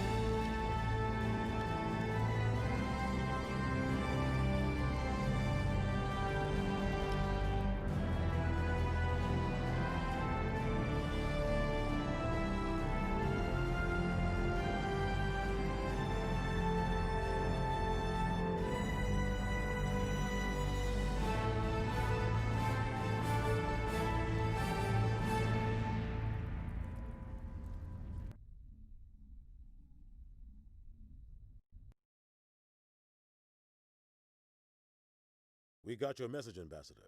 What's all this about? No need to get worked up, Captain. I'd like to end this meeting with all my teeth still in place. You should thank me for what I did. If the Normandy was still grounded, we'd all be dead right now. I understand, Captain. You did what you had to do. That's not why you're here. We need to talk about what happened to the Council. Commander Shepard did the right thing. We had to hold our fleet back to go after Sovereign. It was the only way. I agree, but this also presents us with an opportunity. The Citadel fleets were decimated in the attack. Their losses have made the Alliance stronger. They can't rebuild without us. We need to take the lead in forming a new council, one with a human chairman at its head. This wasn't some plan for the Alliance to seize power. Forcing the other races to accept our leadership is going to cause problems. The other species are scared. They've never faced anything like this before. They don't know what to do. They want us to step forward. They believe in us because of you, Shepard. You saved the galaxy from Sovereign. You're a symbol of everything good about humanity. Our courage, our strength. The Ambassador's right. The other races look up to us now. They won't just accept our leadership. They'll welcome it. Given everything you've done, Commander, the Alliance will want to know who you think our council chairman should be. Okay, here's the thing. This decision does not matter. It really doesn't. Because if I say Anderson, which is the choice that everyone wants to make, because they make you hate Udina. From the very first time you meet the man, you're like, I just can't stand him. The thing is if you pick Anderson, by the time everything rolls around, he pretty much gives it to Udina anyway. So I'm just gonna pick Udina. There we go. I don't care. That's the best one right there. Looking forward to you streaming again. Oh yeah. Yeah, the cutscenes can be kind of jarring. Yeah, I wish it. Yeah, I'm just gonna say I don't care. Let the politicians figure this one out. I've got real work to do. The Reapers are still out there, and I'm gonna find some way to stop them.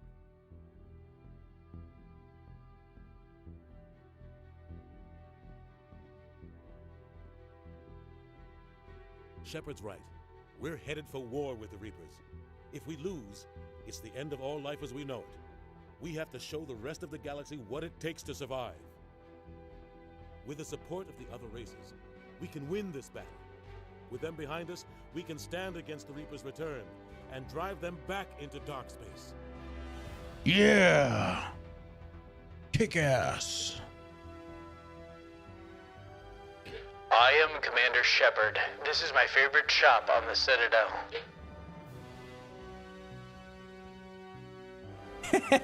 This is that's kind of campy, goofy right there.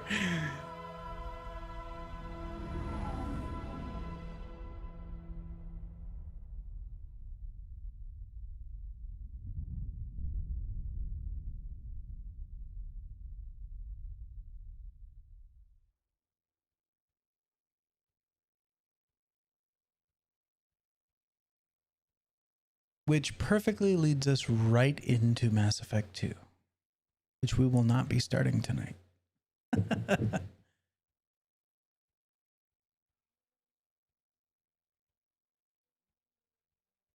So what'd you think? Written, you've only caught the very end of the game. And obviously you didn't like the scene cuts.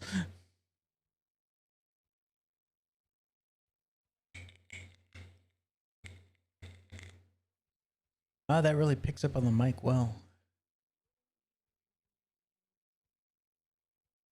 I am glad that you could be here too, Written. It's been far too long since I've seen you around, so.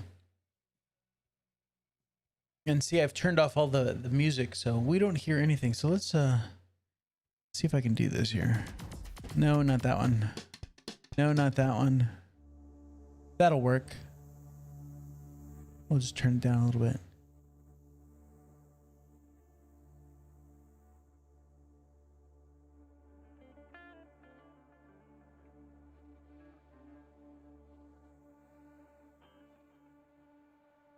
You know what? Tonight was a fantastic night. Oh yeah, I flew. I mean, how many retro nights did I have? 3? No, this is part 5. So it's still what, 20 hours? A little bit less than 20 hours because I didn't run 4 hours per stream because I was having technical issues for a couple of them. Which tonight it was fantastic. Not one dropped network frame. So the changes I made for the bit rate for the streaming worked. You guys, I mean, I don't think there was any real graphical difference because of the compression on YouTube streaming.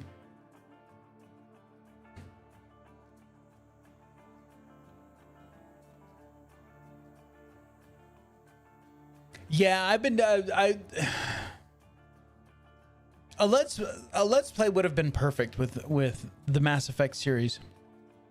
The problem is at just say the 20 hours. Let's just say it was 20 hours. That's 40 episodes because you don't want to run over a half hour for each episode.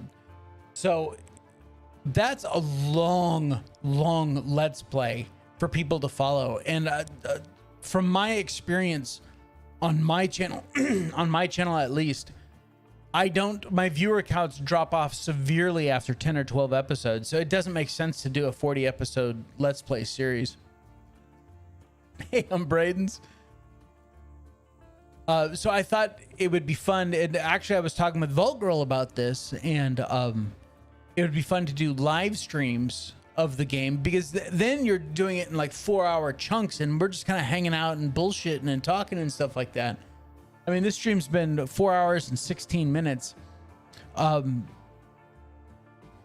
And I mean, this is a much better pattern for me, because those of you that, well, those that really want to watch it, like Marcus, for instance, you know, he's going to come back, even though he was here for most of it.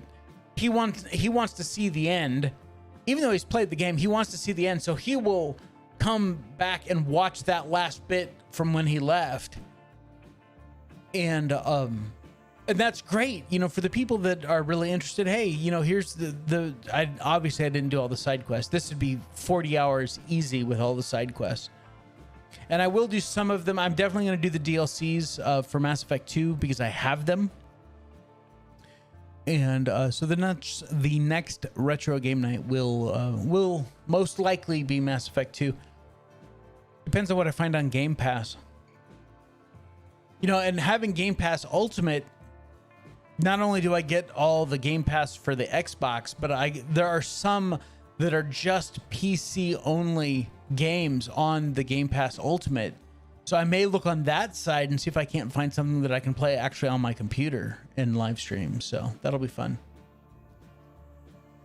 Braden's, how you been, buddy?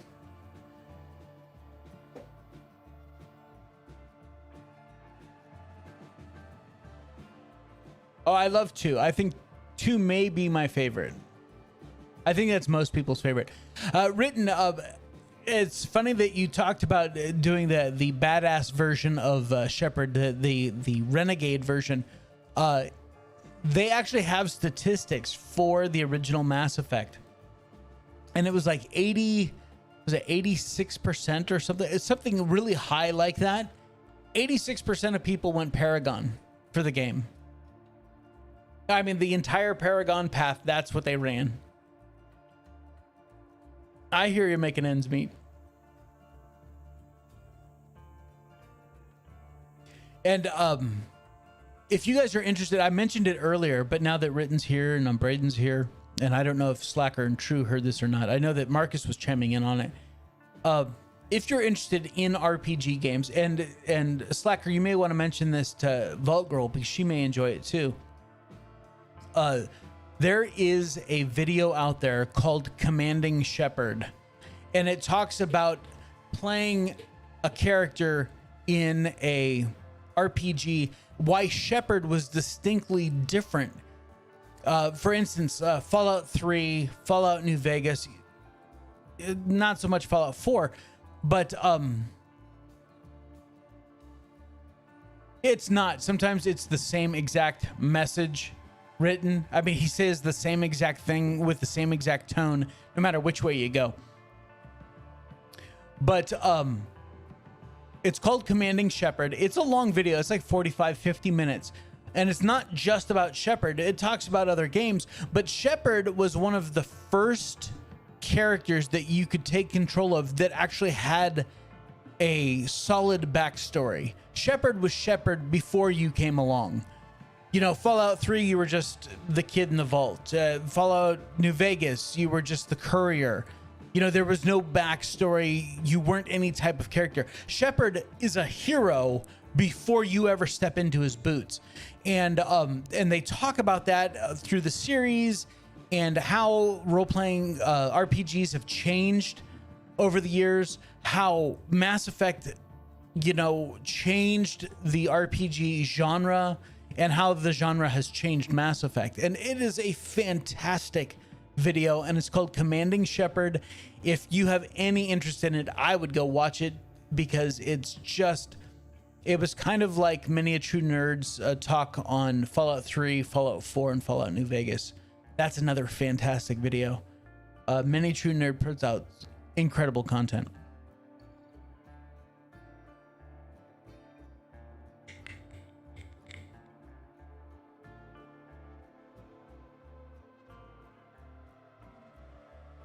Yeah, and Renegade Shepard is more like sarcastic Shepard, and I really like some of his responses.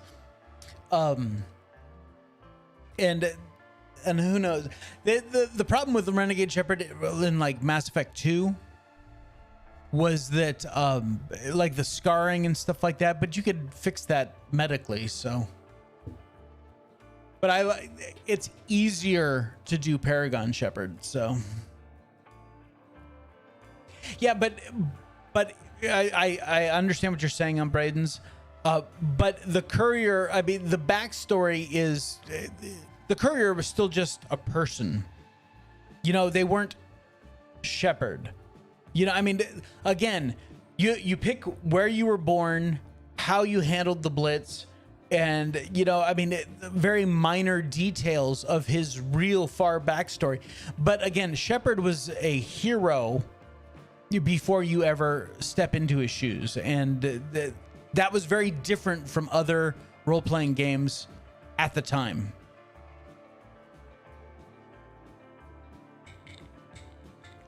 The song's pretty good. I just found it on the YouTube audio library. I like finding songs that have no attribution needed. Yeah, that video will get me demonetized. I don't know. There must be some music or something in that video that but yeah, it got me demonetized, so. To be honest.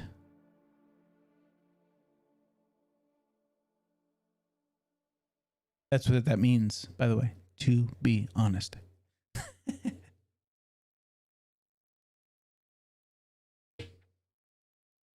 The one that got me forever was SMH. Yeah, that one got me for a while. I had to look that one up. That's us old bastards. We're like, oh, all these abbreviations. Well, guys, I want to thank you all for coming and hanging out. Tomorrow,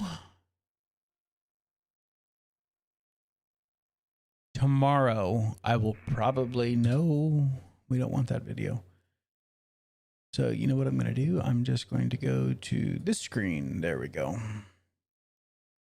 Yeah, I got to Google these things. No, true, they don't. They don't. Hell, they barely speak it anymore. Are you kidding? Yeah. Boomer. Hey, now. Not quite. Not quite. I'll be 46 this year. Hell, I'm on the tail end. I'm on the downward end of Gen X.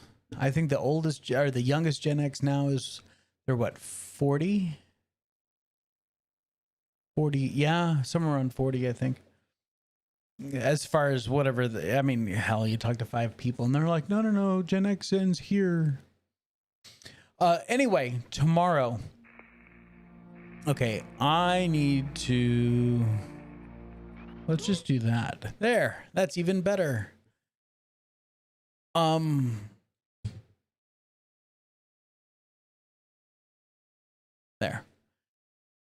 Tomorrow. Last of Us 2. That's what I'm going to do. I'm going to live stream more of The Last of Us 2. It's killing me not to play more of that game because I played it last night and was really, really enjoying it. Of course, I had to get to bed because work, and I held off playing it today, but I need to play more of that game tomorrow. And I was watching... I watched a couple of videos about it, not about the game itself, but like about how IGN and Games Radar and all the big name people are just gushing over this game. 9 out of 10, 10 out of 10, best game of the generation, blah, blah, blah, blah. But the player reviews are much more brutal. And so far, I'm enjoying the game. It's graphically, it's beautiful. The story's engaging. I'm really enjoying it. But I haven't played through the whole thing. You know, there may be issues. And again, I didn't watch any videos that got into any specific things about the game. But so far, I'm enjoying it. It looks like Vault Girl's enjoying it. It's all text language invading all writing, because it's quick and they often don't know how to spell without auto. They don't know how to spell, to be honest.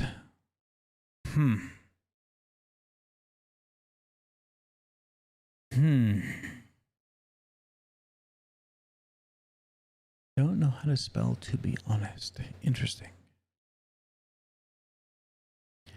You know, I try and use stuff like that, but then I forget that I want to use something like that, and then I'm already on the third word. I'm like, oh, I could have used TBH. Because I'm talking with someone that'll know what that means. Do you guys know that the Elder Scrolls Online, at least like the base one, and I think one of their DLCs, is like free on Game Pass? I was like, what?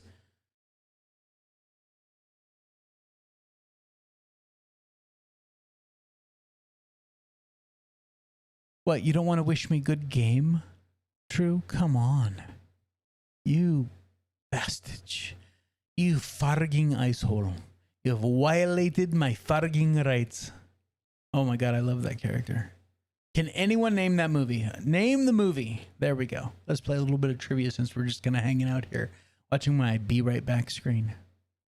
I should have made the eyes glow on the dragon in the background for the Be Right Back, just like I did with my, with this one here where he fades in.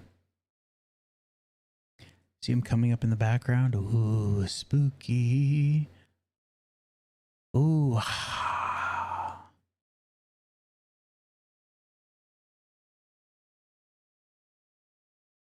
Then he just blinked there, and now he's gonna go away. GG. Yeah, the sad thing is that someone typing GG, fine, whatever.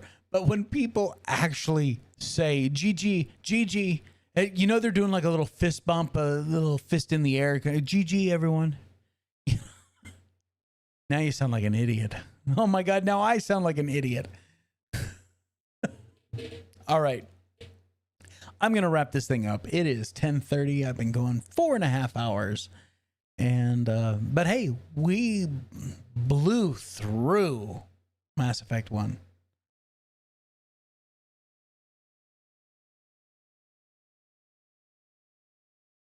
Yeah, I tend to agree with you. All right, gentlemen. And maybe a lady. I don't know who's lurking back there. But I appreciate you guys all hanging out.